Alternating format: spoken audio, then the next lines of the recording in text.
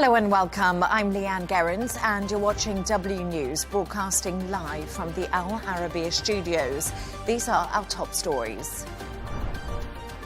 The US Secretary of War says a US submarine has sunk an Iranian warship in the Indian Ocean.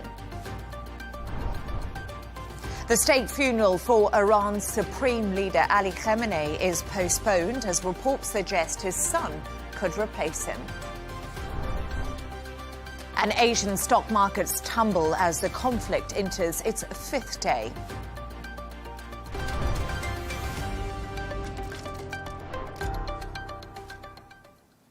A US submarine has sunk an Iranian warship with a torpedo in the Indian Ocean.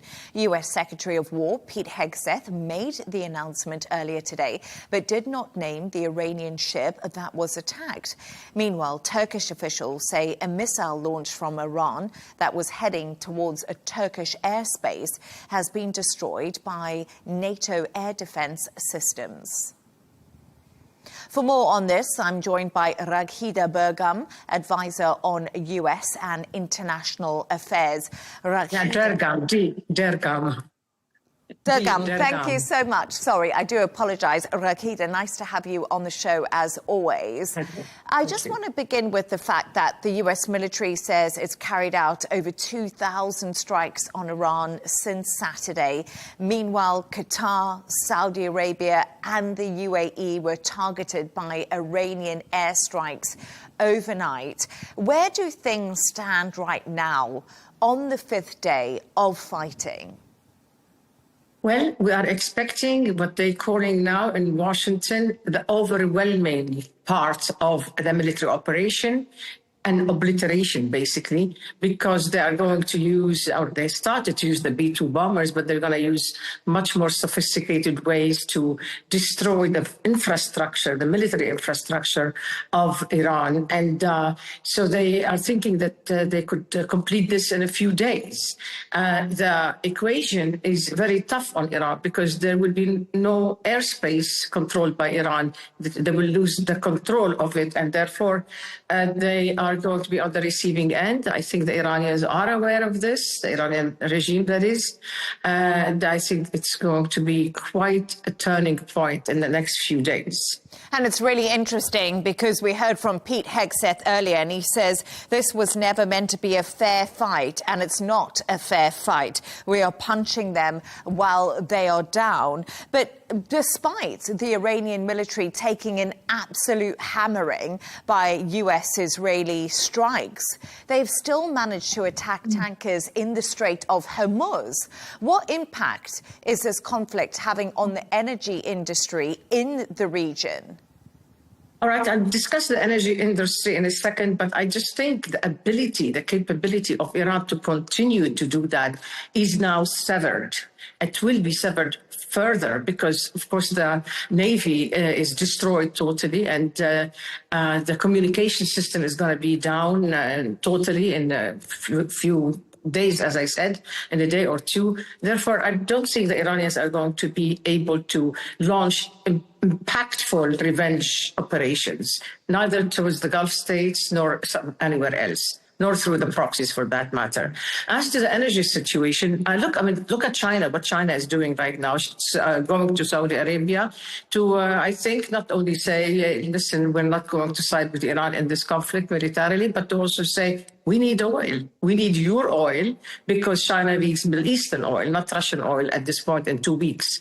So that's the sort of considerations that are taking place. So energy is important, but it's strategically important as well. And it's also apparently, countries change positions, knowing that there is a strategic pact between China and Iran, which is now, as it looks, just on paper. So earlier, we were just talking about Iran's ability to be able to continue its interference in the Strait of Hormuz, the fact that their Navy capability will be obliterated and the next few days of this conflict could be a game changer. In your opinion, what do Iran do right now? What do their leadership do? Because they do not want to lie down, do they? No, they're not willing to surrender. They made that very clear. I don't really know what they have in mind in terms of the old structure of the regime. I mean, of course, the Revolutionary Guards are no longer the revolutionary guards of the past.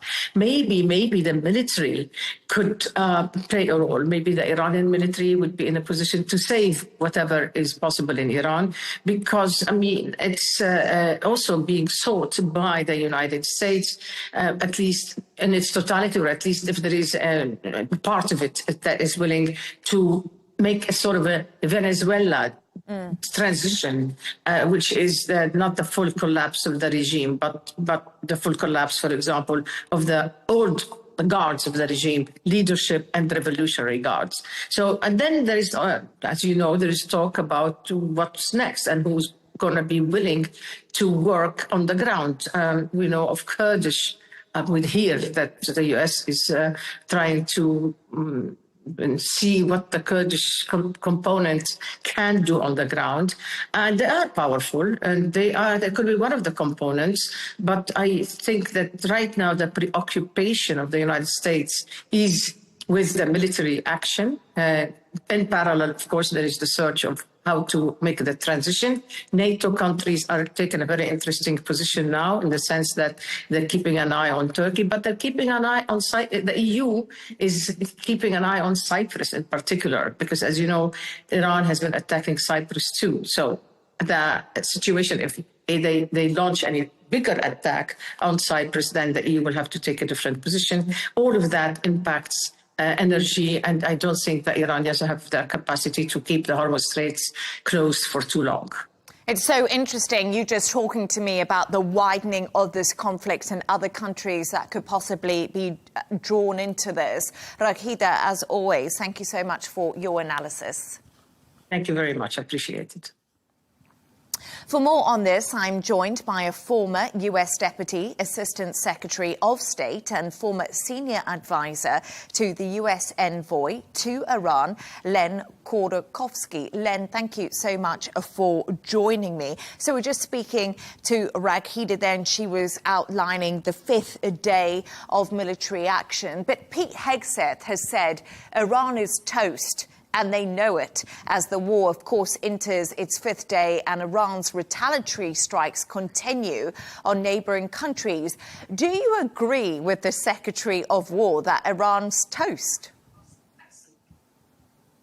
Thanks for having me back on, Leigh Ann. And what I do agree with is that it is not a fair fight, nor should it be a fair fight. I think the United States will accomplish its military objectives to dismantle the regime layer by layer until it can no longer threaten the United States, our friends, or our interests. And that is the military objective. And then the big decision will be what comes next. And I think what the situation calls for is a steady, credible transition to hopefully a future unthreatening and reliable and democratic Iran.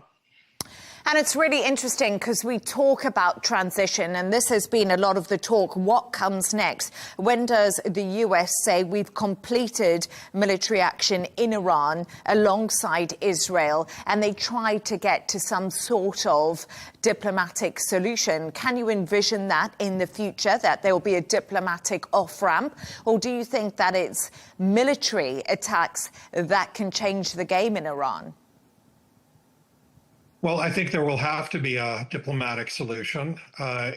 Military is one tool of diplomacy. It's the tool of last resort. But at the end of the day, people will have to talk and decisions will have to be made diplomatically, because Iran will have to rejoin the international community. And that will require a framework that works, for Iran, that works for the entire region, and that works for the United States as well. So at the end of the day, the military will accomplish a certain objective, and the conversation will start on what happens next and how to ensure that the um, the investment of all of these resources and lives would have been worth it. And I think the only way it would be worth it is if what replaced this regime was a normal government that can be neighborly, that can work with the world, that is not threatening, is interested in collaboration and partnerships that are productive. I think that's the objective, and I believe that is from where I can see, there's really only one credible candidate for something like that, and that's the Crown Prince Reza Pahlavi. He doesn't have the baggage of being associated with the regime. He certainly has the support of millions of Iranians who just chanting his name during the latest set of protests. I haven't heard any other names that were chanted or hinted at. And I believe he can also rally the remnants of the regime, the military and the bureaucratic apparatus that doesn't have blood on its hands. So I do think there's a way out, and I'm sure the conversations are taking place. And sooner rather than later, we are going to transition to the next phase. And it's really interesting you talking to me about Reza Pahlavi, but I just want to say what Donald Trump actually said yesterday. Trump says most new Iran leaders eyed by the US are dead. And as we know, right now in Iran, they are holding these special assemblies to elect a new supreme leader. But Len, I want to move on because social media users are widely sharing old tweets from President Donald Trump. In 2013, he tweeted, "Now that Obama's poll numbers are in a tailspin, watch for him to launch a strike in Libya or Iran. He's desperate." And many people out there are asking why the hypocrisy from the US president, because he vowed to be the president of no forever wars, and he also criticized Biden quite heavily over Iran. I think it's a fair question, and I think the answer is actually pretty clear. First of all, no one should compare President Trump to President Obama or Biden. There's a world of difference between them. President Trump is a decisive leader who is looking out for the interests of the American public, as he should. That is his constitutional obligation. What I would describe this particular operation being is not a forever war. It is a discrete action to protect the American people from nearly 50 years of threats from the world's foremost state sponsor of terrorism. And he is doing what no other president has done, which is at long last, finally, deal with a core issue. He's dealing with that issue. He is dismantling this regime. He is setting the conditions for the country of Iran to reinvent itself. And in that way, the region to reinvent itself, because everyone in the region knows that as long as this regime is in place, there is no peace in the region. It is the most expansive, invasive, parasitic entity that has meddled in, probably a handful of countries in the region, certainly Lebanon and Yemen and Iraq, and just about it's fired at various countries. I have to tell you from experience, when I was at the State Department, I had multiple conversations with various diplomats from the region. And what they told me is, if you would ask me, 10 years ago or 5 years ago, who our biggest enemy is, I would say the I word, Israel. But as of today, our biggest enemy is the other I word, it's Iran. They said Israel hasn't killed any of our people, whereas Iran has killed many of our people. And that is, I think, what you're seeing play out right now. No one is going to cry for the Ayatollah, and no one is going to believe that Ayatollah Jr. is some sort of a Jeffersonian Democrat. So I think all the leaders in the region are certainly they should defend themselves, and they should do everything possible to defend their citizens from the regime's indiscriminate firing in their civilian structures, hotels, homes, and other areas, which again underscores the malevolence of this regime. But at the end of the day, the United States will take care of business and there will be a new day. So, Len, I just want to put something to you. In an interview with Al Arabiya, Iran's foreign ministry spokesman said we are defending ourselves and not attacking neighbouring countries, adding that Tehran is targeting sites attacking Iran. Do they have the right to defend themselves? Because they say that they didn't start this war. I would disagree with that. I think they started this war almost 50 years ago. Just count the bodies that lay in the wake of this regime. They've been at war with the world as long as they've existed. They are responsible for hundreds of thousands, if not millions, of deaths and casualties around the world. We're not even talking about their own people. They've massacred, 40,000 or so of Iranian citizens just a few weeks ago. And I can tell you that they're responsible for thousands of American deaths. They have blood on their hands. So they've been at war. So, with respect, actually with disrespect to the foreign minister, I would say if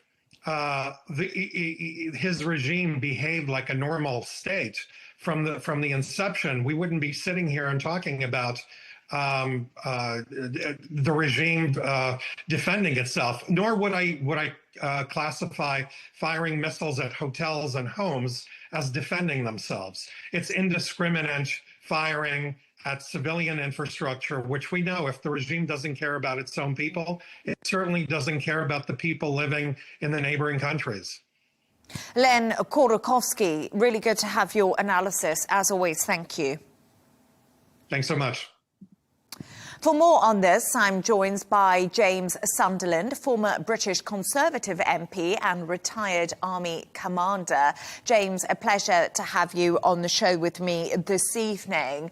So you've worked across the Middle East, James, during your career. How long is this conflict likely to last? Pete Hegseth says 6 weeks, 4 weeks or less. What's your conclusion? Because we have had so many different thoughts on this. Well, good afternoon, and thank you for inviting me onto your show. I have spent a lot of time in the Middle East over the years. I've worked in countries like Kuwait, Iraq, Jordan, UAE, Oman, Qatar, and more recently Saudi Arabia. But despite my experience in the region, it doesn't make me qualified to give you an informed answer on how long this conflict might last for. I think what's striking so far is the nature of the surprise. I think what's striking as well is the lack of clarity on what the US and Israeli war aims are. And I think the degree of uncertainty as well with regards to how long this will last for and what the impact will be across the whole region is yet to be determined. So I think all bets are off. Yeah, it's absolutely interesting, especially the conflicting reports coming from Benjamin Netanyahu, Donald Trump and Pete Hegseth. But let's touch more on what Pete Hegseth had to say earlier. He spoke about the US submarine, which sunk an Iranian warship earlier today. Is the US right in its tactics to punch Iran while they are down right now? Or will this only show strength? What will this do? Well, again, it's interesting because if you look at the prosecution of the military campaign, that should give us some clues as to what the strategic aims are. Now, if the aim is regime change, then that's fine, but they would be going after individuals and those agencies of state that allow the regime to be propped up. But if they're going after nuclear sites, if they're going after Navy targets, if they're going after air defence sites, it clearly strikes me that those aims are much broader. And it does seem at this point in time as though the US and Israel are digging in for a longer, broader, more protracted conflict. And the fact that the US has sunk so many Iranian ships and hit so many Iranian targets would appear to suggest that this is a medium to longer term event. Yeah, it's really interesting because the US said today it sunk 20 Iranian ships, and the US has struck 2,000 different sites in Iran. So we're getting more and more detail of that military coordinated action happening. But we've seen cracks appear in the so-called special relationship we all talk about between the US and the UK. There's lots of questions going on at the moment. We are now hearing the HMS Dragon will not reach Cyprus until next week. Do you feel Keir Starmer has made the right call in not joining Trump's war? Because Donald Trump was scathing yesterday in that White House conference he held with the German Chancellor, saying we're not dealing with Winston Churchill. It was a real body blow to Starmer. Yeah, there's many elements to your question, and I'll try and unpick them if I can, one by one. I think the first thing that I would say is that the special relationship between the US and the UK is real. I've served in the British military for a long time. I've worked alongside US troops. I have been to Washington on many occasions as a politician. And there's no doubt at all that that relationship is steeped in history. You can go back to Reagan and Thatcher, you can go back to Clinton and Blair, and the list goes on. I think right now, at this point in time, that relationship is at a pretty low ebb, but that's at government level. So at the tactical, at the strategic level, military level, I suspect that the relationship is as fruitful as it's always been, exchange of information, working side by side as coalition partners. But quite clearly, what's happened in the media over the last 2 days has cast that in doubt. In respect of Keir Starmer, you know, I'm not a Labour politician. I'm a Conservative politician. So you would expect me to criticise the Prime Minister. But actually, I think the Prime Minister, given UK interests in the region and given the number of British people in that part of the world, and given our very close relationship with many Arab nations who've been fantastic allies to the UK over many years, I think he was probably right just to pause and to think about it. And this is not just about joining a military campaign where it would have been easy to deploy aircraft and missiles and to hit Iranian targets. This is also about the second and the third order effects.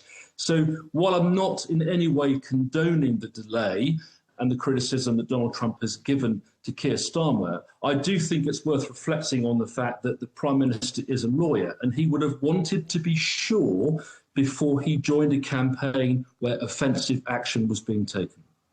James Sunderland, good point there. Thank you so much for joining us. Pleasure.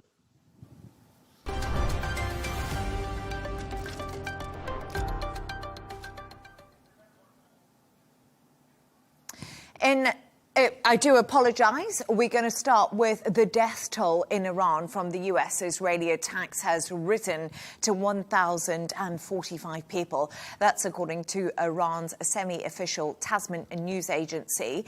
The state funeral for Iran's Supreme Leader Ali Khamenei, who was killed at the weekend, has been postponed.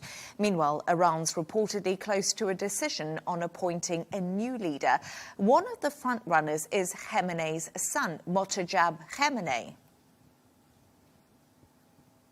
For more on this, I'm joined by Hamza Rifat, president of Future Initiatives, a think tank in Pakistan. It's a great pleasure to have you on, Hamza. Thank you so much for joining me. So, loud explosions have been heard across Tehran as Israel announces broad-scale strikes. Due to the continued military activity, when is the Assembly of Experts scheduled to meet to select Iran's new supreme leader?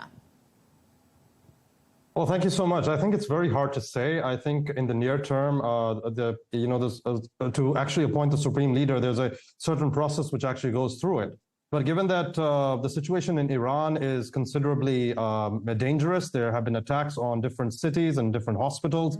And we need to understand that Mujtaba Khamenei has also been the target of an assassination attempt in Iran. So there is a situation where it has to be done in the near term. There are two ways to look at it. First of all, Iran needs to make sure that this process is expedited, to make sure that, a signal goes to its adversaries, whether it's Israel or the United States, that there is continuity with regard to the regime. And at the other in the other way, it's also important to ensure that needs to be, when you look at the supreme leader in general, his security, his presence in Iran is incredibly precarious at the same time. He's already survived an assassination attempt. Israel could attempt it again. So there is a situation where Tehran and the supreme leaders need to ensure, and the council as well, as to how to make sure that the candidate Mujtaba Khamenei is secure. Number two, how to project as if to say the regime is pretty much consistent to the outside world. So it needs to have a delicate balance, but it's very difficult to ascertain as to whether this process could take weeks or it would be in the immediate future. And let's talk a little bit about who you've been mentioning there, Mujtaba Khamenei, the front runner to really take over as the supreme leader. And if elected, will he maintain this hardline conservative control? Because this is the big question lots of people are asking. What is the US and Israel's point to this war? What do they want to achieve? And I'm sure they will be thinking not another conservative hardliner. Yeah, that's true, but the US and Israel can wish whatever they want. The problem is that Mujtaba Khamenei is very close to the Iranian Revolutionary Guard Corps, which has been designated recently by the European Union as a terrorist organization. So he is going to adopt a hardline conservative approach. He's been very close to the IRGC. And obviously with the regional dynamics in Iran being constantly bombarded, we will see a very conservative, you could say nationalist, hyper-nationalist, hyper-religiosity orientation from Mujtaba Khamenei, which is not good for Iran, because that would indicate an expansionist foreign policy. Obviously, Iran attacking different ports all across the Middle East, whether it's, and also airports as well, and attacking civilian infrastructure, that clearly indicates that Iran is going ahead with misguided firing. I mean, targeting U.S. bases is one thing, but when you're going to attack civilian infrastructure, that is considered to be a red line. So Mujtaba Khamenei is expected to adopt the same sort of policy making that his father or his predecessor has actually adopted, which doesn't bode well for regional security, because there's a lot of conspiracy theories, there's a lot of skepticism with regard to how Iran is going to approach the Israel and the American issue. But the fact remains that it's going to be a very conservative hardline approach, because that, according to Iran, would ensure continuity. It would ensure that, they would not necessarily back down, and it would ensure that their standard modus operandi at this point in time, which is, reckless adventurism, will continue regardless of the threats that they face. And it's so interesting because you talk about this reckless adventure that Iran's been on. Why do you think that's been the case? Do you think it's because there's been this massive power vacuum in Iran since Ali Khamenei was assassinated during those attacks from the US and Israel? Do you think they're in panic mode? Absolutely. You do see the inner circle, obviously, with regard to the Supreme Council of Leaders, and obviously the Assembly of Experts as well, to try and make sure that there's a peaceful transition in Iran. But the fact remains that it is not a peaceful transition anymore, because the inner core of that particular circle in Tehran continues to be fragmented. There's not a lot of consensus as to how to go ahead. They also want to prevent Raza Pahlavi, who they consider to be an American agent, from returning to Iran and being part of politics. But for that to materialize, it's really important for the regime to maintain continuity. And with regard to the inner, you could say, experts circle, there's not a lot of consensus with regard to how this transition would actually take place.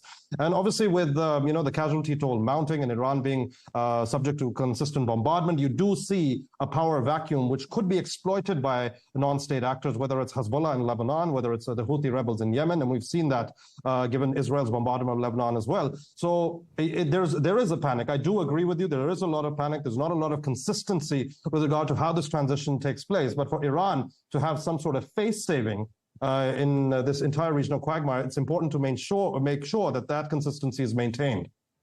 Yeah, it's absolutely fascinating talking about, because it's very difficult, of course, to analyse the situation exactly in Iran because we don't get very clear information out of the country, as our viewers know. But I just want to talk a little bit more about the threat of Israel.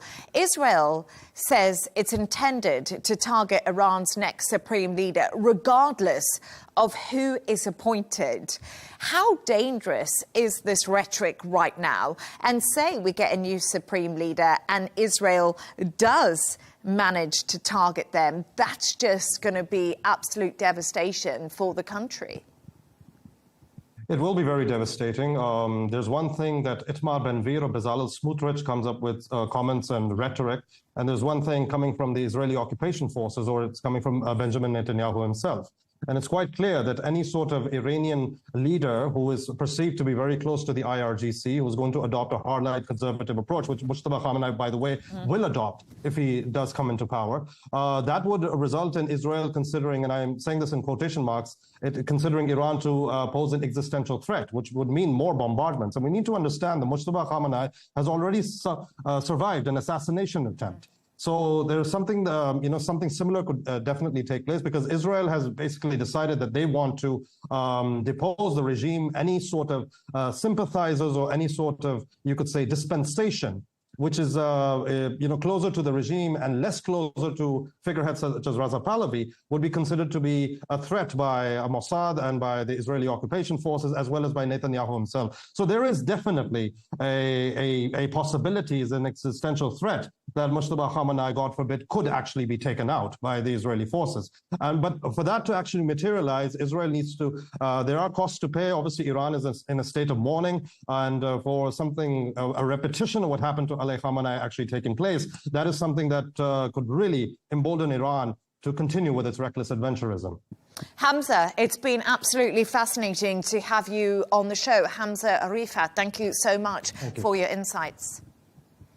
For more on this, I'm joined by British-Iranian activist and actress Ellie Cohanim, who's also the daughter of Anousheh Ashouri, who was imprisoned in Iran. Halika, as the war enters its fifth day, Iranian state media is reporting the death toll from US-Israeli attacks on Iran has risen to 1,145 people. As someone who lived in Iran under the Supreme Leader and whose father was held hostage for 5 years in the country, right now, how are you feeling? I think I speak on behalf of myself and many Iranians when I say that we're going through a mixture of emotions of heartbreak, but also feeling, exasperated feelings of what is to come next. And it's a very difficult time for the people of Iran, but we must not also forget that this war didn't start for the people of Iran 2 days ago or 6 months ago or last year. The people of Iran have been actively fighting this regime since its conception in 1979. And we have seen that time and again in the protests in 2009, 2022, and even in the latest protests where people out of pure exhaustion, exasperation, went to the streets unarmed and were massacred by this regime. So this is not something new to Iran at all. And we have to, in order to answer the questions of what comes next, we have to really reflect back on what was said and what was ignored up to this point. And what is your reaction to President Donald Trump's statement urging Iranians to take over your government following the US and Israeli strikes? Because when you were talking to me, you were talking about those anti-government protests that we did see happen earlier this year. We have seen that the Iranians have tried to do that time and again, as I said, without weapons, and are faced with a firing squad. They have been killed, and we have seen in clips on social media where a truck runs over masses of people, groups of people, and children as young as 3 years old were shot in the head and killed in these protests. So this rhetoric of go and take back your freedom is a bit ludicrous, because people have started, people have tried to do this time and again, but it is up to the Western powers, not through war, but through diplomatic means, to have suffocated this regime before it escalated to this stage. The European Union, UK, they continue to validate this regime. They continue to give them a voice on a political stage. And for what? The Islamic regime chaired the UN Assembly of Human Rights. And we're talking about a country that has made it legal for girls as young as 9 to get married. So we're talking about a regime that massacred its people and then charged a bullet fee to give the bodies back to their loved ones. So by emboldening them, we have allowed them to fester and infect Europe and globally their ideology. And it's going to be that much more complicated now to remedy that. And Alika, have you heard from Iranians inside of the country as the US says more forces are arriving? Do you know if people are trying to flee for safety? Have you heard from anybody? Connection, as you know, has been extremely difficult. There's been a total internet blackout. I managed to talk to a friend 2 days ago when it all started and before the internet was completely shut down. And she told me that she was feeling a mixture of numbness, horror, loss, and hope. So these are really strange, combinations of feelings to feel at the same time. And I don't blame them. I don't think people in Iran feeling relief of the death of Khamenei, who was a tyrannical dictator, is from bloodlust, is from relief, is from relief from years of being suppressed. I don't know any Iranian who doesn't know a loved one or a family member who hasn't experienced loss. And I think each Iranian is now plagued with this conflict of feelings as to what they should feel and how this would progress. And Alika, right now, the US says it's winning against Iran and they can fight as long as needed. What message would you give to Iranians inside Iran who are facing both repression and the impacts of the war? I would like to send them my sincere respect. I know that it's extremely terrifying to still stand and protest against this regime despite whatever has gone on. And I really hope that they will get the agency and the freedom that has been so well deserved and that they've so been longing for, so that they can come together and create a democratically elected Iran where people can have a voice and people can have a chance at a normal life. Alika Ashori, as always, it's really good to hear from you. Thank you so much. Thank you. Thank you.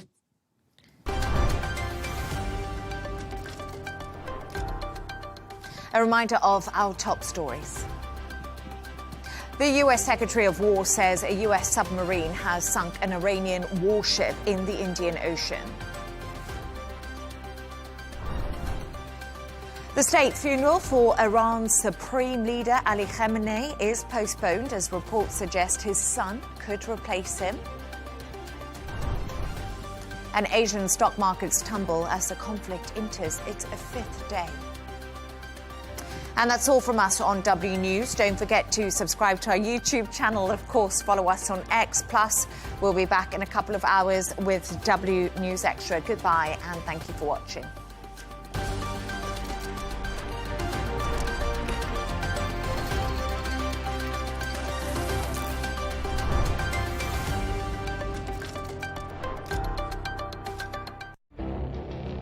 It feels like decades are passing by in a matter of weeks. Seismic shifts in the world order. never, ever will be part of America. With so much happening and so much noise. Whether it's political upheaval, Canada has been ripping us off for years, economic shifts or social movements. And no one wins from tariffs. I think America can be more friendly to the rest of the world. For in-depth analysis and all the latest developments across the globe. To have an inclusive policy together. The meetings with Hamas gave me some hope. We're in another nuclear arms race. The most important development straight to your screen. Welcome to the dressing room. I'm on my own. I need backup. And an insightful look at the issues shaping our world today. It was not going to happen, that war, and it happened. Join us on Arabiya News, where the world talks.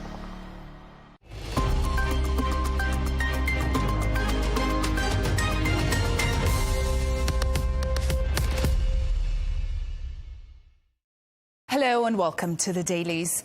International headlines have focused on intensifying strikes as the war on Iran enters its fifth day, with reports of new explosions in Tehran and continued Israeli and U.S. attacks on missile sites and military infrastructure.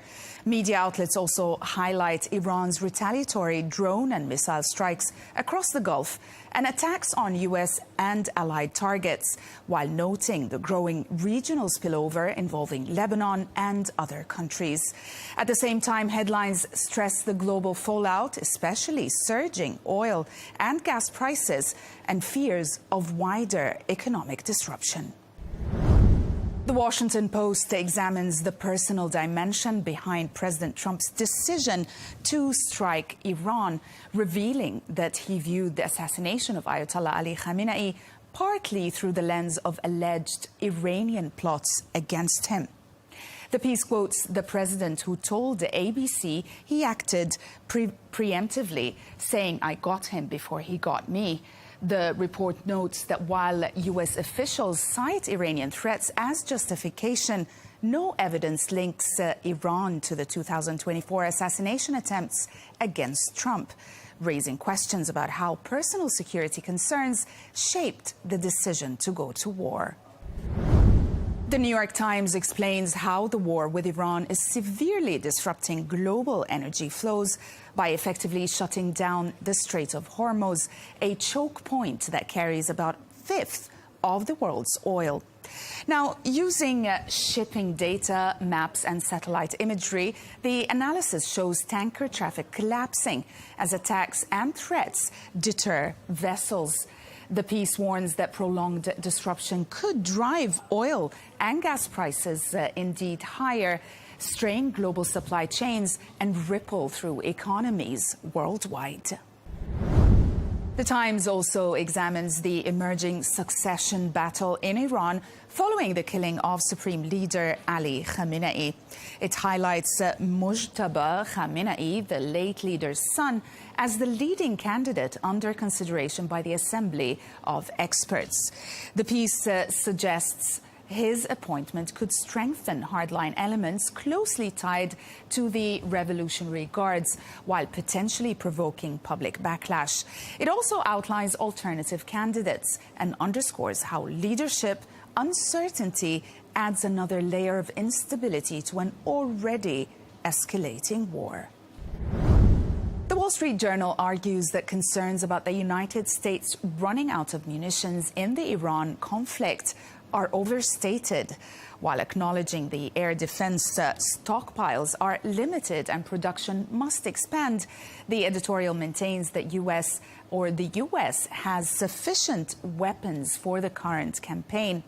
It frames the real challenge as long-term deterrence against adversaries such as Iran, China, and also Russia. The article calls on the Trump administration and Congress to increase defense spending, accelerate missile production, and prioritize rebuilding U.S. military arsenals. The Wall Street Journal also focuses on Israel's strategy of targeting Iran's internal security apparatus to weaken the regime and potentially spark a popular uprising. The piece highlights airstrikes focusing on institutions such as the Revolutionary Guard, Basij militia and riot control police units responsible for suppressing protests. It notes that Israeli officials believe dismantling these structures could enable Iranians to challenge the government from within. However, analysts caution that authoritarian systems rarely collapse through air power alone, warning the strategy may underestimate the resilience of Iran's security state. Natalie Toki criticizes Europe's response to the US-Israeli war on Iran in this foreign policy argument piece, claiming European leaders sacrificed both moral credibility and political influence. She actually argues that rather than clearly condemning what she sees as an illegal attack, many European governments framed Iran as the aggressor to avoid confronting tensions between their stated commitment to international law and their alignment with Washington. Toki also concludes that by choosing ambiguity and dependency, Europe has weakened its ability to shape diplomacy or uphold its values. The Economist, on the other hand, contends that Israel's Prime Minister Benjamin Netanyahu has emerged as the early political winner of the Iran war. The analysis explains that while the campaign relies heavily on U.S. military power, the strategy and objectives largely reflect Israeli thinking about overwhelming force and leadership decapitation. The piece suggests many Western allies are reluctantly aligning with this approach to avoid conflict with President Trump. It portrays the war as reshaping international norms, with concerns that power politics may increasingly replace legal and diplomatic constraints. Haaretz argues that while Iran has reduced its missile attacks on Israel, it is attempting to widen the conflict across the Middle East to offset its military losses. The piece actually explains that U.S. and Israeli strikes have damaged Iran's missile infrastructure, but not enough to collapse the regime. It highlights growing tensions over how long the war should continue, noting economic pressure, global energy disruptions, and also political backlash in Washington that could implicate the next phase of the campaign. The Jerusalem Post reported Israel's claim that its Air Force destroyed a secret Iranian nuclear weapons development site near Tehran, identified as Min Zadai. The piece cites the IDF, who say intelligence tracking of nuclear scientists helped uncover the facility, which was allegedly linked to weapons design rather than uranium enrichment. The report also notes that Israeli strikes have destroyed more than 300 Iranian ballistic missile launchers since the war began. And overall, it frames the attacks as part of Israel's effort to prevent Iran from rebuilding its nuclear weapons capabilities. In the UK, media coverage centred on tensions in the US-UK special relationship following Britain's initial refusal to allow American forces to use its bases for strikes on Iran. The Times reports that President Trump reacted sharply indeed, criticizing Prime Minister Keir Starmer and questioning Britain's reliability as an ally. The piece suggests the dispute reflects broader disagreements over the war's legality and strategy. Now, while cooperation later resumed, the piece notes that the episode highlights strains between Washington and London and raises questions about future stability of their historic partnership. The Telegraph examines claims that the CIA may arm Kurdish militias to pressure Iran's regime during the current war. Now, according to sources, the Trump administration is exploring support for Kurdish groups in Iraq and Western Iran as a potential ground force to exploit instability and weaken Tehran. The report notes Israel's long-standing ties with Kurdish factions and the possibility of coordinated operations. However, analysts warn that backing Kurdish militias could fragment Iran further and risk triggering civil war or broader regional instability. And we'll end with The Guardian, which explores possible outcomes for Iran following the US-Israeli bombing campaign and the killing of Ayatollah Ali Khamenei. The analysis outlines 4 potential scenarios: a rapid democratic transition, a regime survival similar to Venezuela's leadership change, the Islamic Republic enduring despite damage, or a descent into civil war and fragmentation. The piece cites experts who stress that regime change appears more an aspiration than a clear strategy, warning that without a post-war plan, the conflict could produce instability rather than political transformation. That's it from us today. Thanks for watching The Dailies, only on Al Arabiya English.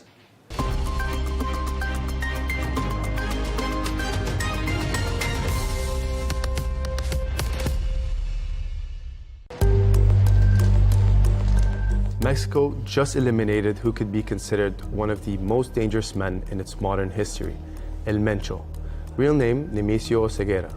He was the head of the Jalisco New Generation Cartel, one of the most violent criminal organizations in the world. This wasn't some low-profile drug boss hiding in the mountains. He built a cartel that operated like a private army, armored vehicles, heavy weapons, drone attacks, even public shootouts with Mexican forces. He controlled massive fentanyl and meth routes into the United States. The US even had a $15 million bounty on him. And now he's dead, killed in a military operation in his home state of Jalisco. The raid was carried out by Mexican forces, but it was supported by US intelligence that helped track his location. But here's the thing, when someone like El Mencho falls, it doesn't mean calm, it usually means chaos. Within hours, gunmen were blocking highways, burning vehicles, shutting down cities. Entire areas went into lockdown and it looked like open war in parts of western Mexico. And this matters because Guadalajara, right in that same state, is set to host matches in the 2026 World Cup. You can't have images of burning trucks and roadblocks circulating around the world while preparing to welcome millions of visitors. So now the real question isn't just who El Mencho was, it's what happens next. Does his death weaken the cartel, or does it spark a violent power struggle that makes things even worse? Because removing the head of a cartel doesn't remove the system, it just leaves a vacuum. And in Mexico, vacuums don't stay empty for long.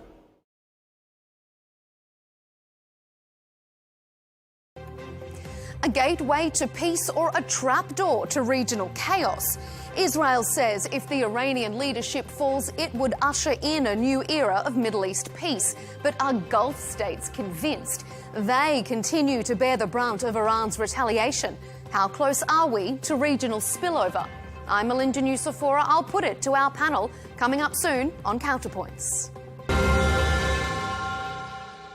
The jewelry is lost forever. Inspired by a true story. We were blaming insufficient security. It's a symbol that has been attacked. Isn't a museum the most protected space on the planet? Social media was flooded with countless fantastical videos. Before the era of artificial intelligence, people reacted to such shocks by taking to the streets. I didn't leave my chair, and I didn't say a word there. Technology no longer grants time, the luxury of time. It feels like decades are passing by in a matter of weeks. Seismic shifts in the world order. Never, ever will be part of America. With so much happening and so much noise. Whether it's political upheaval, Canada has been ripping us off for years. Economic shifts or social movements. And no one wins from tariffs. I think America can be more friendly to the rest of the world. For in-depth analysis and all the latest developments across the globe. To have an inclusive policy together. The meetings with Hamas gave me some hope. We're in another nuclear arms race. The most important development straight to your screen. Welcome to the dressing room. I'm on my own. I need backup. And an insightful look at the issues shaping our world today. It was not going to happen, that war, and it happened. Join us on Arabiya News, where the world talks.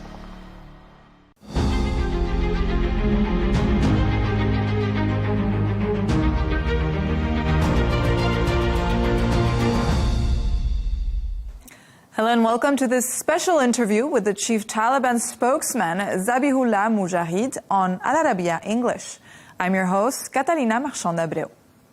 Tensions between Afghanistan and Pakistan have escalated sharply in recent days after Pakistan carried out airstrikes along the Afghan border, claiming to have killed at least 70 fighters.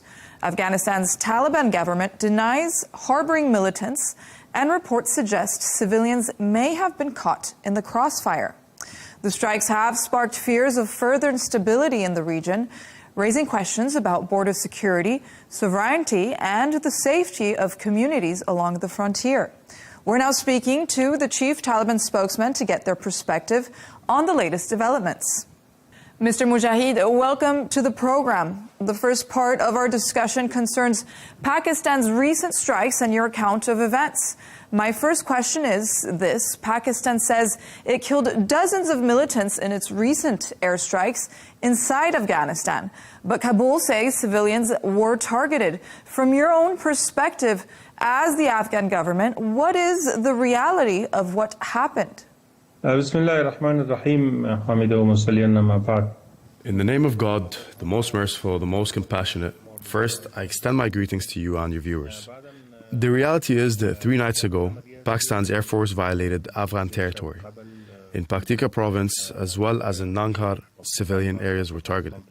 In Nangarhar, one family consisting of 22 members was struck. 17 of them were murdered and 5 were injured. In Paktika, a school was attacked. 1 child was injured there. It was a school for children. 22 children were studying. Other children who were residing there survived.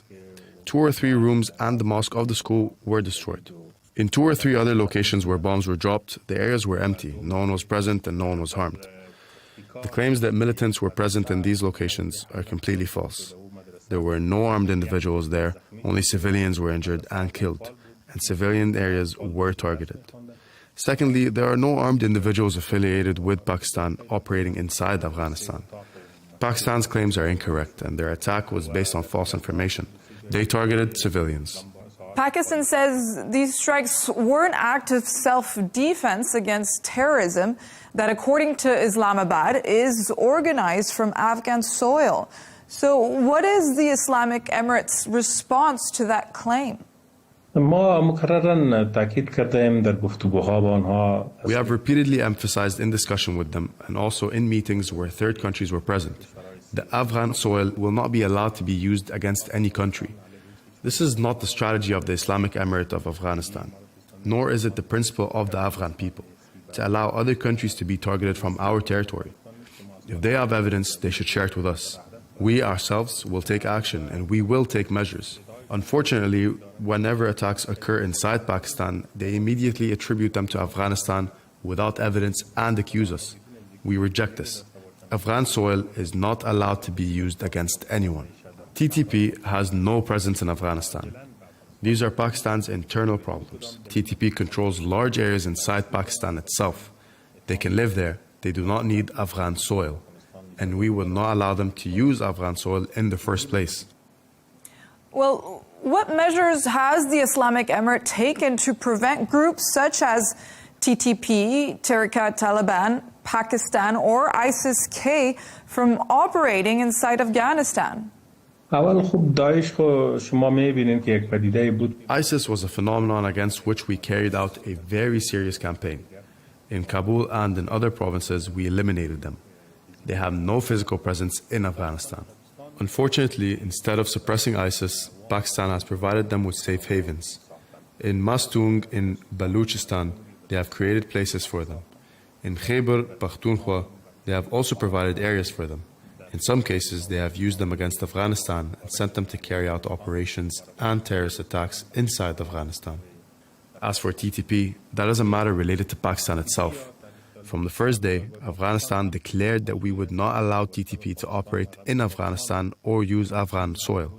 Another major reason Afghanistan cannot harm Pakistan is that along the entire Durand line, barbed wire has been installed. Even an animal cannot pass through it. Pakistani forces are deployed along the line. All border crosses have been closed for 4 months. Trade has stopped, movement has been cut off. Even a patient cannot travel overland to Pakistan for treatment.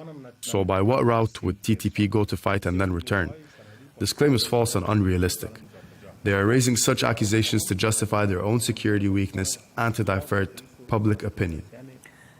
Mr. Mujahid, you have also said that in any potential response to Pakistan, perpetrators would be targeted, not civilians. So what mechanisms are in place to ensure civilians are not harmed?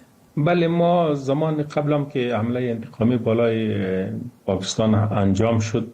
Previously, when a retaliatory attack was carried out against Pakistan, we targeted only military positions and destroyed them. No civilians were harmed. If we deemed it necessary again to respond to these attacks, naturally civilians will not be targeted. And without going into military details, if Kabul plans a response to Islamabad, what kind of action might we expect? Would it be political or security military? Naturally, it would be a military response, but its details are confidential and I cannot explain further. Pakistan must receive a response for its shameful act. And given current tensions along the Afghanistan-Pakistan border, what is your official red line? In general, we want good relations with all our neighbors, strong diplomatic ties, trade relations, and normal movement of the people. Just as we have good relations with other neighbors, we want such relations with Pakistan. But Pakistan has consistently made excuses and seeks to ignite war in the region and create insecurity and unrest. We believe a particular military circle within Pakistan has been tasked with destabilizing the region. And has Pakistan provided you with any concrete and credible evidence regarding its claims that militants are using Afghan territory? No. We have repeatedly requested that if there is specific evidence in any geographical area, whether mountainous, forested, or remote, they should share it with us so that we ourselves can investigate. But unfortunately, without presenting proof or evidence, they simply make claims, conduct propaganda, and then take actions that we consider unforgivable. And talks between Afghanistan and Pakistan have stalled several times.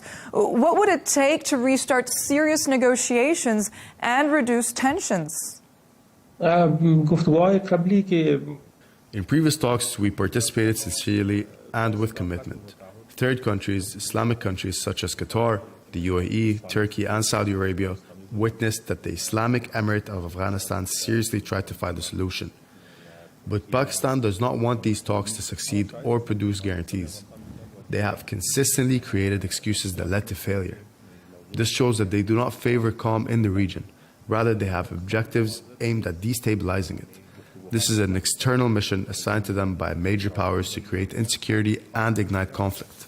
The consequences will not affect Afghanistan alone, but could harm other regional countries as well.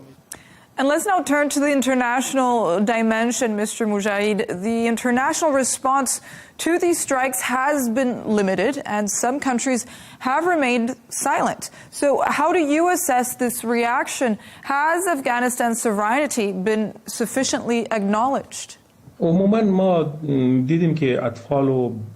We witnessed children and innocent people being targeted. Evidence of this was published and reported by media. A country's sovereignty was violated. It is the responsibility of various countries, especially Islamic and regional countries, to condemn such actions and to take decisions to prevent their repetition. Why they have not done so is a question for them. In any case, this is a humanitarian issue and an example of oppression and aggression that destabilizes the region. Everyone should show attention and sensitivity to it. How do tensions with Pakistan then affect your regional relationships, especially with countries such as China and Middle Eastern states that sometimes play a mediating role? Naturally, relations between countries are important for the people of both sides. If war occurs in the region, insecurity will spread to different countries and create opportunities for misuse. We do not want insecurity. We want all countries to support the security and stability established in Afghanistan and help strengthen it, so we can move the region toward lasting stability. But Pakistan's efforts to destabilize the region must be stopped. Is there anything you would like to add, Mr. Mujahid? We want regional and Islamic countries to understand their responsibility in this matter and persuade Pakistan to change its approach. Afghanistan and Pakistan are two very close nations with many shared interests.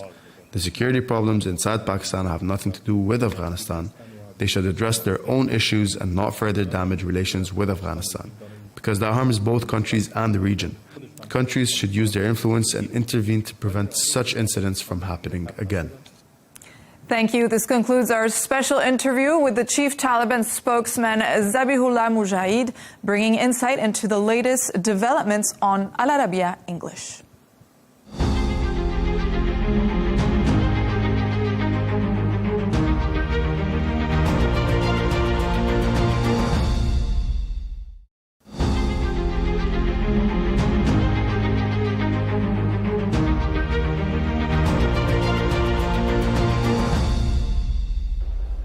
Hello and welcome to this special coverage on Arabiya English. I'm Melinda Nucifora, coming to you from the World Defence Show here in Riyadh. Well, globally, as defence spending continues to increase, particularly when you consider that extra commitment to defence spending from NATO countries, exhibitions like this are capturing more and more attention. One country that is looking to reform and renew their procurement process is the United Kingdom. So I have the pleasure of joining us here on Al Arabiya English, the UK Minister for Defence, Readiness and Industry, Luke Pollard. Thank you for your time, Minister. Good to see you. Minister, globally, annual military spending across countries has been increasing consecutively for about a decade now. Does that say more about the world we live in, or does it say more perhaps about the speed with which militaries need to adapt to changing warfare? Well, I think it's certainly true that we're living in a new era of threat. You can see that on your phones and on the TV with the conflicts around the world, but it is also a challenge to governments now to renew our armed forces. Certainly for a country like the United Kingdom, the era of expeditionary warfare is over. We need to increase our war-fighting readiness to be able to deter a peer adversary like Russia. And we also need to deepen our relationships with our allies, and that includes our NATO allies, but it also includes countries like Saudi Arabia, where we enjoy a strong defence partnership. And what we want to do is deepen that, helping to create good, decent jobs back in the United Kingdom, but importantly also here in Saudi Arabia. You raise a good point. So let's talk about interconnectedness first of all then. How do you consider the cooperation, the interconnectedness between the United Kingdom, maybe broader Western allies, and the Gulf region, particularly the Kingdom of Saudi Arabia? Well, the UK's had 60 years of formal intergovernment cooperation with Saudi Arabia on defence. We fly similar planes, from the Hawk trainer jets to the Tornado and the Typhoon. And what we want to do is, when we're looking at the possibilities of working more closely in the future, how do we not just share platforms and training, being able to be interoperable with ourselves on military missions, but how do we make sure there's decent work share? Because if you look at the investment that I'm seeing in Saudi Arabia with the Vision 2030, creating amazing entrepreneurs here, incredible technologies, there's an opportunity to bring some of that to the latest generation technologies that the United Kingdom is developing alongside our allies as well. The Global Combat Air Programme is just one example of, I think, how we can cooperate more fully across air, land, sea, space and cyber in the future. Does it create kind of a unique opportunity maybe for investment, for partnerships that perhaps we haven't seen with other countries where there's been more of an established defence industry? I think that's certainly true. I mean, what really excites me about working closely with Saudi Arabia is they've got an energy and they've got a pace.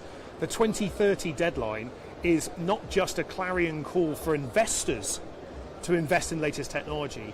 It's an opportunity as a established defence power as the United Kingdom to explore new technologies, new ways of working, new production facilities with our close allies. And I think in an era where we know there's more tension and difficulties, for me a very basic principle is friends turn up for one another.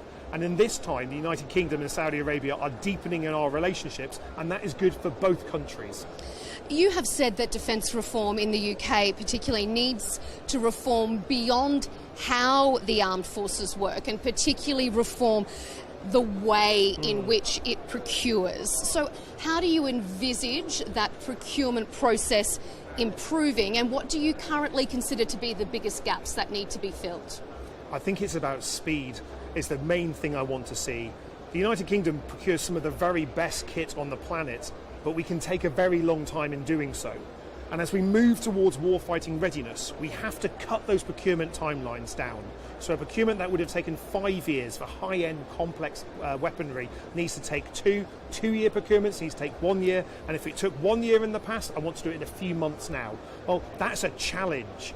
That means we need to use more AI in our decision making. We need to cut the paperwork and the obstacles, and if we do this right, not only will we be able to spend taxpayers' money better and more wisely, we'll be able to create a market where there'll be new players, new small businesses able to enter into the defence supply chain, growing the economy, and that works not just for British businesses, but works for businesses in the Gulf as well, because I'm really impressed by the amount of small businesses in Saudi Arabia that are now getting involved with the defence supply chain. I want to harness that ingenuity, that entrepreneurialism, that technology, and that pace that I'm seeing here in Saudi Arabia, and that keeps us all safe if we do it well. It's good to say that you want speed, and that obviously makes a lot of sense, but is that doable? Because, I mean, even when you consider it's been 8 months since we've heard the announcement about being more war ready, and we still haven't seen the investment plan yet. So can you do it? Yes, and we are already doing it. So in the last year and a half, we've signed 1,100 major defence programmes. There's a huge amount of effort coming into remove obstacles. And for me, as the Minister for Defence Readiness, my number one priority is to move the UK to warfighting readiness. Anything that gets in the way of that is a burden and a cost we cannot afford. And so to do that, I want us to procure more with our allies. We need to be clear about how we bring technology on, but we also need to change our culture. And one of those is about failing fast. Let's innovate quickly, learn from mistakes, let's learn from other people's involvement, and let's procure stuff that actually helps all of us be safer. Now, we're making progress on that, but we're not there yet. We've got more to do, and that's why, coming to the World Defence Show is a great opportunity to meet with friends and allies, to see similar journeys that many NATO nations are on. But when you can see the energy that's coming out of the Gulf at the moment in terms of not just serious geostrategic challenges, but a real desire to grow their own indigenous defence industry, well, that is something that we want to be able to support. And as a nation that stood alongside Saudi Arabia for many, many decades, we want to walk together as we approach these more difficult times. With that speed in mind, are you disappointed that it's taken so long to have the defence investment plan finalised? No, I prefer to get things right than do them quickly. And I think in defence in the past, we've hurried out things that haven't been perfect, and then we've had a system that doesn't want to change things in the future. So getting the defence investment plan, so what we will spend a rising defence budget on right, is so important, but we already know what's going to be in there. We know we're going to be investing in more munitions, more complex munitions, having an always-on production, not buying something, mobilising an industry, and then demobilising it when that order is complete. Always on production for the UK and our allies. We're removing old equipment that's served us well for many years and investing in the latest technology, whether that's our brand new frigates that are being built in Britain, whether it's the new airframes that we're building, the new, latest generation Typhoons, our move towards GCAP, or the land vehicles that will help sustain us, whether we're fighting on the plains, in forests or in the desert. All of those are the pace of change that we're seeing. But I'm an impatient minister. I want to go faster, and that's why for me learning from others, especially learning from the Gulf, is so important. There's been big question marks as to whether the UK can afford it. I think we can't afford not to, because in dangerous times, we can see this in Ukraine, Ukraine didn't want the war that they're having to fight for their survival, but they're having to spend more and more on keeping their country safe against Putin's illegal invasion. I don't want NATO to go to war. I want us to be safe, and to do that we've got to deter aggression. That means having forces that are strong, that work well with our allies, and that will complicate the decision of any adversary, be that Putin in the Kremlin or anywhere else, of someone saying, do I have a go? Well, the answer, a stronger NATO, stronger partnerships across the Middle East and the wider world, well, that makes it harder for those wars to start, and that keeps all our people safe.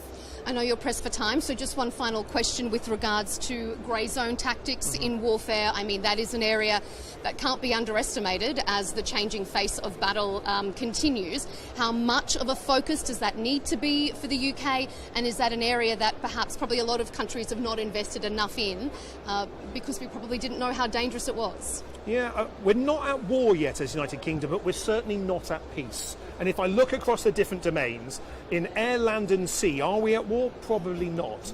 But in the cyber domain, the United Kingdom is under continuous cyber attack from our adversaries. So in the cyber domain, we already are. And when we're looking at the grey zone attacks, spy ships loitering over our critical undersea cables, we can see the threats are real, and so we've got to respond to those with a clear deterrence, but the clear ability to defeat any adversary if we need to. And that means investing more in cyber security, investing more in grey zone tactics, challenging misinformation, just as much as it is about buying new missiles and new tanks.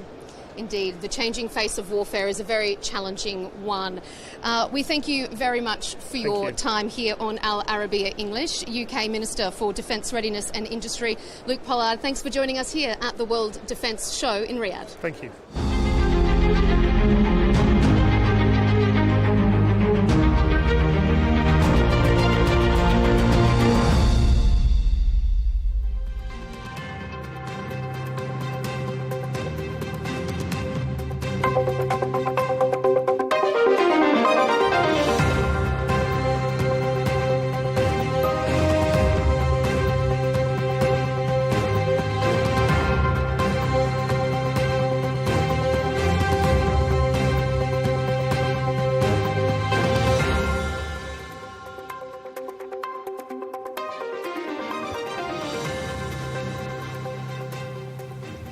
Hello and welcome to this special interview on Counterpoints. I'm Melinda Nucifora. On Wednesday, the Israeli Air Force said it had carried out extensive strikes against Iranian military targets, including some 300 missile launches. But as yet, that hasn't impeded Tehran's ability to retaliate, not only against Israel, but also neighbouring Gulf states. Joining me for further analysis is Israel's Social Equality Minister, Meir Golan. Minister, thank you for your time. Thank you for having me, Melinda. Minister, we've heard numerous and often conflicting objectives for this operation. And most recently, Israel's Defence Minister said that the operation was brought forward because of, and I quote, developments and circumstances. What does that mean? And what are the Israeli government's goals here? And what increased the immediacy of this operation? Well, Melinda, I can tell you that after over 45 years of Iran chanting death to Israel and death to America, one had to come forward and take action. And this action is Israel with her friend, the United States of America, and the President, Donald Trump, of course, with our Prime Minister, Benjamin Netanyahu, is taking forward towards eliminating this cancer, this tumor that has been growing with so many metastases around the world. In the end of the day, we see a dictatorship that not only slaughter her own people, men, women, and children, but also is trying to kill and murder everything that's liberal and everything that's free. And I think that at this time, after we've been trying peace and we've been trying live in all kinds of areas in order to have peace with the region, we have been seeing a very violent dictatorship that has been trying to eliminate Israel and has been throwing missiles and rockets at innocent civilians and innocent neighborhood. And it's not only at Israel. We see the neighbors around us. We see Saudi Arabia, and of course we know that the metastases of Iran are in Yemen and in Iraq and in Lebanon, and we now know that in order to take this threat out, in order to have peace in the region, to have a new Middle East, we have to take this action. And let me tell you, we have men and women that were murdered since this operation has begun. We have over 1,000 injured in Israel. This is not something that Israel takes pleasure whatsoever. But we now know that after the negotiation that Witkoff, the advisor for the Trump administration, has been saying that in the negotiation, they said that in a shorter period of time, they will have over 11 nuclear bombs to throw. We know that we have to stop it, not only for us,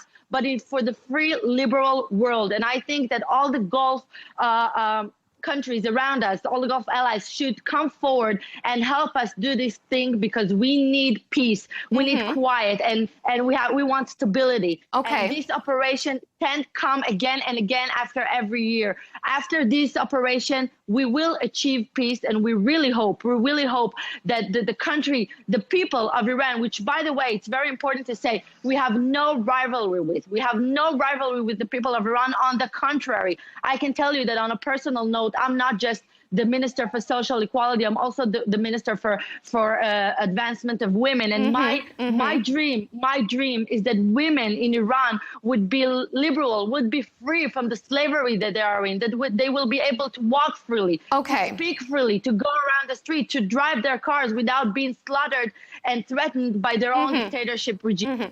Okay, we're going to come to peace. What's going on right now? We'll come to peace in just a moment, but I want to bring you back to the war aims, because everything you've said there is quite broad, but specific aims, specific goals, what does success look like? Is it ballistic missiles? Is it the nuclear program? Because we heard from Iran's Ministry of Foreign Affairs that the negotiations had gone well and they were making progress on agreement with regards to nuclear enrichment. So what are the specific goals here? What does success look like?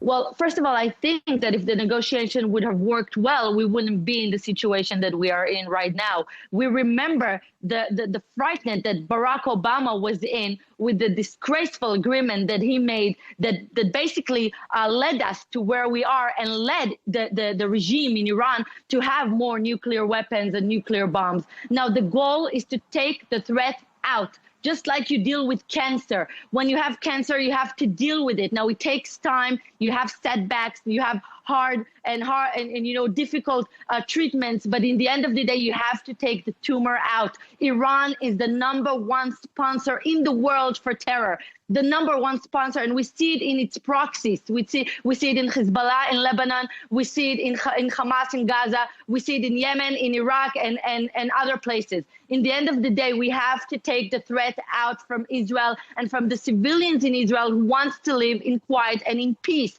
Now, let me remind you, when we strike in Iran just not long ago, and a lot of people thought that we took out the capability for missiles and nuclear weapons of Iran, the opposite happens. They just build it up heavier and that's made interesting, it more because I wanted to ask you about that, Minister. Israel said that the nuclear program was destroyed after the 12-day war. What evidence does Israel have that Iran had rebuilt its nuclear program and that an attack was imminent?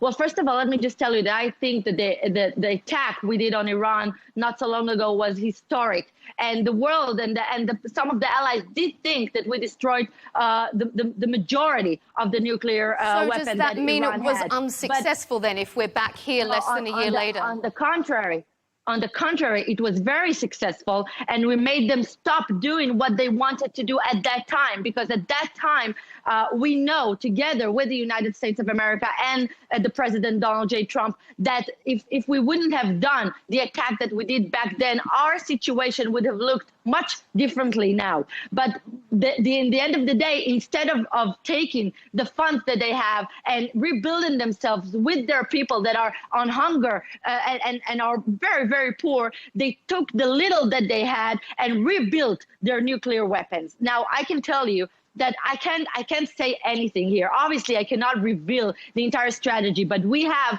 the Prime Minister Benjamin Netanyahu that for the last 40 years has been saying that the Iran regime will not stop until it will have nuclear weapons and will be able to destroy the state of Israel. And together with the American, together with the American administration and together with President Trump, I know that they have shared values, shared strategy, and shared view on how to deal with this operation, which we want to end in peace. We wanted to bring peace in the end of the day. No one in this country, not America and not Israel, wants to continue terror. Trust me that we don't like running to the shelter bombs every minute. Okay. And we don't like we're going to, like I said, we're going to come back to peace. But you mentioned the US administration there. Apart from shared views, I mean, you need to stage war with actual hard justification here. And a member of the US congressional group that has access to classified intelligence, known as the Gang of Eight, a member of that group says there was no imminent threat and no evidence has been shared with the US to suggest that there was.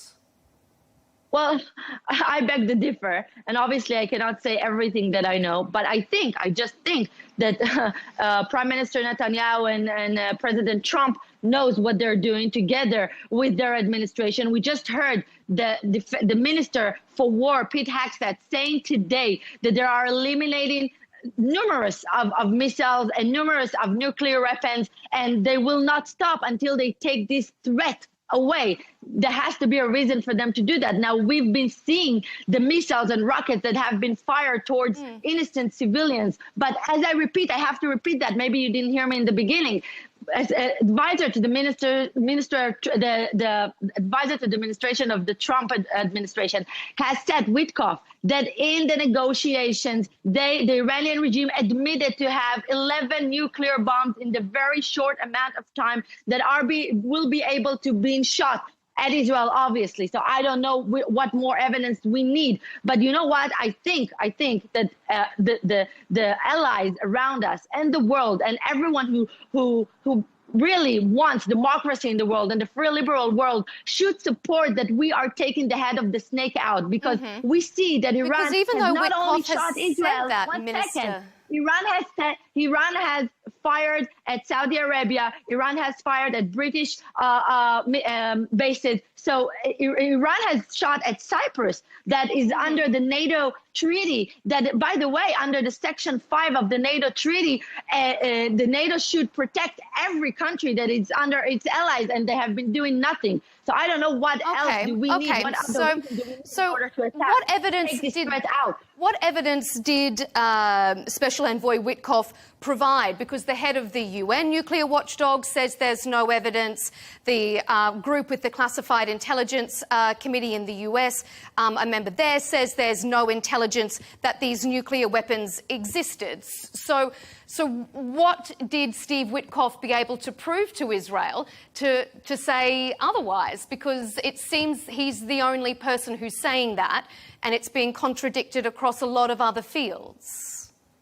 Well, first, I wouldn't trust anything that anyone at the UN says. These are the same people who denied rapes and murders and kidnaps and violence against women on October 7th. As the Minister for Social Equality and the Advancement of Women, I have visited the UN numerous of times. They have been denying completely and been reluctant to even condemn what happened. So regarding the UN, really, for me, there's no point of even talking about what they're saying, because they're denying everything that Israel has had to endure for the last decades. But regarding Witkoff, I am not here to talk about, the things that are between the American administration and the Prime Minister of Israel, Benjamin Netanyahu. But I can tell you that, first of all, maybe you don't trust Israel, and that's okay. That's your prerogative. But I think that the head of the most democratic, largest country in the world, the United States of America, Donald Trump, and his entire administration wouldn't have supported us and wouldn't have gone out to this operation if they wouldn't have known for sure that there is a real actual threat from the Iranian regime towards Israel and towards the allies. And we can actually see that the Iranian regime, you know what? We can see the people of Iran going out and protesting. We can see the people of Iran crying. We can see them being killed in masses. We can see them crying out. By the way, I'm getting hundreds and thousands of support messages from Iranian people that are wanting this operation. They want to go out free because they are killing them by the masses. By the way, I get a lot of support from people in Saudi Arabia as well, and in India and from around the world, because people know that we are taking a real threat from a regime that don't care about the lives of innocent people. All it cares about is the radical Islamization, and all they care about is killing the small devil, as they call us, Israel, and the big devil, as they call the United States of America. And we will not let it happen. There has been a lot of concern in the United States about why this war was launched now. The Secretary of State, Marco Rubio, suggested the US knew Israel was going to launch an attack, so needed to preemptively hit first. Is that your government's understanding of the order of events, of why why the US struck when it did? Look, I think that President of America, Donald Trump, is one of the highest, have the highest capabilities for negotiations in the world. I think he's a very shrewd businessman and politician. We saw it, by the way, from the day he was elected.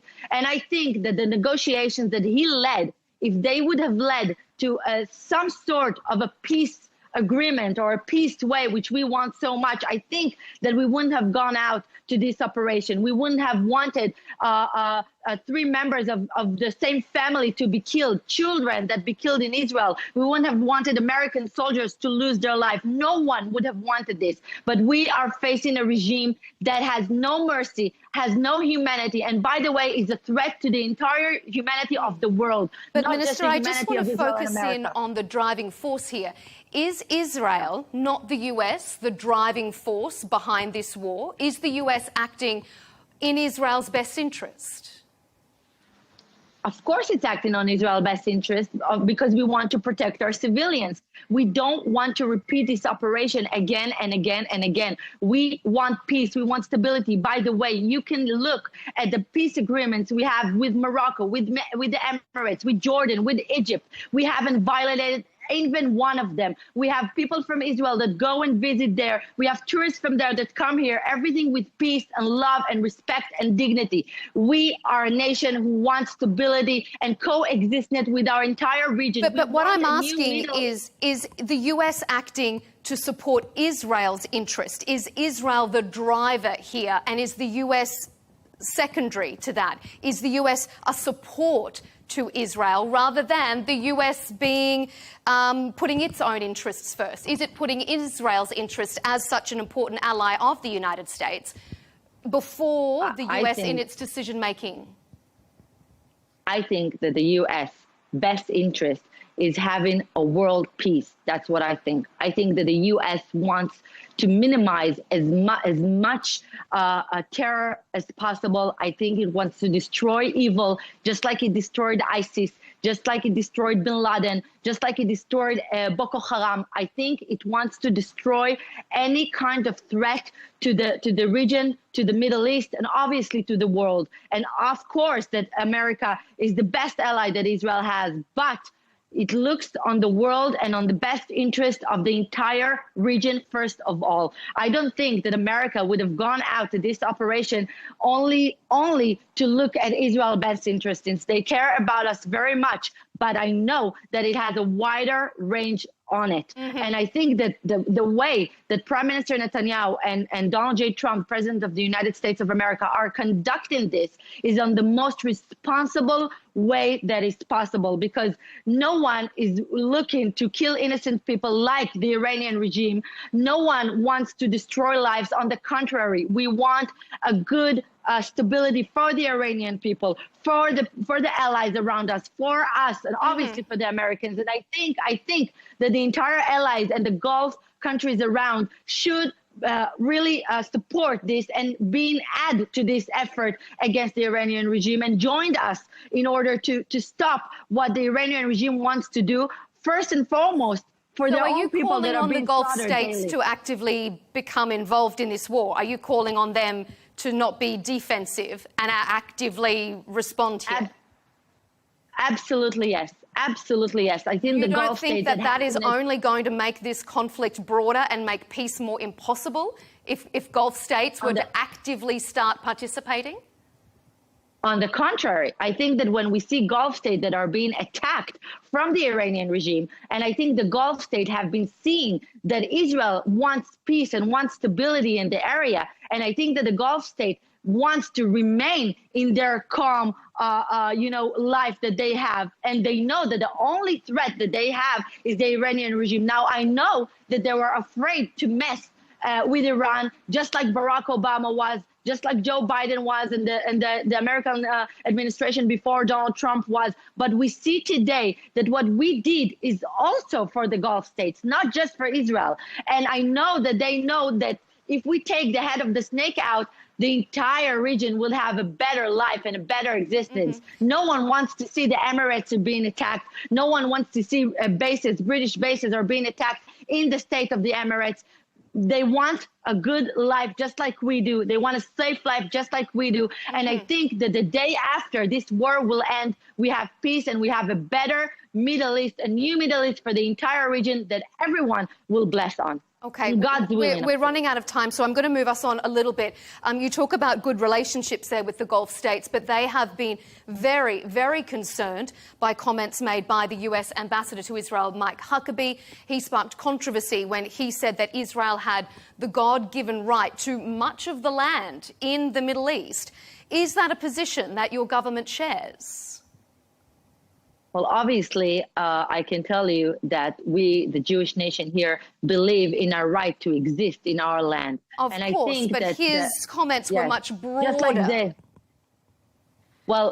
I think that everyone that wants to support what is, I think, you know what, Mike Huckabee was in Israel seeing the women, the families of the women that were being murdered after October 7th and were raped, have been seeing the deaths, there's so many funerals. Indeed. And obviously he respects the right to Israel's land. But he's talking about the greater Israel. Does the current Israeli government position support his comments that Israel has the right to take much more of land in the Middle East? I'm sorry, I didn't hear the end of the question. Again? Indeed. Obviously, the ambassador and the greater community in the US has respected Israel's right to exist within its borders, but the ambassador was speaking beyond Israel's current borders, saying that it has the right to more land across the Middle East. Is that a position that your government supports? Well, we have different views in our government. I can tell you that personally, I support that a Jewish person can live anywhere he wants in Judea and Samaria, just like an Arab person can live anywhere he wants here as an Arab citizen, can live everywhere he wants. Just like a Jewish person can live in New York everywhere he wants. Just like we don't bind any person, any civilian in Israel to live where he wants. No, so I think we have of course people have the freedom of movement. Absolutely. But the ambassador was speaking in a broad sense of a greater Israel project, and is that something that the Israeli government is supportive of that it has rights to more land than it currently has? Is Israel going to extend its borders?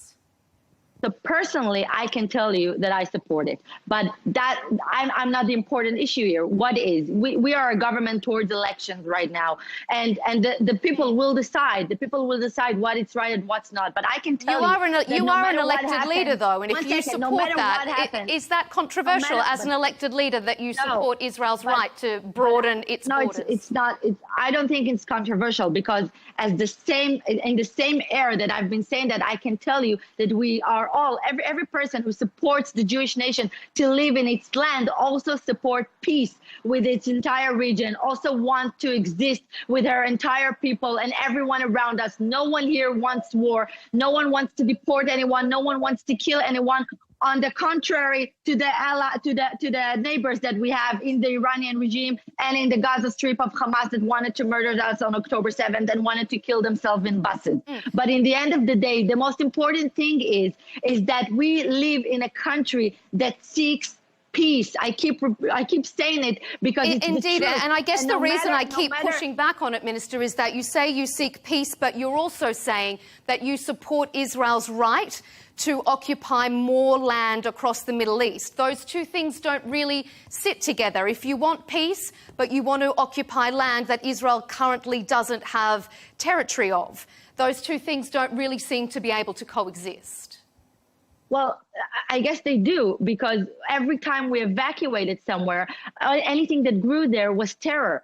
Every time we left somewhere, every time we made some sort of we released some sort of an absurd agreement, terror came. So I guess when we sit in our land and we are the sovereign, people that take care of the coexistence without neighbors, that there is peace. I don't think that sitting in our land, that a Jewish person can sit everywhere he wants, just like the citizens of Israel, Arab or Jews or Christians, can be everywhere they want. I don't think that's the cause of war, and I don't think any one of the allies has anything to worry about. Not the allies, of course, the Gulf countries have anything to worry about. I think if Israel was considering occupying or annexing more land across the Middle East than it currently has the territory of. I don't know what occupying in the Middle East you're talking about. We're talking about. I'm saying because that's what Mike Huckabee was referencing, that Middle East, that Israel has the right to much more land because it is a biblical right, is what he was saying. And I'm just curious, if you say you support his comments, that doesn't foster peace with neighbours if that land is currently belongs to somebody else. Yeah, so when we left a part of Gaza, we received rockets and murders and terror. So I believe that wherever Jews in their land will be, there will be growth and peace and prosperity. But once again, I can tell you that this is the decision of the public in Israel, and we have a very right-wing government. You haven't seen any kind of evilness towards our Arab citizens or towards our neighbors. On the contrary, you saw evilness from the other side towards us. Now, everything will be in process, and we are committed to the 20 points plan for peace in Gaza from the Trump administration that, first of all, has to disarm the Hamas and the Gaza Strip and to have actual, peace and prosperity there in order to invest there. And I think that is the first thing we are very obligated to. From there, we can move forward into having peace with the entire area. But I can promise you that no one wants to provoke in the government of Israel and the state of Israel. No one wants to provoke our neighbors. No one wants to create war in any kind of way. All we want is to sit in our country safe and secured after, enduring the Holocaust and the horrible October 7th, the horrible event since the Holocaust, and having dozens of years of blowing buses and murders around the streets, in synagogues and in houses, and babies are being murdered in their own bed. So trust me, we want prosperity and peace, and we are willing to sacrifice a lot for it, and we did. But in the end of the day, the only evidence that we have is that when we leave and when we take our head down, we get terror, we get attacks, and we get more and more murderers and evilness from the side of the Islamic regime, especially now in Iran and what we endured from the Gaza and Hamas. So in the end of the day, we know that we have to take this threat out, and we are dealing with 7, angles on the same time. And we are dealing with Iraq, with Yemen, with Hezbollah, with the Houthis, obviously in Yemen, with Iran, and many more. Okay. So we are knowing, and the Prime Minister Netanyahu knows how to deal with this tragedy, that he deals with every thing, the politician side and the safety side. Okay, So we're almost out of time. We're almost out of time, Minister. So I just want to quickly get one final response. A lot of the Gulf countries are bearing the brunt of the current conflict that the US and Israel that the Gulf countries seem to be having a lot more of an impact from Iran than Israel does at the present. I lost you. At the moment, I lost you. At the moment, the Gulf states are bearing a very heavy burden from the Israel-US conflict with Iran. Do you think that that will be a deterrent for peace with Israel's Gulf neighbours, that they are paying the price for Israel's war? No, I think on the contrary. I think that the Gulf neighbors have finally been seeing what the Prime Minister Netanyahu has been talking about for 40 years, about the Iranian regime. I think they finally understand what kind of a cancerous threat and all the the tumors that come out of it Iran has had and the effect it has. And I think they finally know that that we are talking about what's right and what's just, and they actually should be happy that we're doing what we're doing together with the United States of America, taking out the head of the terror and its proxies around the world, and the #1 sponsor for terror. And I think that everyone, again, I repeat, will be happy when we take the head of the snake out. Okay, we're out of time. Thank you so much for joining us. Israel's Social Equality Minister, Leigh Ann, thanks for being with us here on Counterpoints. Thank you. And thank you for tuning in to this special episode. Keep up to date with our latest debates and interviews. Follow us on YouTube, X and TikTok. Stay with Al Arabiya English for more analysis of this evolving situation here in the Middle East.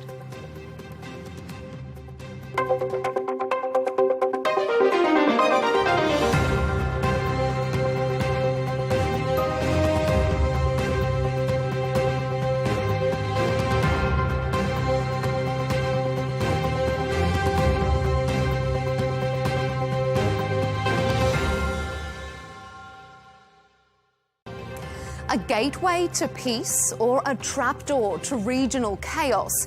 Israel says if the Iranian leadership falls, it would usher in a new era of Middle East peace. But are Gulf states convinced? They continue to bear the brunt of Iran's retaliation. How close are we to regional spillover? I'm Melinda Nucifora. I'll put it to our panel here on Counterpoints.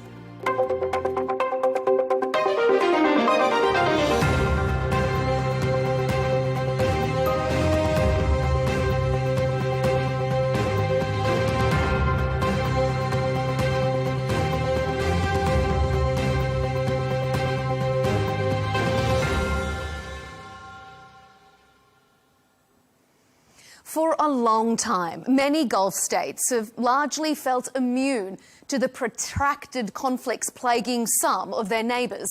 That is, until now. Despite making it very clear they weren't allowing bases on their territories to be actively involved in the US-Israel attacks, they have become prime Iranian targets. We don't seek to regionalize the war. It will become regional simply because US bases and facilities are spread across our region. We cannot reach their territory, but we can reach their bases. I think those bases are legitimate targets. Except it's not just military bases anymore. Regional energy assets have also been hit. Does targeting civilian infrastructure cross a red line? Israel argues it's all worth it for the chance of greater regional peace. Coming up, we'll ask our panel, is Iran's strategy of striking GCC states at risk of backfiring? Is Israel's Prime Minister Netanyahu justified in arguing that this war will facilitate broader peace? Or will it lead to an arms race in the Gulf? Stay with us. Joining us for this debate is Cengiz Ferhat, former Turkish diplomat who served as the country's ambassador to Poland and Uzbekistan. Ruth Wasserman-Landy is back with us, former member of the Israeli Knesset and founder and co-chair of the Knesset Caucus for the Promotion of Diplomatic Normalization with Israel. And rounding out our panel is Ahmed Al-Ibrahim, a political analyst from Saudi Arabia. Ladies and gentlemen, thank you all so much for being with us here on Counterpoints. Well, Iran's decision to launch retaliatory attacks on Gulf states has been dramatic and destabilising. More missiles and drones have been directed at the Gulf than towards Israel. Saudi Arabia has condemned attacks on the US embassy in Riyadh and an oil refinery in the country as well, while Qatar, Oman and the UAE have sustained strikes on energy and port infrastructure. Ahmed, let's start with you. Are we witnessing presently a greater risk of Gulf states ending their neutrality and entering this war? Thank you for having me. Well, Saudi Arabia's position is clear and consistent. The regional deserve a better stability and better dignity, and the future is not held hostage by the cycle of violence that we're seeing. You know, under our leadership, we're seeing that the kingdom, the future base of development opportunity, and the regional cooperation, it's endless in this region. But with this kind of what happened is basically choosing or prioritizing military over politics and diplomacy. It's really putting the region at risk. You know, you're actually getting military in the short term. You're getting a military gains rather than a long-term security regional. So definitely, we're going to be part of it. We've been dragged into it. This is not what we signed off. We wanted the issues in the region to be solved internally and peacefully and from a diplomatic stand view, but actually dragging us into this war, it's really ugly. I mean, we've seeing every day almost consistent bombing. We've seen in the GCC country almost 1,000 drones has been attacking the whole GCC countries and almost 400 ballistic missile. This is unusual for this region. It is not comfortable. It might actually take us for a long time if the people who are sponsoring this war, which is the United States and Israel, if things get out of hand and they underestimate and the dynamic it is, I think we're going to basically face with a long-time war, and it's going to be basically put us back years and years back. Jenzig, if we continue to look, Cengiz, my apologies, if we look regionally, and then I'm going to come to you, Ruth, for your opinion from Israel. Looking outside and looking in, what do you make of Iran's strategy here, trying to drag these Gulf countries into this conflict? Or do you think they were already part of the conflict for hosting bases, which is what Iran has justified these strikes on that precedent? Well, I think looking at the region from the region and also from the outside, as we haven't been directly involved so far, I think Iran was right in the sense that they were very angry as they were attacked during negotiations. As the foreign minister of Oman said, you know, they had come to a certain understanding and there was movement in diplomatic negotiations. And once the attacks took place, they took it as direct aggression and open hostility, war. So they reacted. But of course, the biggest reaction came when their supreme leader was killed along with 50 other high-level people. So it looks like, how we see it from the region, it looks like as if Iran feels like it's cornered into the corner and it's reacting, and it's doing exactly what it said it would do. That they would react to everybody who are hosting, not everybody, but every single American base, every single American or Israeli interest in the region. So that's not something that is new, but we did not expect, to be honest with you, that they would do it in such a manner and in such a huge amount of attack to everybody. Because I think everybody in the region, all the countries concerned in the region, have been very, very nice in a way diplomatically. They haven't responded. They've tried to keep out of the war physically. They've tried to make sure that negotiations continue. But of course, if you're hosting bases, American bases, and those bases are used against you during this war, then you would react. Under international law, it looks like as if they have the right to do this. Ruth, do you think Israel was surprised at this strategy from Iran, and do you think that it is at risk of precipitating regional spillover? Ruth, can you hear me? No, I stopped hearing you in mid-sentence. Oh, sure. Oh, you can hear me now? Absolutely. Okay, great. Thanks so much. I just was asking whether you think Israel was surprised by this strategy from Iran to focus a lot of retaliation on the Gulf states, and do you think that there is a risk of regional spillover from those actions? So first, I would like to say that the potential damage from the Islamic Republic of Iran's policy in general onto the region and, of course, to the Western world is huge. And whereas now it is intense because of the war, the long-term damage is and was always there. We are not surprised. In fact, for decades, we've been saying that this is exactly what the Islamic Republic of Iran is harboring.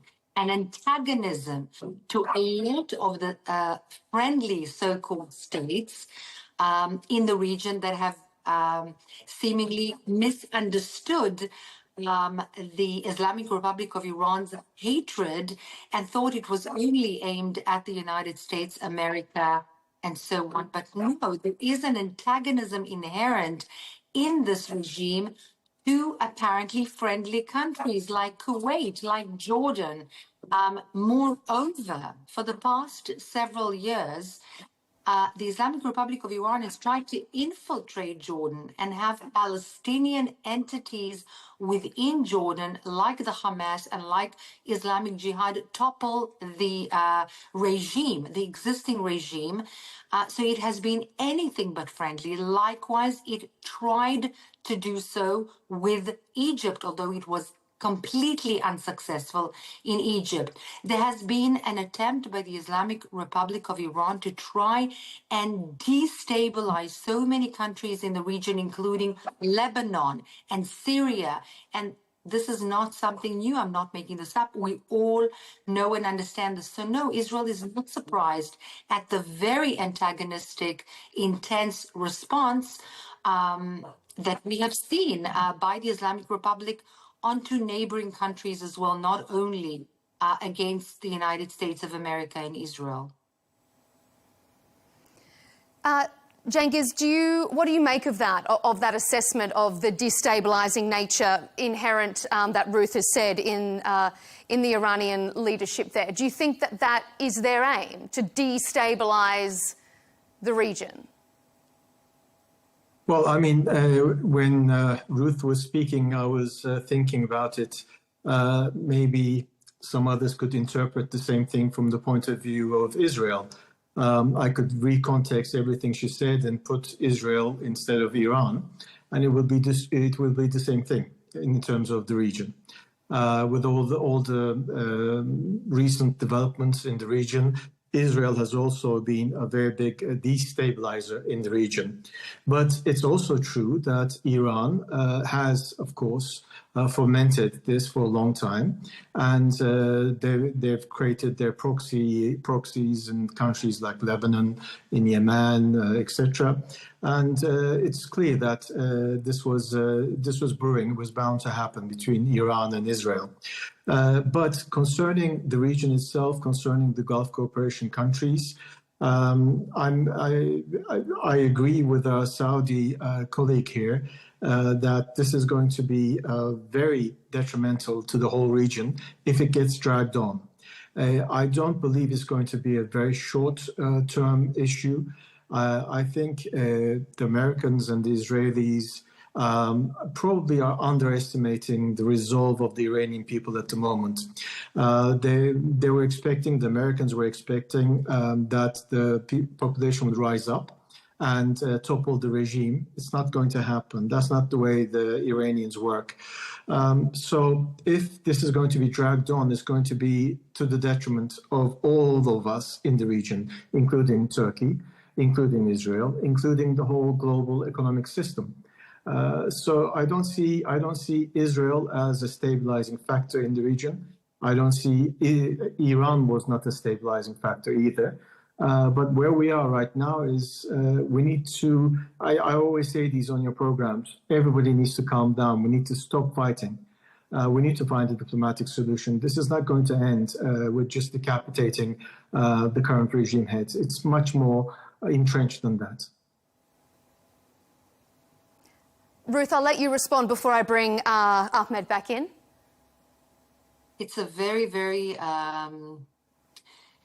foreseeable answer from the Turkish ambassador blaming Israel for my children sitting in the safe room for hours and hours and decades, actually, because of the destabilizing nature of the Iranian regime currently, having enforced and encouraged the Hamas and the October 7th massacre of my people, the Islamic Jihad arming them, also not against just Israel, but also Jordan. They've been trying to destabilize Jordan for years. This is absolutely unacceptable. Israel has a very small territory in which it has a responsibility to actually take care that its citizens will not be massacred, raped, and murdered.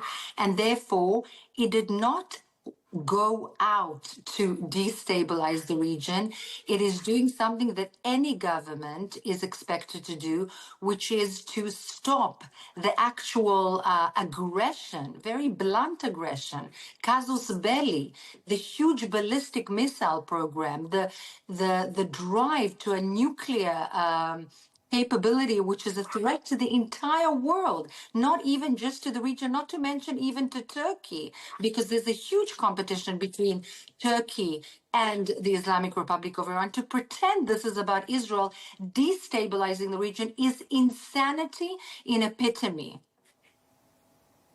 Ahmed, what do you make of what you've heard there between Cengiz and Ruth? Well, I agree 100% with the Honorable Ambassador, Mr. Cengiz, and Ruth, I hope all your family stay safe.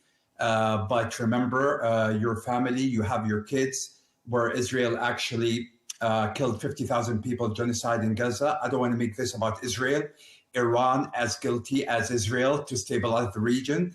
And please... Oh, God. May I answer that, please? Because we didn't kill 50,000 civilians. I did not interrupt you, Ruth.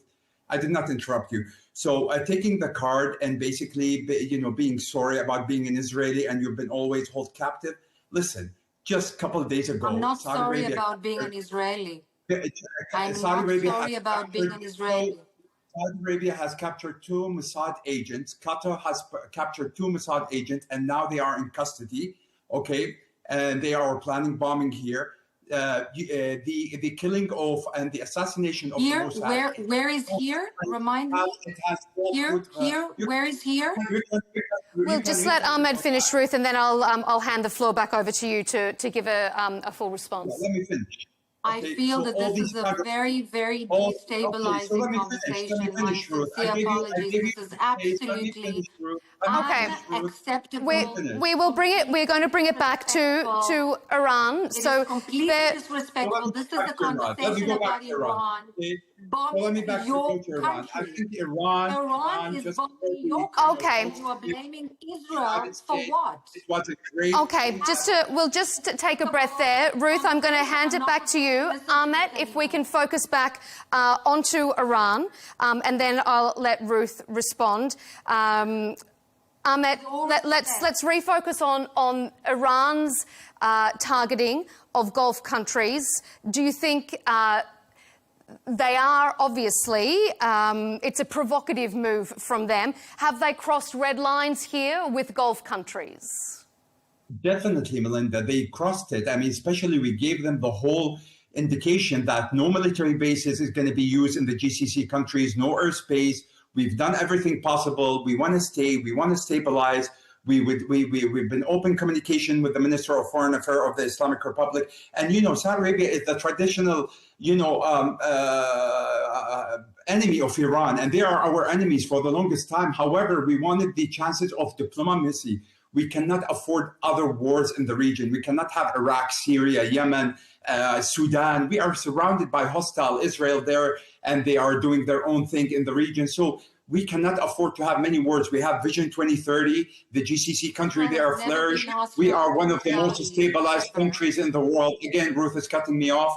So we don't want to be hostile, but dragging us into this war and actually Iran shooting these kind of drones and missiles to us, it really put us in this thing. And we're trying to lobby ourselves to the United States, basically to try to stop an end to that and grant freedom to the people. And also, Melinda, the solution that the Iranian people, they are not going to the streets by having somebody, the son of the Shah, that he've never stepped a foot in Iran, and to land him in Iran just because the second mandate, as soon as he lands, is going to recognize Israel. This is not actually working for the Iranian people. It's working for other countries, which is not acceptable. We want a stable Iran at the end of the day. If it's going to have a regime change, we would like Iran to be unified. We don't want to see militias. We don't want Iraq 2.0. We don't want Afghanistan 2.0. We don't want another, Lebanon. We don't want militias. We want to talk to unified countries, unified leaders. So if we're going to continue doing this in the region for the sake of other countries' interests, I think the whole region is going to be unstabilized. And this is something we don't want. Saudi Arabia wants diplomacy. That's it. Mm-hmm. Ambassador, I'll bring you in just a moment, but I want to give Ruth the chance to respond there. And also, Ruth, if you can respond also to what Ahmed was saying about whether is an unstable Iran, if there does remain a power vacuum, could that be equally as dangerous as what Israel assessed the situation before? So first, I will take the liberty to correct the things that have been said. Israel has never been aggressive towards Saudi Arabia, ever. So about destabilizing Saudi Arabia, the contrary is true. The force that has been destabilizing your country is the Islamic Republic of Iran and other forces that are promoting extremist movements from the other side of the Islamic mirror, let's say, not the Shiite, but the Sunni. There are certain factors promoting instability within Saudi Arabia, but that's not Israel. On the contrary, Israel has every interest to see a stable Saudi Arabia. It has no interest in destabilizing Saudi Arabia. That's number one. Number two, regarding the number of casualties that you had mentioned in the Gaza Strip. Very recently, and your Arabic is probably finer than mine, but mine is not bad either. The Hamas actually published in Arabic a sort of explanation asking for the widows of the operatives, the Hamas operatives, to register and take money because their husbands were killed by our so-called aggression. Do you know how many people registered for that? Widows of the operatives, the Hamas operatives, specifically, that a lot of money is given to those widows by the Hamas mechanism currently in Gaza. 50,000 widows. You can check me. You don't need to rely upon my information. In Arabic by the Hamas, not by the Israeli Mossad. So what does that mean? That means that there are such a low ratio of civilian killings in any urban conflict throughout the world that any military institution should and can learn for. And experts that are not Jewish and not Israeli say that because there is a certain standard in the IDF not to kill civilians. So when you and Ruth, I am going to let you come back to your comments on Iran, but I just want to say across the board, you know, we've had each side had their say on those death tolls and their explanations and their points of view. We're going to try and keep it on Iran. If we get too carried away with a broader discussion about Gaza, we're going to get way off topic, and unfortunately, we need to stick to topic at the time. So thank you for clarifying that, Ruth. I appreciate your perspective. If you can circle back to Iran with regard to the comments that Ahmed made about the destabilising nature if there is a power vacuum and that the people aren't rising up to take control of the leadership. How much of a threat does that pose to Israel? Could it be worse than the situation before? So a power vacuum is a danger to the entire region. It's not only to Israel, it's to everybody. That includes Europe, the United States of America, Canada, the Arab countries, the Sunni Arab countries in the region, and so on. Instability and vacuums always get filled by certain forces, and we've seen that happen, for example, with Turkey in North Cyprus and in other areas of instability. So when we look at a potential lack of a leadership in Iran, yes, this is certainly a potential threat and needs to be stabilized.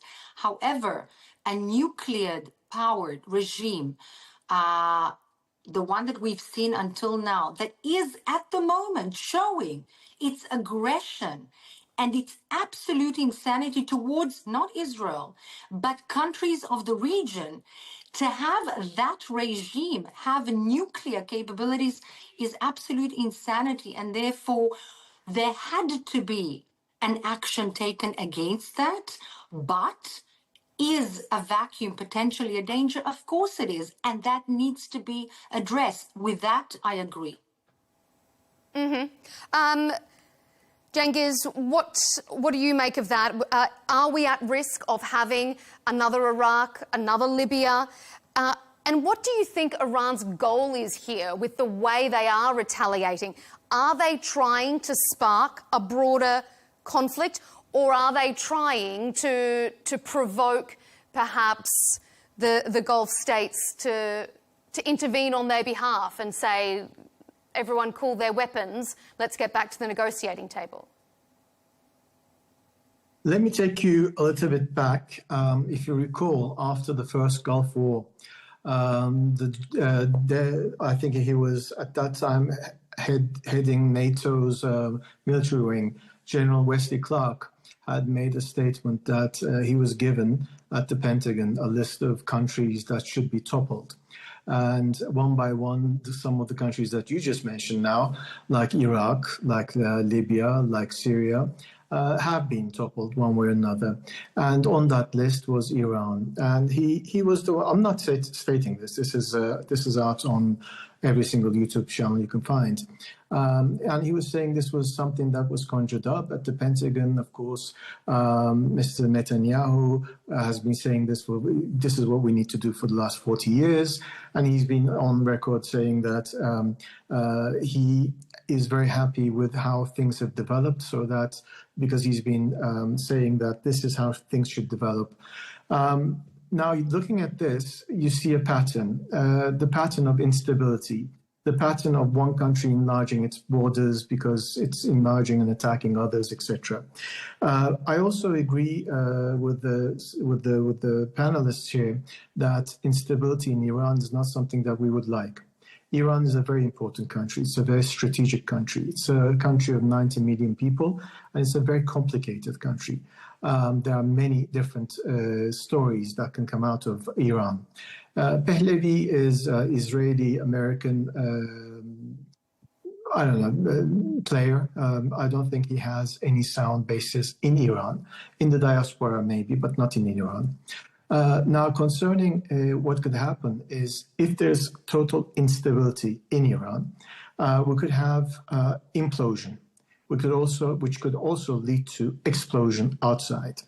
Iran is not a simple country to deal with, and the effects, the ramifications for energy, for tourism, for any sort of links in the Gulf will be for years and years, maybe tens of years.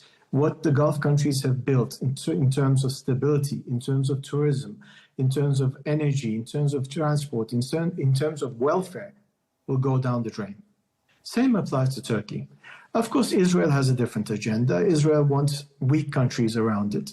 Understandable from the point of view of Israelis. But, you know, wanting to have weak countries around it, and as like Mr. Bennett said a couple of days ago, next in line is Turkey.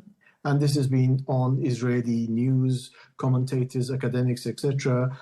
Who's next? Turkey, Pakistan, Saudi Arabia, Egypt. One by one, it's coming.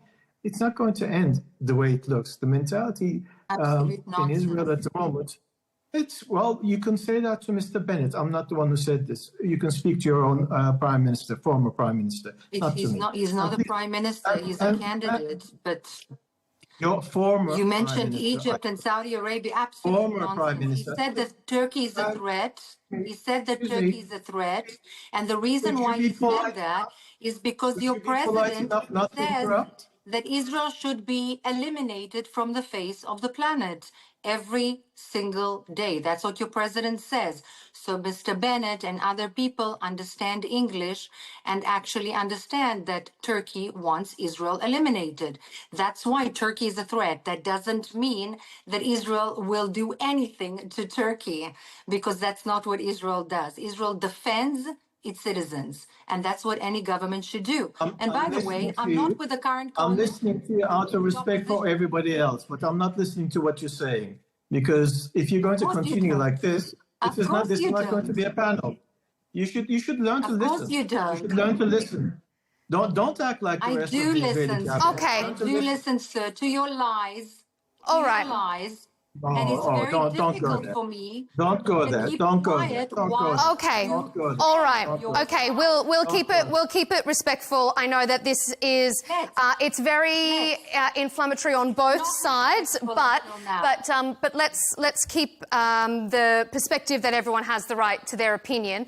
I'm going to move us on because we are going to soon run out of time if we get stuck in that broader discussion, because I want to talk about comments from Prime Minister Netanyahu with regards to broader peace. The Israeli Prime Minister Netanyahu says that the joint strikes will create conditions to bring about regime change in Iran, and that in turn will facilitate peace and stability in the broader region. So effectively, during that interview that he gave with an American network, he was arguing that this war will bring about greater peace, and that the current Iranian leadership has been the only impediment to diplomatic normalizations across the region. So, Ahmed, is that a correct assertion? Will the Israel and US war be a gateway to peace, as Prime Minister Netanyahu described it? I don't think so. This is only for the media consumption. I don't know if they know anything on the ground. I mean, you know, the only thing is I think Israel is good at is Mossad and basically targeting people and kill them at gunpoint like kids and babies. But anyway, so I think Iran is a different dynamics. It's very difficult. It's very difficult basically to contain. It's defragment. You cannot, it's so many ethnicities, so many religions, so many people, so many sects, beautiful people. But, you know, it is very tough to get them all aligned. I mean, you have a micro example of Iran, which is Syria. Guess how long this will take in order for Syria to, you know, to unify itself and get stable. So imagine on the scale of Iran, it's going to take tremendous effort. And we've seen this before. We've seen what these kind of policies that happens with Iraq. Look at Iraq before Saddam Hussein and look at Iraq now.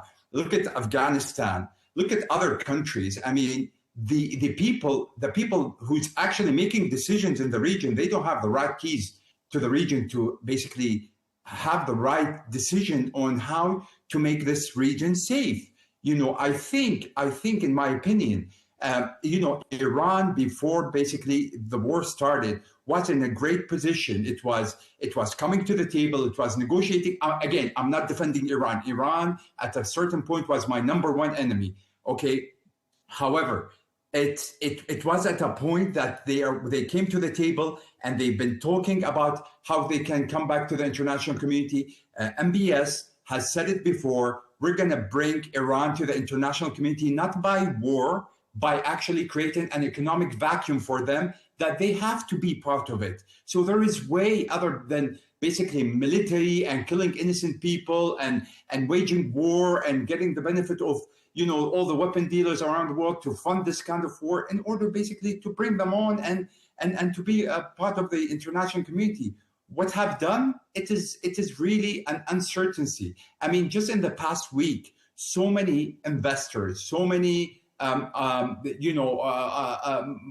of investment that was coming to the GCC countries has been stopped. Why? Is it because the GCC country had the destiny of their, decision to wage war in Iran? No, it's actually a decision between the Israel and backed up by the Americans. And this is where we are today. And we really don't know how the map is going to do or how it's going to end up, because to be honest with you, the precise of the ballistics missiles that Iran is shooting and the waging of the drones is just another level that we did not expect that Iran actually had this capability. We've lost our connection with Ruth, so we're going to continue on with our remaining two guests for a little bit longer. So, Cengiz, let me bring you in here. Ambassador, what do you think? This assertion, this argument from Prime Minister Netanyahu that this war will be a gateway to peace. What's Turkey's opinion on that? I think Mr. Netanyahu's words, gateway to peace, is his version of peace, his image of peace, his longing for the project of peace that he has in his mind. And we all know what that peace entails. In the first day of this war, we saw the bombing of a school. 165 mainly school girls were massacred. When you look at the technology that exists, you can't say, a bomb went stray. We don't buy that and we don't accept it. When our Israeli colleague says, my family is in the bunkers, yes, 165 little girls, school children, no longer alive. That was the first day of the war. The same in Gaza, still continues today. So I'm a little bit skeptical about that. But anyway, coming back to your question and where Netanyahu is thinking, I don't think so. I don't think this will bring peace to the region. It all depends on how long this is going to last. They've decapitated most of the current regime in Iran. I think they also attacked the ulema class today in Qom, where they were meeting, and they did a big strike there as well. But the regime, one way or another, looks like as if it will continue, and they're not going to back down. Now it will be a war of attrition. Who wins in that war of attrition? Will the interceptors be enough for all the missiles that Iran is going to throw at them? And will Iran continue to attack the Gulf Cooperation Council, Cyprus, maybe others, maybe even us? Who knows? This is all out in the open. You've opened the Pandora's box, and nobody knows what's going to come out of that box. It's not that easy. But of course, Netanyahu is happy. He's destroyed Iran. He's destroyed Iraq. He's destroyed Syria. He's destroyed Lebanon. Palestine doesn't exist anymore. One by one, Netanyahu is getting what he wants. What about, so if, as you both say, that this may not be a gateway to peace, the reverse of that then is, will this war escalate an arms race in the Gulf region? Could it encourage Gulf states to be more militarized, to be more weaponized, because there is a greater sense of fear? Ahmed, what do you think? Can we see an arms race now in this region? I really think that, yes, it's going to lead some way, somehow there, arm race. So far, the GCC countries, Turkey, they're holding their cool, not to retaliate or not to basically hit targets. I think the U.S. has to continue this and has to, rest it in a way or another, and basically finish it. The reason is I am so upset, by not wanting us to basically invest in military or in weapons, because with MBS in the past 12, 13 years, we've been taking this money and we're investing it to the future. We're investing it in our people, in human capital, in our partnership with other countries, to tourism, to many things that actually sustain the humanity around the world, from the World Green Initiatives to many things that Saudi Arabia is doing along with their partners. And now we have to stop all this and invest in weapons. This is definitely the last thing I want my country to do. But if we are forced to do it, we're going to do it, because, as you know, this is the red line where it comes to our national security. But again, who made us go into that mood? Is it the GCC country? Is it Egypt? Is it any other countries? You need to figure out the players. And if Iran would go and Iran create a big vacuum, who do you think is going to fill this vacuum? Who's actually benefiting from filling this vacuum? We all know who's going to fill this vacuum. They are looking forward to do it. They already chose the candidate that he's actually helping them to put that vacuum. And it's going to continue and continue. But you know what? It cannot, sustain itself, because you are in the middle of 300 to 400,000 million people, and you're trying to basically be this foreign cell, to adopt their moods to the other countries. It might look promising right now, but on the long term, unfortunately, as much as we would like to coexist with Israel, and we have an Israeli friend, we have a Jewish friend, and we like them, we host them in our homes. But unfortunately, as a foreign policy of Israel, it's going to basically put the Israeli people and the whole national security of Israel in the coming future at risk. It's very simple. Cengiz, what do you think about that? I mean, we know that Turkey has a very proud industrial defence sector, second largest military in NATO. Can you see an arms race escalating amongst Gulf nations now? Not only amongst the Gulf nations, but I think amongst everybody in the region, including us, including whatever comes up in the future in Iran, in Pakistan, in India, the whole grand region, the bigger region, if you can look at it in that perspective, all the way to China. Already this is an arms race between China and America, and it's having effects on us, on all of us.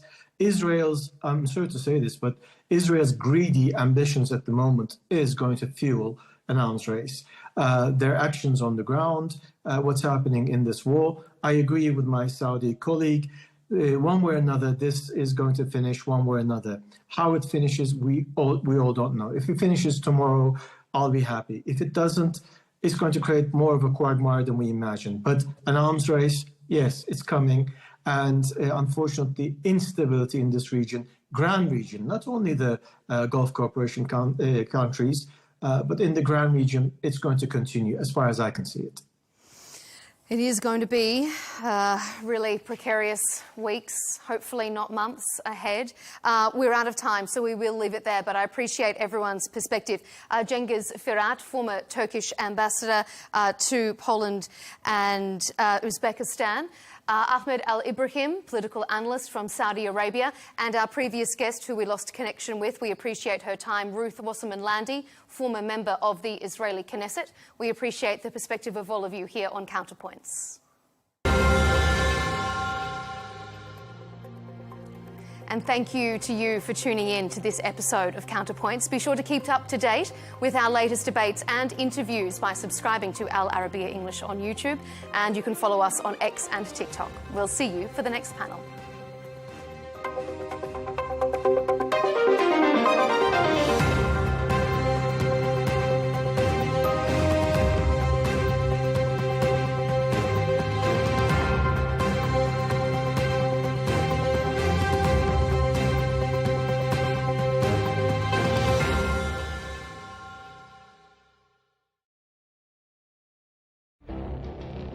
It feels like decades are passing by in a matter of weeks.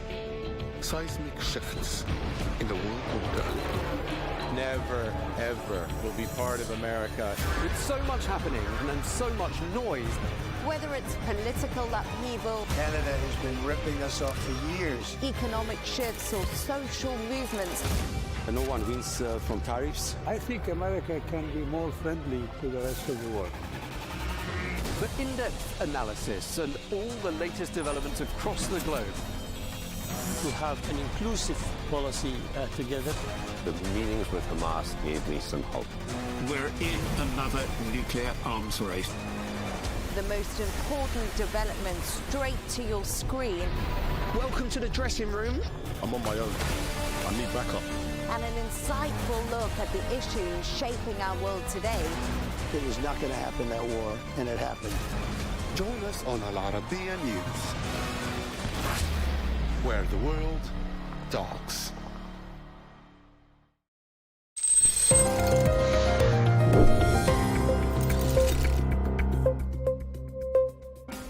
Before his death, Jeffrey Epstein had a partner, and it wasn't Ghislaine Maxwell.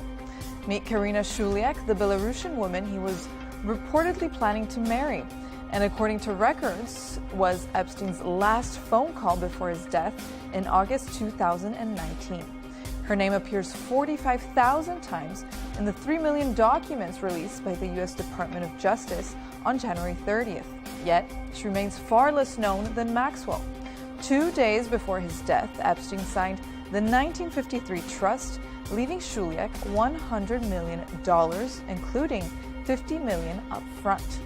The will also granted her a 33-carat diamond ring, 48 more diamonds, as well as various properties, including his New Mexico ranch, his Paris apartment on Avenue Foch, and the famous Little St. James Island. Maxwell, well, she was named too, but for only $10 million. However, Shuliak is unlikely to see that fortune. The U.S. government has frozen the Epstein estate to compensate victims who have already received over $121 million. Documents also show Epstein funded her Columbia University dental studies, helped her family move to the U.S., and supported her path to citizenship. But here's the big question. What did she know?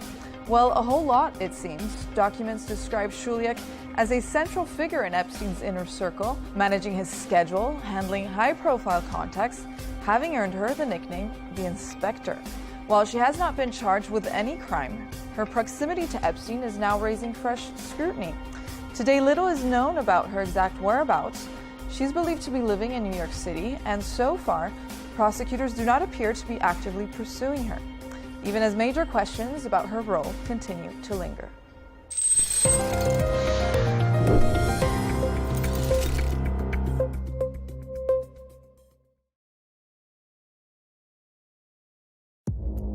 Our allies, in many cases, are worse than our enemies. Stay informed and connected with the latest international headlines. There obviously is a risk. From breaking news to in-depth analysis, it would appear that this war is coming to an end. Who buys this stuff? Investors, pension funds. we deliver the most important developments straight to your screen. Iran always wanted to deal with militia. Join us for compelling, expert-driven conversations. A curfew order has been established. And an insightful look at the issues shaping our world today. There are lots of proposals about European architecture for security.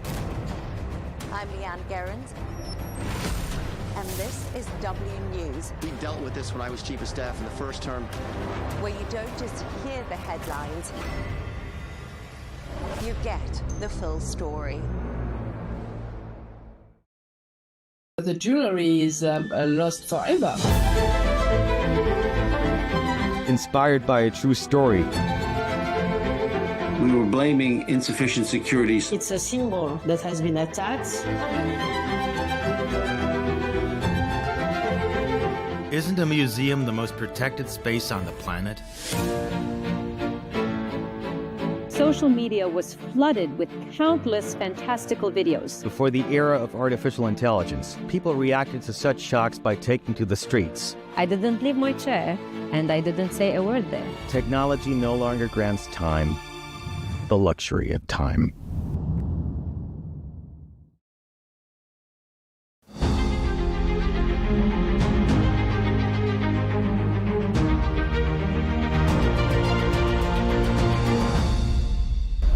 Welcome to this special coverage from Arabiya English. I'm Melinda Nucifora, coming to you from the World Defence Show in Riyadh. We have a special interview to bring to you because we've been speaking a lot during the Defence Show about globally how countries are increasing their defence spending.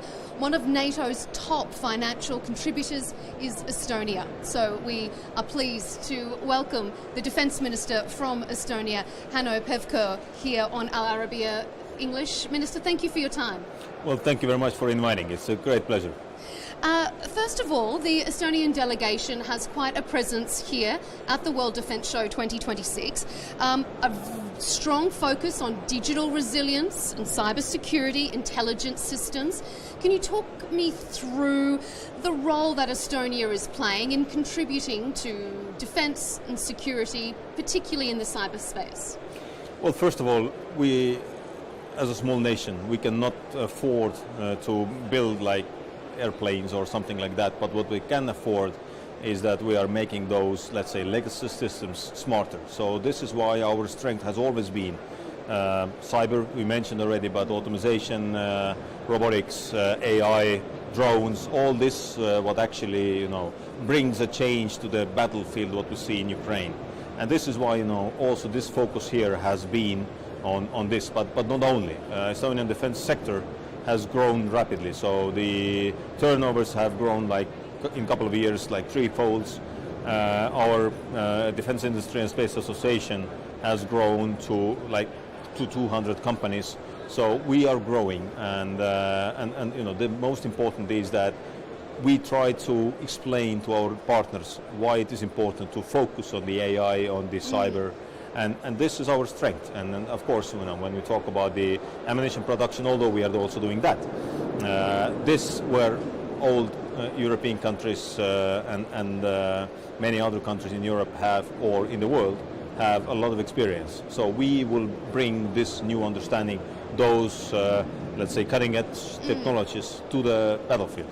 I mean, those grey zone tactics in warfare are becoming ever present. As you say, we see it a lot in Ukraine. We've been seeing cyber security, cyber attacks being much more of a focus. I mean, the battlefield is a very different place. The battlefield is often online. So does Estonia consider itself really at the cutting edge? And do you think perhaps other European partners, it's an area that hasn't been focused on enough until now?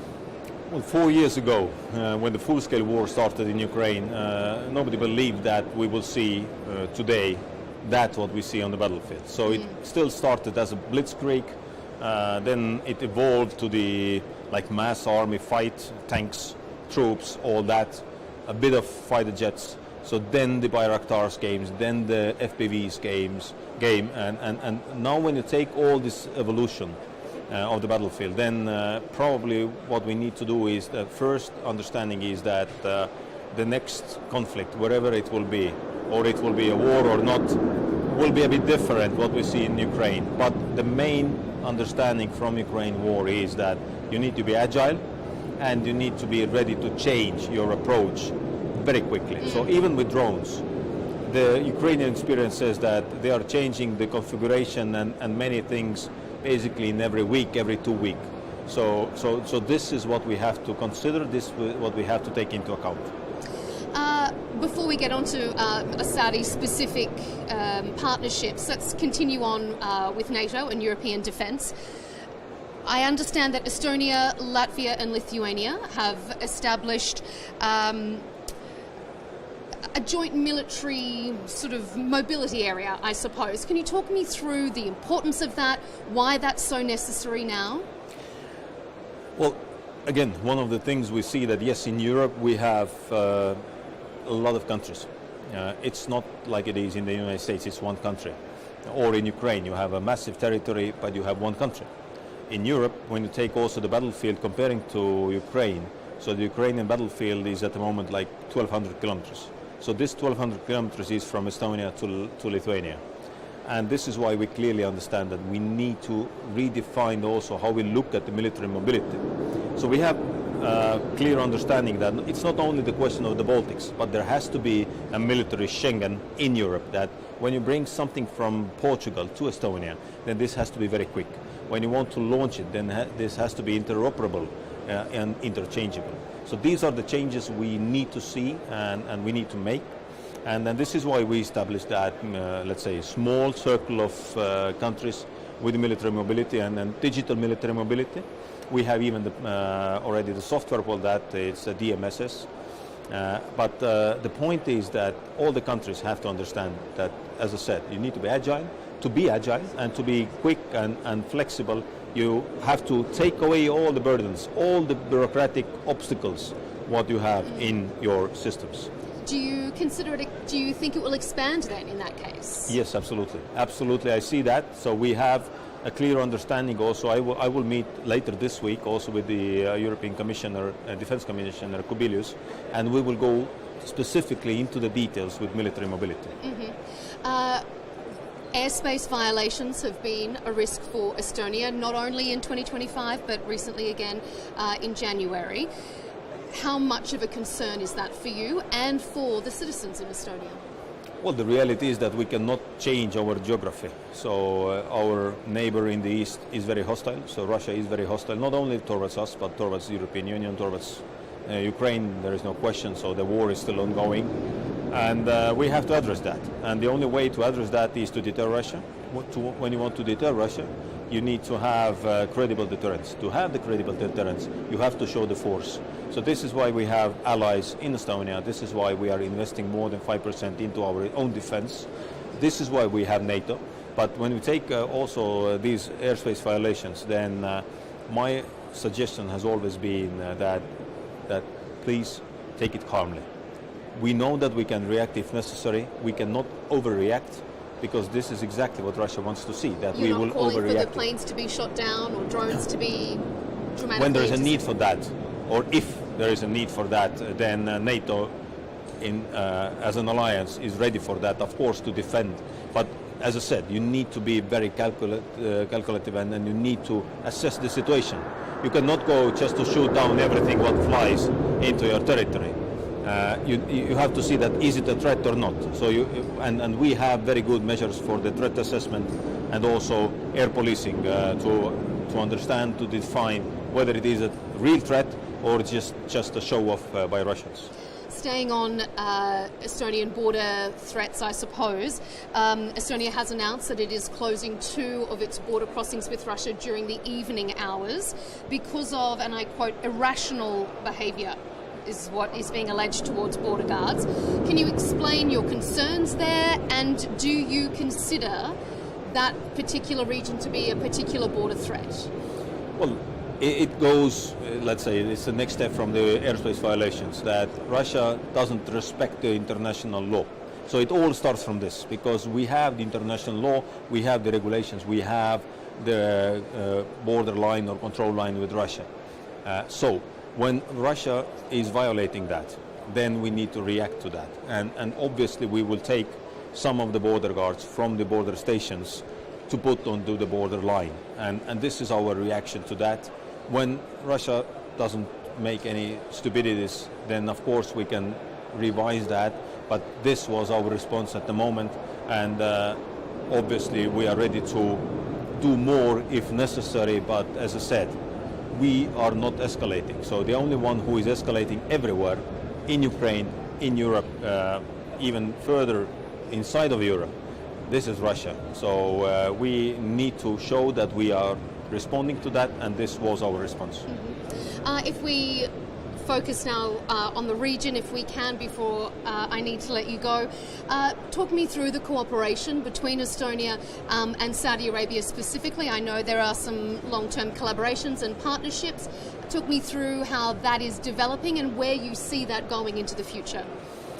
Well, yes, in numbers, the cooperation has not been extremely big at the moment, but it is growing steadily. And it's good to see. I had very good meetings today also with the GAMI and SAMI. and we already also signed some of the MOUs with some of the companies. So what I see, business-to-business relations are growing, and we have more companies as ever here. Business-to-government is growing, and today we spoke also, and then I will leave from here to see the minister, that how we can bring it also to the more strategic level, because at the end of the day we all want to see better technologies helping us to defend ourselves. Mm-hmm. So this is the same goal for each country, to defend our countries and our nations. Mm-hmm. Just finally then, how interconnected do you see security and perhaps the threats and challenges of this Gulf region and Europe? How interconnected are they? We have a clear understanding that the world's security is one. So 360 approach, what we've had in NATO, is, let's say, inevitable. So it's something we need to have. We clearly understand that what happens, for instance, in South China Sea, in Taiwan, that reflects also to Europe. What happens in Europe, in Ukraine at this very moment, has clear implications to other parts of the world, because I'm quite confident that every dictator in the world is looking very closely at the moment how the end game for the Russian invasion to Ukraine will look like, and then draw the conclusions from this. So this is why it doesn't matter. Is it the Gulf region? Is it the South China Sea? Is it Arctic? Is it Ukraine? All is connected. So and also look around here in the World Defense Show. You have all the countries here. Mm-hmm. Defence Minister of Estonia, Hanno Pevkur, thank you so much for joining us for this special interview here on Al Arabiya English. Thank you very much. Thanks, Minister. I appreciate your time.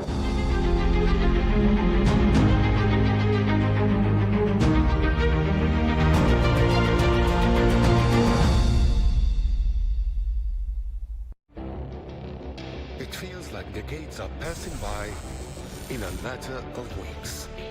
Seismic shifts in the world order. Never, ever will be part of America. With so much happening and so much noise. Whether it's political upheaval, Canada has been ripping us off for years. Economic shifts or social movements. And no one wins from tariffs. I think America can be more friendly to the rest of the world. For in-depth analysis and all the latest developments across the globe. To have an inclusive policy together. The meetings with Hamas gave me some hope. We're in another nuclear arms race. The most important development straight to your screen. Welcome to the dressing room. I'm on my own. I need backup. And an insightful look at the issues shaping our world today. It was not going to happen, that war, and it happened. Join us on Al Arabiya News, where the world talks.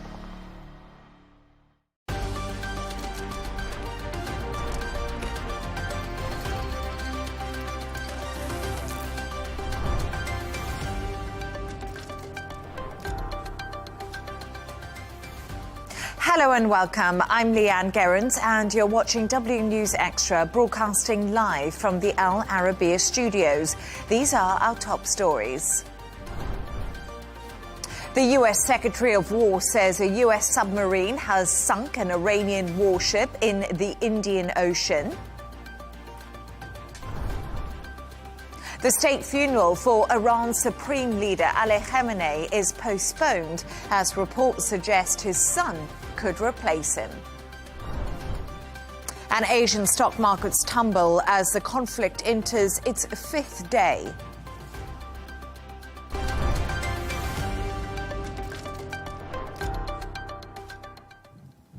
A U.S. submarine has sunk an Iranian warship with a torpedo in the Indian Ocean.